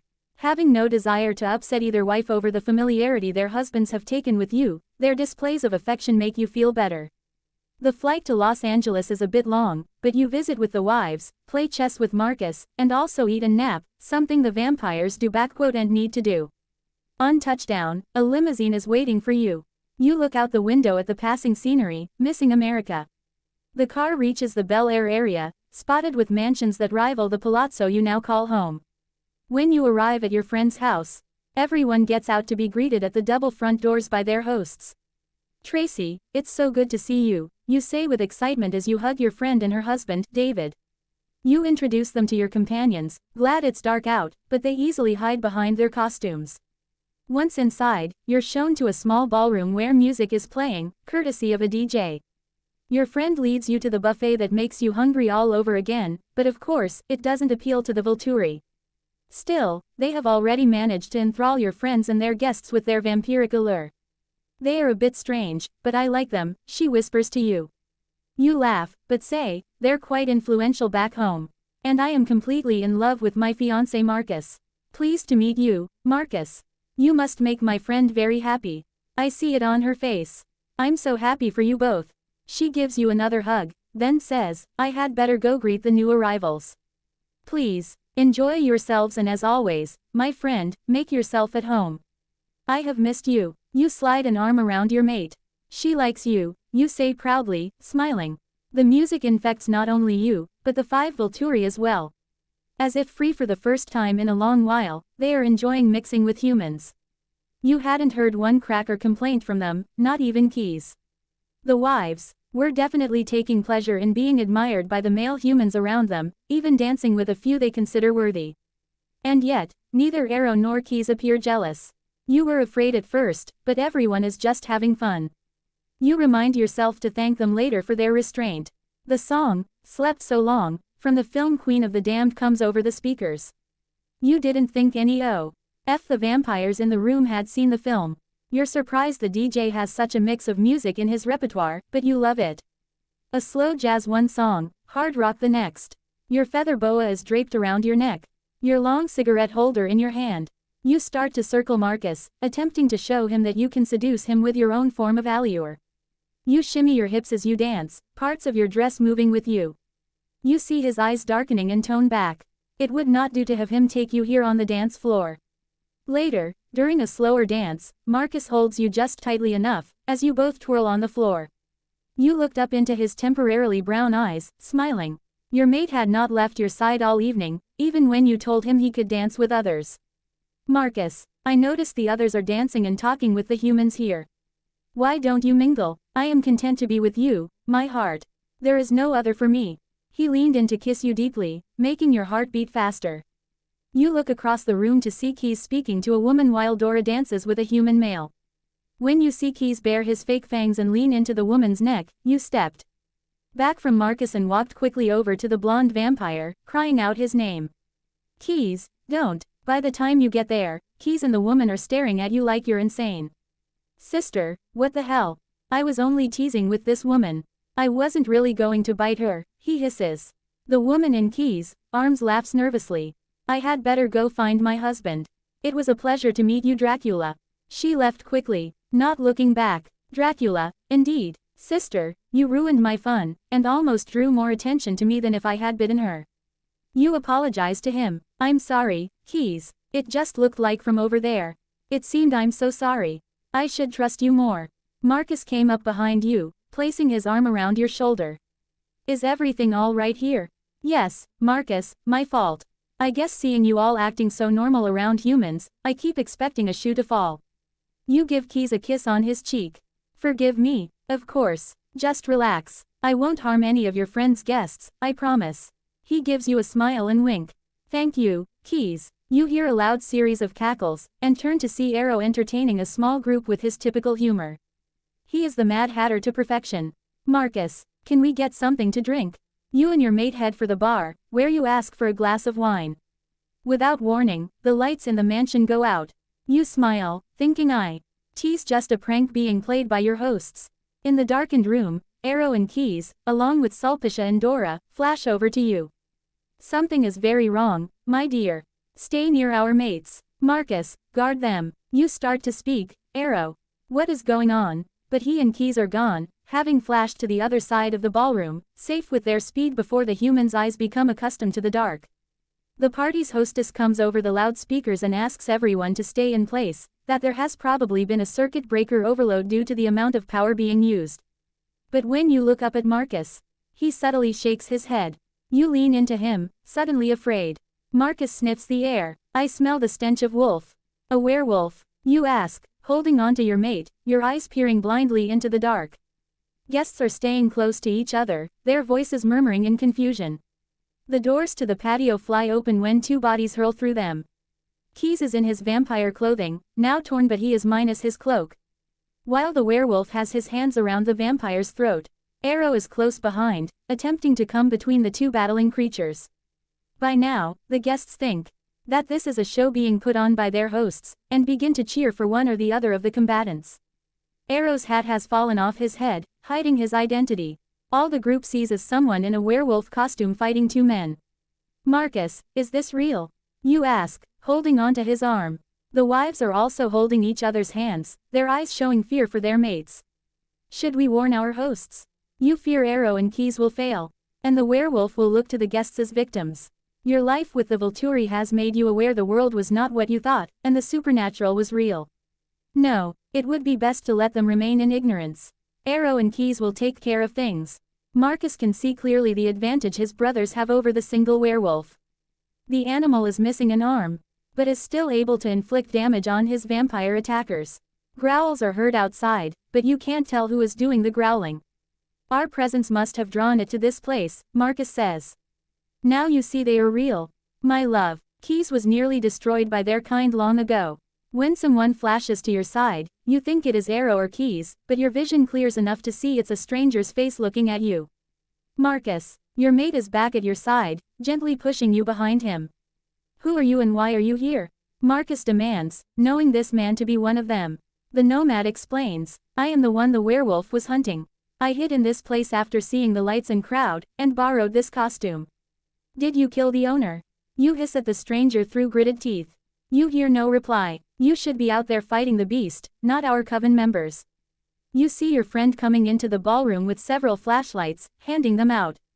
Marcus, this needs to end. We can come up with some excuse or sneak out in the dark. They've taken the creature outside. It will be destroyed, the evidence gotten rid of. Marcus notices the nomad has vanished and tells you. He hears Arrow taking care of him, removing the head easily before tearing his limbs off the torso. They can't light a fire so near the mansion, so instead, make sure the body parts are buried far apart. In any case, we have got to get out of here too, you say, while watching your friend. Now that the entertainment is apparently over, the crowd breaks up, many heading for the bar. You hear Arrow talking near you. The car is waiting out front. We should depart now. No one argues, and all six of you head for the front door before your hosts notice you're leaving. Once you're in the limousine, you assess the damage. Arrow has cracks on his face and arms, while Keys is missing a hand. Oh my god, Keys, you're hurt. You exclaim. You see Dora is already helping him, ripping the sleeve of his costume. Letting him bathe the end of the dismembered hand with his own venom where he will press it to his arm, Dora ready to wrap it firmly with the torn fabric. Knowing his leaf, he had almost been lost at the hands of one of these creatures, his courage impresses you, since it was Keys who first threw himself at the creature. Keys sees the way you look at him. This is my mission. It never ends, not until every last werewolf is destroyed. The fact I eradicated another one gives me great satisfaction, sister. And what about the other vampire, the nomad, you ask? Arrow Key, SSES Sulpicia's hand that has been stroking his face. That one will be no bother to anyone again. You're proud of your new brothers for having saved your friend's guests. You see them as heroes, Eve. And if they aren't particularly fond of humans. The private jet takes off from the Los Angeles airport, allowing you to feel relief. You're sure Tracy will wonder where you have gone, but once you're home, You will never need to explain anything to her. You will probably never be returning to America again. You sit on the long sofa, your mate's arm around you. Marcus smiles when he feels you snuggle into him. You watch as Dora pampers Keys, and Sulpicia is sitting next to Arrow, their hands joined.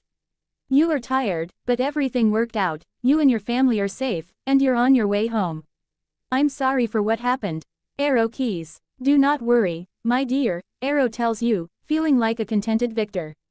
We have not had such excitement in a very long while. It validates our existence. Is my life always going to be this exciting? You ask Marcus, your breathing more relaxed. I think not, but if it keeps you occupied, I will see what I can do. You smile and sigh, nestling against Marcus, your eyes closing. Marcus sees your smile and kisses your temple, letting you sleep as the jet heads home for Volterra. Diana Walker entered the old castle along with 30 or 40 other tourists she hadn't counted. Her solo vacation in Italy was proving to be a bore. She had wanted to visit places off the beaten path, but so far, she'd found nothing much of interest.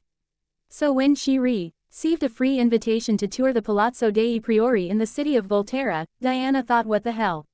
If nothing else, she might see some interesting architecture and blow an afternoon before stopping somewhere for supper. The tour guide urged everyone to follow her closely, but Diana decided to linger in back of the crowd. She ran her hands over the old stone walls dotted with lit sconces. And wondered why in this modern age they were even needed, but it lent to the atmosphere. She admired the old-style chairs and wooden tables that were sitting here and there along the walls of the long corridor. The air itself smelled old, with an underlying scent of rotting something. Diana pondered why that would be. Her uncle had once brought her to a slaughterhouse to purchase a pig for a luau he was holding for his work staff. She recalled while she waited, the nearly overpowering scent of fresh blood. Old blood smelled worse. Maybe the kitchen wasn't far away.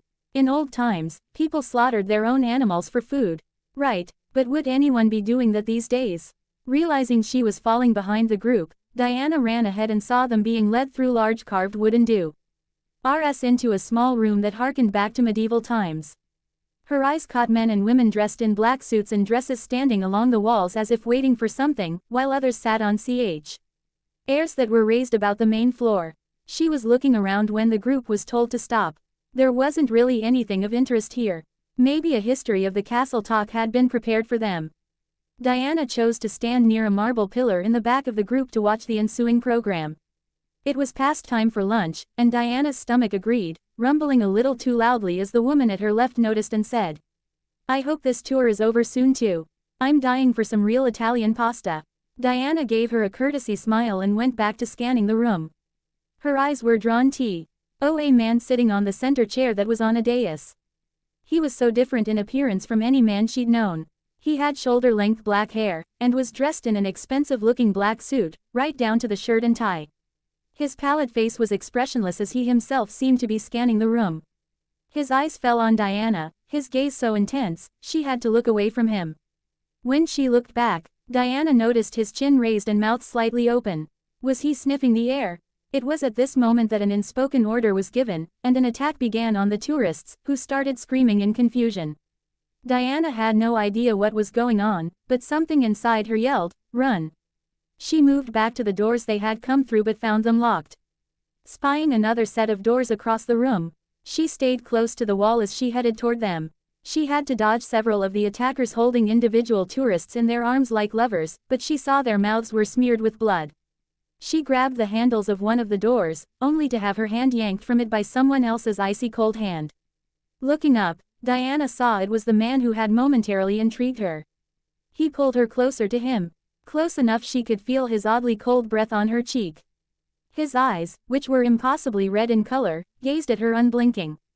"Going somewhere, my dear?" he whispered into her ear loud enough to overcome the din in the room. "I'm afraid that is not possible. Come with me quickly, or die here."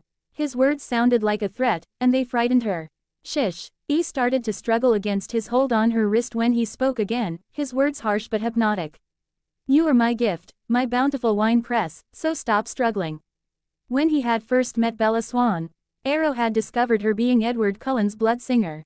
Now he had found his own singer in this American tourist. Diana briefly forgot her fear in her momentary shock. This man knew the Bram Stoker novel, Dracula, quoting from it. She ceased struggling once she realized she couldn't free herself from his tight grip as he dragged her from the chaotic scene in the room. So everyone in her tour group was being killed by these psychopaths, while one held her captive. All right, I'll follow you. She looked up to see her captor slowly smile. He let go of her wrist, grabbing her hand instead, and forced her to follow close behind him down the corridor, until she protested he was going too fast. Ah yes, you're just a human, after all. With that, Arrow threw her over his shoulder and ran down the corridor. Despite her curiosity, Diana shut her eyes. When they stopped, she opened them as she was set down roughly to stand on the floor. What had he meant when he said she was just a human, as if he were not? The man pushed open a set of wooden doors that led into a large anteroom. He pulled her inside and shut the doors. Glancing around, Diana noticed another room beyond this one. Are you going to tell me what's going on out there, and why you brought me here? Diana took several steps backward until she felt a sofa up against the back of her legs, blocking her. She felt trapped, unable to run anywhere. Looking at the man who now had his back to her, ignoring her completely, she asked, "Who are you?" After too many minutes, the dark-haired man turned back to face Diana. "I am Arrow, leader of this coven. My dear, you arrived at mealtime, unfortunately." "Mealtime," she echoed. Her mind recycled the images of the attack, the people in black holding onto the tourists, and the blood on their mouths. Vampires, she thought. Sitting down on the sofa, Diana felt safer with something behind her. This arrow could only attack her from one direction. "So why did you pull me away and bring me here? I sensed you out of all the others in the room," he said. "You are il mio cantante." "Actually, I'm Diana Walker," she replied while making a face at Arrow. "What does that mean anyway, mio cata? Il mio cantante. The truth is, you're my singer, the one whose blood calls to me. I brought you here to my chambers to enjoy you, privately." "You what? Enjoy her?" he had said. Oh my god, was he actually talking about drinking her blood? Vampires didn't exist. These people were just a bunch of sicko murderers. She had to think of some way to stop him in his delusion. "You can't please, let me go. I won't tell anyone, I swear." Her eyes widened as they searched the room for any weapon she could use. Arrow knew what she would be thinking, having read her already. "Don't consider fighting me, I'm too strong for you." He sat next to her on the sofa, his hand taking hers. "This is a special occasion, my dear. Don't spoil it, it's rare for us to find one singer." He leaned into her, her blood scent filling his nostrils. Diana put on a brave face, trying another tactic. She placed her free hand on his chest, leaning closer to him, and whispered as seductively as she could manage, "Arrow. You can choose to kill me if you wish. But what if you could savor me, savor my blood, and more than once?" Curious, Arrow asked, "What do you propose?" She gazed into his now dark red eyes. "Keep me here with you. And every few days, take what you wish. Just keep me alive. I would only need time for my body to replenish itself. You can get what you need from other tourists. This would be like drinking a fine wine. What would you ask for in return?" Arrow asked, leaning to within inches of her face. Moving her head slowly away from Arrow, she replied, "Nothing. I already owe you for saving my life from that massacre. Just let me stay here, with you, and in turn, you keep me entertained. That's all. I promise, I won't run away if you treat me well." It was a gamble she was taking, but would it work? Reaching up, Diana played with a strand of the vampire's silken black hair.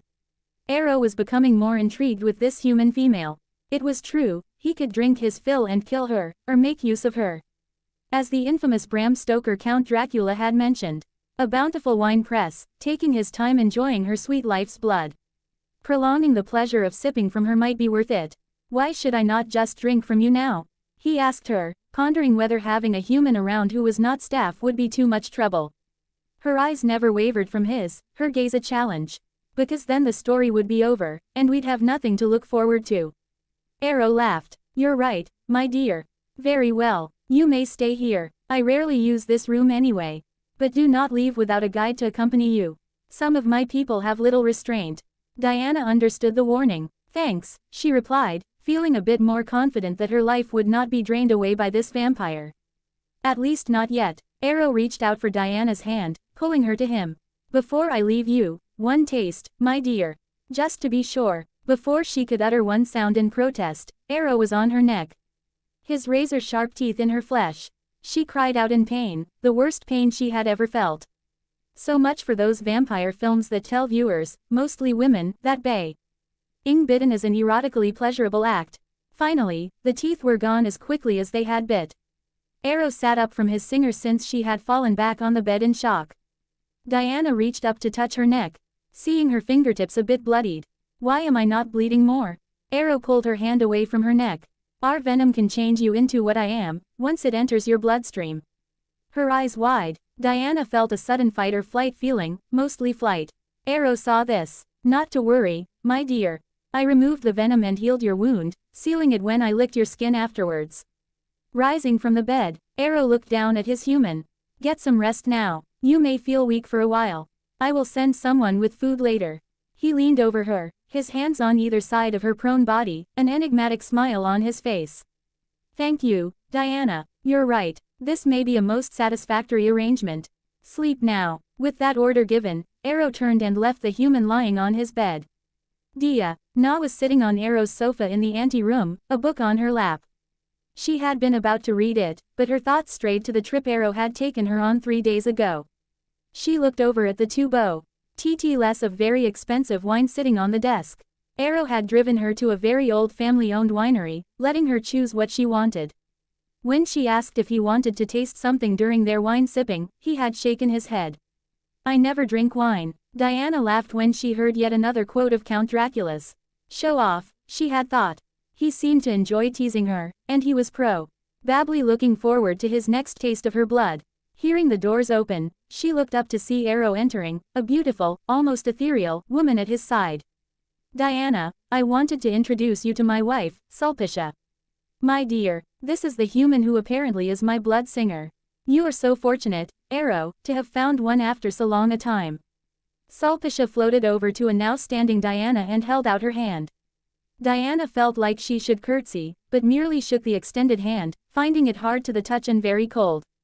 The woman made her feel so inferior in her grace and appearance, she became tongue-tied. I'm pleased to meet you, Lady Sulpicia. Arrow stood by while his wife examined the human. She reached out a hand to gently force Diana's chin upward. You're quite lovely, child. Thank you, but that isn't important. Arrow isn't interested in me for anything but my blood. Diana didn't want Sulpicia to fear her husband might invite her to his bed for more than his periodic tasting. That was not in her own imaginings. Perhaps she should ask Arrow for a separate room for as long as she would be remaining here. Of course, dear, I know what Arrow wants from you since he told me about you, Sulpicia admitted. He told you? Yes, we have no secrets between us, child. We've been together for many hundreds of years, so after so long a time, we know each other too well. There is no point in trying to hide anything. Her smile seemed to hold many pleasant memories, then she turned to Diana. What do you plan to do as a distraction? Diana sat and shifted on the sofa to get comfortable. Is there anything I can do for you, Lady Sulpicia? Do you play cards or chess? And of course, I love to read if you have anything to suggest. Arrow said he'd let me use your vast library. Sulpicia's face lit up. I do love playing cards, just as my sister Athenadora does. So you will come visit us on occasion? Absolutely, and you have a sister. She's Keys, mate. I only call her sister because she is a vampire as well. We have a familial relationship here in the castle. Diana shook her head slowly, saying, I see. Well, anytime you and she wish to play games or just gossip, I would love to join you. That would be lovely. Enjoy your evening, child. With that, Sulpicia took Arrow's extended hand, and the two left the room. Over the next few weeks, Diana's life settled into an easy routine. Once a week, Arrow would visit her in a bedroom he had given her, where they would talk or perhaps play chess, before Arrow would sink his teeth into his singer's neck, taking just enough to satisfy him. Diana was given iron pills and lots of spinach salad, something that made her roll her eyes. At the same time, she thought on the arrangement she'd made with the vampires, giving her blood to her host and spending time with his wife. The other vampires in the castle had little to do with her. Human workers brought her meals and freshly washed clothing. Arrow would offer to take her out and away from the castle, or sit with her in the garden. His guest proved to be an adept chess player, so they often played together. Diana noticed he never let her far from his eyesight, but he did seem willing to explain the history of the Volturi to his singer, so she asked him lots of questions. Even as he entertained her, Diana wondered how much longer she would be able to tolerate being here. Her freedom was important to her, and she felt she was about to lose it. When visiting Sulpicia and Athendora, Diana would ask about their long lives, alone and with their mates. In turn, CIA asked what her husband was doing to keep Diana occupied. The three women got along well, a pleasant surprise to Arrow. The two vampires would let Diana try on some of their gowns, while Diana picked up a few fashion magazines when Arrow had take her to Rome for a shopping trip, whereupon the three women would admire what they liked about modern wear and laughed at what they found horrid. Diana told Sulpicia about the day trips she and the vampire's mate took, sure to make it sound as innocuous as it was. Only once had Diana even thought of what a sexual relationship with Arrow would be like. She immediately booted that idea from her mind. She liked Sulpicia, and would never entertain tempting her mate to cheat on her. But as the outings and talks with Arrow become more frequent, Diana noticed a chilliness in the beautiful vampire's attitude toward her. Hearing the doors to Arrow's ante-room open and close, Diana, who was sitting on a sofa, looked up to see her host's wife standing at her side. "Hello, Sulpicia. I'm still amazed at how gracefully you move," she said in admiration. "You're so beautiful." "Thank you, dear. I just wanted to visit with you for a while." "How are you today?" the elegant vampire asked, her ruby eyes taking in the human female. She sat on the opposite end of the velvet sofa Diana was seated on.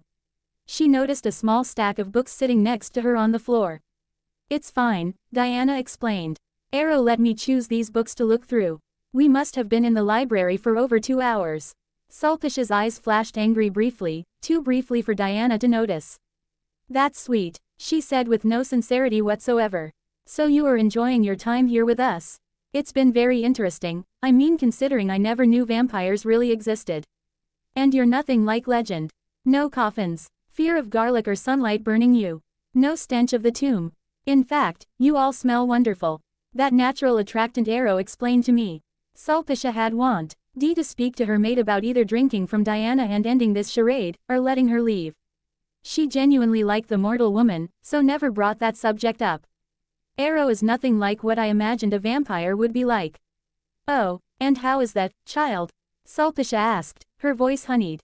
"He has been so generous. And in our many discussions, he has shown himself to be intelligent, creative, a true patron of the arts." Diana didn't realize by praising the leader of the vampires, she was only making his mate more upset. Flashing suddenly to Diana's side, Sulpicia's hand reached out, grabbing the human by the throat. "Sulpicia," Diana could barely squeak out the name. Her eyes wide in disbelief, she wondered in fear why the vampire was doing this to her. Had she not previously been kind to her? Hadn't they been having fun with the visits? "I thought we were friends. Why would you attack me? I've never slept with Arrow, I swear." It was becoming too difficult to breathe now.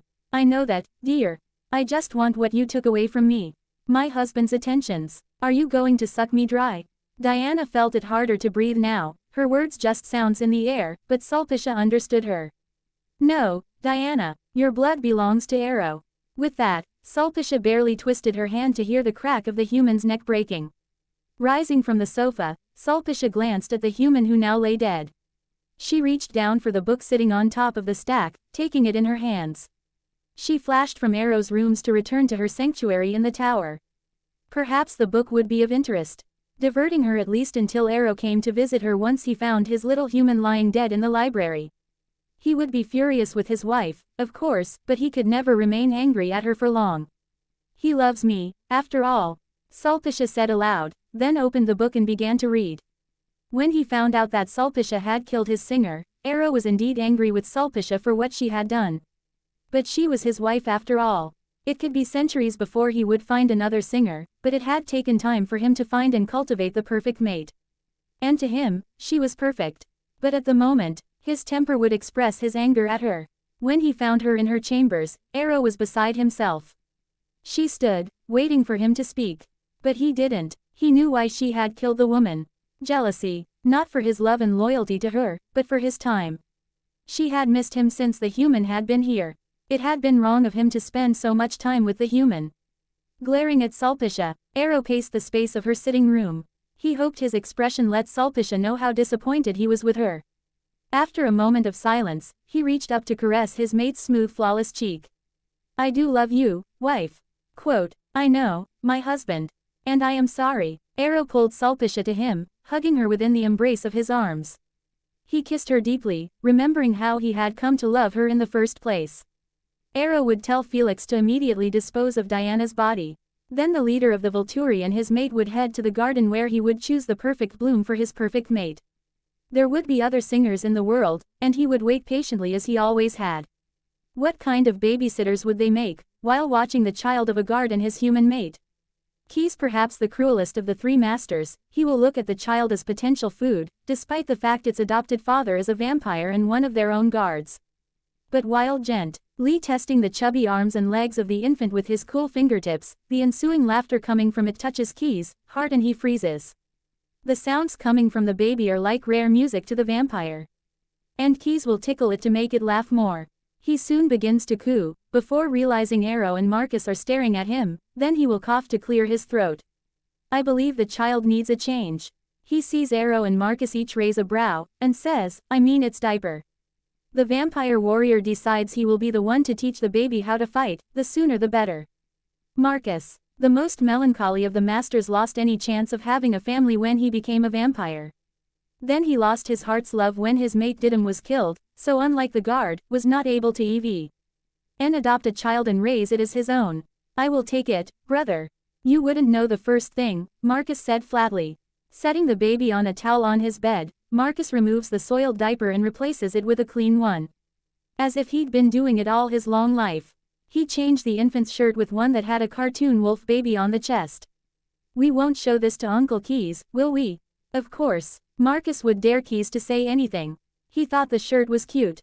He holds the baby and bounces it on his knee, while singing an old Greek lullaby.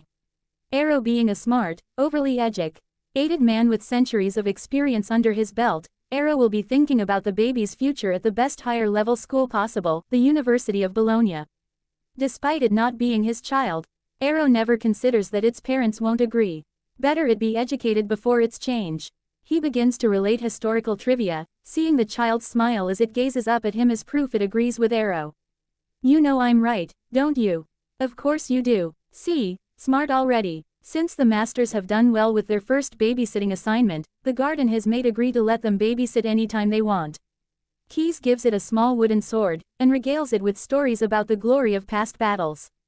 Marcus shows the infant volumes of old paintings, while humming both Greek and Italian lullabies. Aro, in all seriousness, shows the child the latest curriculum brochure from the U of B, explaining the class suggestions may change before it comes of age. The guard and his mate stand behind a marble pillar, watching and smiling at their baby with its godfathers. Did you know? The mother asks her vampire mate. Not a clue, the guard replies. You are human. In normal circumstances, that would not be an issue. As a friend to a coven of ancient vampires, your humanity was most definitely an issue and a half. One September afternoon, you are strolling the Piazza dei Priori, the castle casts a cool shadow over the square. Summer was refusing to give way to autumn, and the heat through the hewn brick is felt on the bottoms of your sandals.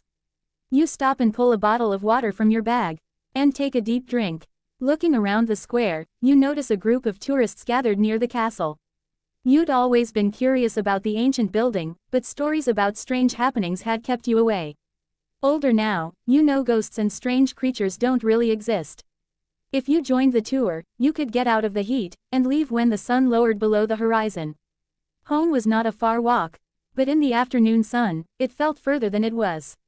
Putting your water away, you head for the small crowd milling around an attractive woman who was giving them instructions before entering the castle doors. Unnoticed, you linger at the back of the group and follow them inside. Low murmurs fill the old-fashioned hallway that is lined with fire-lit wall sconces. As the tourists comment on the antiquity of the building, you wonder how the rumors about such a typically old work of architecture had come about, especially one in Italy, where antiquity was commonplace. Inexplicably, a shiver runs through your body. You shake it off, assuming your sun-heated body is just adjusting to the cool air inside. The woman leads the crowd down a dark corridor, through archways and past columns. The lanterns now sit on floor stands, casting shadows dancing on the walls. Your unease grows as everyone approaches a pair of carved wooden doors. They open to reveal a round room made of stone, and decorated with statuary that looks old, very old. Across the room sit 3 chairs on a dais, and on the chairs are 3 motionless men watching the tourists. Along the wall, stand several people, all dressed in black and at attention. You feel a sudden urge to run. Once the doors shut, all hell breaks loose. The tourists begin to scream as the people in black appear before them, grabbing for throats. Attacking without mercy, you slink back, hiding behind a large column. Falling to your knees, you close your eyes, but cannot close your ears to the sounds of screaming, gurgling, and thuds as the dead fall to the stone floor. You open your eyes, waiting for the massacre to end, no doubt with your own death. You spot a red beetle as it crawls over the stone. You fixate on it, willing yourself to disappear. Suddenly, you feel a strong hand grip your shoulder, pulling you up from the floor. When you turn to face the person the hand belongs to, you see a tall man. Eyes as red as the blood on his lips. He easily drags you across the floor to the dais and pushes you to the floor. You look up, seeing the man on the middle chair staring down at you, unblinking. A brief smile appears on his reddened lips. Fingers brush over them, removing traces of blood, an extended tongue licking them clean. "Now, my dear, since our meal is concluded, what shall we do with you?" the man says, not expecting you to answer. Instead, a blond man sitting to his right replies, "There is no question, Arrow. She must die, or we could store her in a cell downstairs, and save her for a later meal." His red eyes stare at you, a taunting expression on his face. You begin shaking, realizing now the rumors you'd heard your whole life were true. Today, you would either die or be imprisoned. And no one will even know what had happened. You glance around the room, seeing fallen bodies and blood, but notice the mess is already being cleaned up by several people, the bodies now piled near a grate in the floor. With no prelude, the man who sits to the left speaks low. "Wait, Arrow, this one is different. Don't kill her." The blonde starts to protest, but is silenced by a raised hand from the man you now know as Arrow. He stands and walks down the 3 steps to stand before you. He reaches down and raises you off the floor. His hands take yours, and he seems to be listening, to what, you don't know. Then he smiles and releases your hands. Arrow has read the woman to find an ordinary human, with no special qualities or gifts. She is a native Italian, 24 years old, unmarried, her parents dead. And she has lived her entire life in Volterra. You will stay here, with us, Christina. How does he know your name? Don't attempt to escape. It will only result in your immediate death. He was letting you live. Do you understand? Your answer is a frightened nod. Felix, take our guest to a room. Make sure she is comfortable. The tall man takes you by the arm and leads you from the room. You soon find yourself in a comfortably furnished room. Not the dungeon you imagined. And so this was the beginning of a friendship between a human and a coven of vampires. Over the following weeks, you remain with the Volturi, as you have discovered they're called, learning from them, keeping them company, and doing odd chores. Arrow treats you well, his curiosity compelling him to sit with you for hours, talking about many things past and present. The blonde, whose name is Keys, took longer to overcome his disdain for a human, but eventually he comes around, speaking to you with simple civility while enjoying a game of chess. And the older of the 3, Marcus, the man who had essentially saved your life, brings you flowers from his garden. The tall man, Felix, and his ever-present companion, Dimitri, have warmed up to you as well. They teach you self-defense moves, unnecessary, since you're never allowed to venture outside the castle walls. You teach them card games, using biscotti baked by the castle chef as wagers. Since neither Felix nor Dimitri eat human food, they give you all the cookies after you finish playing, regardless who wins. You even come to KN. How a few of the humans allowed to work at the castle, but dare not question if any one of them disappears suddenly. You come to know that is not a safe topic for discussion. One day, when you think it's the right time, you decide to make a request of the Volturi lords. You go to Arrow's private room and knock on the door. In a fraction of a second, the door opens, revealing a smiling Arrow. He steps aside, saying, "Come in, my dear. I was hoping you'd visit. You just missed my wife Sulpicia. She was asking for permission to go shopping. So old school, you think. A modern woman asking her husband permission to go shopping.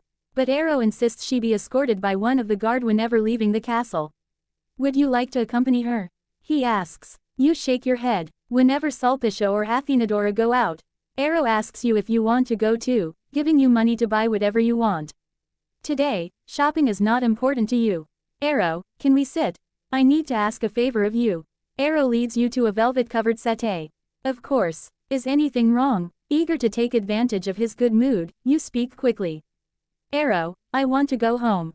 The vampire looks at you full on. You want to leave us? But my dear, you know the rule.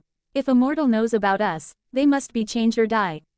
Please, Arrow, I'm so grateful for everything you have done for me. But I need to be home. I need my normal life back. I swear, I would never tell anyone about you. I love you all too much to endanger any of you, you must know that. I know you would never betray us, Christina, but this is a hard rule, and we cannot ignore it. Arrow can sense your need, and he hates to deny you anything. I'm sorry. You try another tactic. Arrow, I know I'm nothing special to you, having no talents or gifts, but if you give me my life back for 5 years, I promise to allow you to change me. Just 5 more years, and I can return for visits during that time. I can't live without you all, in any case. But I need to be human for a while. And I'll have time to be with my friends while preparing to come back to you, for good. Arrow considers your words. Let me speak with my brothers, see what they think about your request. He stands, taking your hand, and places a kiss on it. Go to your room and I will come to you to let you know our decision. All right, but please consider it. Don't say no just because you feel there is no other answer, Arrow. You turn and leave his room to return to yours. Rather than sit and pace the room, you go out into the garden. The sun's warmth feels soothing as you walk the large courtyard. You hear a cough behind you, and whirl to see Felix standing behind you. Arrow wants to see you in the throne room. You thought Arrow was coming here, to you. You didn't know if either way bode for good news or ill. I'm coming, Felix. Once there, you peer up at them, anxiously awaiting their decision. Although you asked us to break the highest of our laws, basically that being no human can know about us and live, we will this one time make the allowance, provided you stay in touch as much as possible. Also, after 5 years' time, you return to us and agree to be changed. You will then become a member of our coven. We would do this for no one else, Christina. Do not disappoint me. Arrow sat back, head held high, his body stiff. The almost regal stance was spoiled though when he gives you a wink. Marcus is smiling at you in his sorrowful way, while Keys smirks. Running up the dais, you give Arrow a tight hug. Oh, thank you, Arrow. I agree to your terms. I just need to do this. But I will be back. I promise. You hug Marcus, and then stand before Keys, finally hugging him when he gives you the slightest assenting nod. You big softy, you murmur in his ear. Laughing with joy, you run to your room, Felix behind you. He has been ordered to take you home. Unbeknownst to you, he will become your invisible protector, making sure nothing happens to you. 3 years later, it was a cool April afternoon, when you were returning home after watching a friend's 10-year-old son. His mother had an errand to run that was going to take all day, so you offered to help. You're carrying a basket of fruit your friend has given you, humming as you head home. You turn down an alley that leads to a street 3 blocks from your house. Many of the shops are closing, and the streets are quiet as people go home to prepare for supper. You cross a street devoid of people, when you hear a commotion coming from behind the wall that separates your yard from the main road. The ground slopes on the far side. And that was where you hear growling. Are dogs fighting one another? You tiptoe to the wall and peer over the top. There you see 3 men struggling with one another. 2 are obviously paired together against the 3rd man, who seems to be fighting with no finesse. But he has strength, making it difficult for the 2 men to get a grab hold on him. The battle is fierce, the taller of the 2 men being knocked down and rolling down the small hill. The lone man flies to him, grabbing his head in his hands. It is then you recognize Felix. Apparently, Felix and Dimitri are after a rogue vampire. Since you have never seen him at the castle, you hop over the wall and run carefully down the hill, sliding on the grass as you go. Reaching the 2 men, you jump the rogue, catching him off guard. He releases Felix, but now flips you off him, and is about to take you by the throat, when Dimitri jumps him from one side and Felix the other. In the madness, you are sent flying further down the slope. Your body helplessly rolling until it reaches the bottom. You lie there, unconscious. Felix holds the rogue vampire by his arms, pulling them behind his body, while Dimitri grabs his head, twisting until it has been torn off. He sends it flying up against the wall while the now headless body has collapsed at his feet. He bends and lights the fabric of the cloak, watching as it burns the unmoving body. Felix picks up the head and throws it on the fire. Fortunately, it is now dark, and the fire burns unseen on the opposite side of the wall until there is nothing left of the rogue vampire. The two Volturi notice in the darkness your prone body. Fearful the worst has happened, both men fly to your side. Felix checks you over and is relieved to find you still alive. But it is obvious you are gravely injured. He gently picks you up, and both he and Dmitri speed back to the castle. They have succeeded in their mission, but at what cost? On their arrival at the castle, the three Volturi masters greet the guards, but when they see you in Felix's arms, their expressions change. She's still alive, master, Felix says grimly. He transfers your unconscious body to Arrow's arms. Whereupon the leader of the Volturi speeds to his room. The bed is bigger there. He lays you gently on it, then checks your body for wounds. What happened? Both Felix and Dmitri explain that while fighting the rogue, you had wandered by and must have seen them. She saved us, Master Arrow, by distracting the rogue. But he knocked her down the hill. He's burned now. Arrow gestures for them to leave the room. How is she? Arrow, Marcus asks, but you cannot hear him. No bones broken, he replies, feeling your arms and legs with cool fingers. It could be a concussion. A bad one by the looks of it. Keyes is oddly more concerned than he had imagined he would be. Change her before she dies, brother. Hesitant to make that drastic decision, he looks at Marcus. The 5 years have not passed. We gave her our word. If she dies, what will our word matter? Keyes shouted. Do it, before it's too late. Arrow leans in close and whispers to you, my dear, it's Arrow. Can you hear me? He hopes to get just a groan from you, but you are silent. He holds your hand, but your fingers remain limp. Your heart is beating, he can hear it, but is it getting slower or is it his imagination? Perhaps you should change her, Arrow. Marcus says. He knows if she dies and is not changed, it will be more their loss than yours. You will never be aware. Not many humans had stolen the hearts of the cold Volturi masters. He had said you would be different, and you have proven that. Save her, brother, or I will, Keyes hisses. Arrow made his decision, and bending close again, his arm slips under your neck. He supports your head and lets it fall toward him, exposing your throat. He inhales your sweet scent, then presses his lips against warm skin. He bites hard, feeling the flow of venom from special glands in his mouth. His teeth make holes large enough for the venom to fill them, quickly flowing into your bloodstream. He lays you back down, making sure you will be comfortable. So now we wait. It has been nearly 3 days of extreme pain for you. You are aware of nothing but the pain. You thrash on the bed while all 3 vampires take turns holding you, trying to calm you. Finally, the pain ceases and you sleep. Your breathing has stopped, and already the transformation is in the final stages. Your hair has thickened while your skin has taken on a pale complexion, all blemishes gone. Once you wake, your eyes will have taken on a red hue. Felix comes in to see how you are doing, and marvels at your inhuman beauty, not that you hadn't been pretty before. He knows the Masters are waiting anxiously to welcome you to their world. When you do awaken, you notice a hunger inside you. You see the 3 Volturi lords and your friend Felix gathered around the bed, watching you. Arrow, where am I? You see both Marcus and Keyes looking concerned. You reach up to feel your smooth face, your thick brown hair tumbling around your shoulders. Marcus helps you off the bed and leads you to a cheval mirror that sits in the far corner next to a wardrobe. You see your brown eyes are now bright red. Everything about you has been changed, perfected. Arrow, the Volturi master moves behind you. His hands resting on your shoulders. We had to, my dear. You were badly injured, possibly near death. We hope you are not disappointed. You laugh and hug Arrow impulsively. It would have happened eventually. I still didn't get to settle my home and say goodbye to my friends. Your one regret, we will let you write someone, to ask them to dispose of your house and belongings as you desire. This castle is your home now. And we are your family. It was true. The ancient castle you had heard so much about, with its frightening stories about creatures you once feared as a child, you are one of them now. All right, I can do that. You turn and give both Marcus and Keyes hugs. You trust them now more than ever. You speed over to Felix, bumping into him when you don't stop in time, and hug him. You feel this will not be the last time you hug the tall protective guard.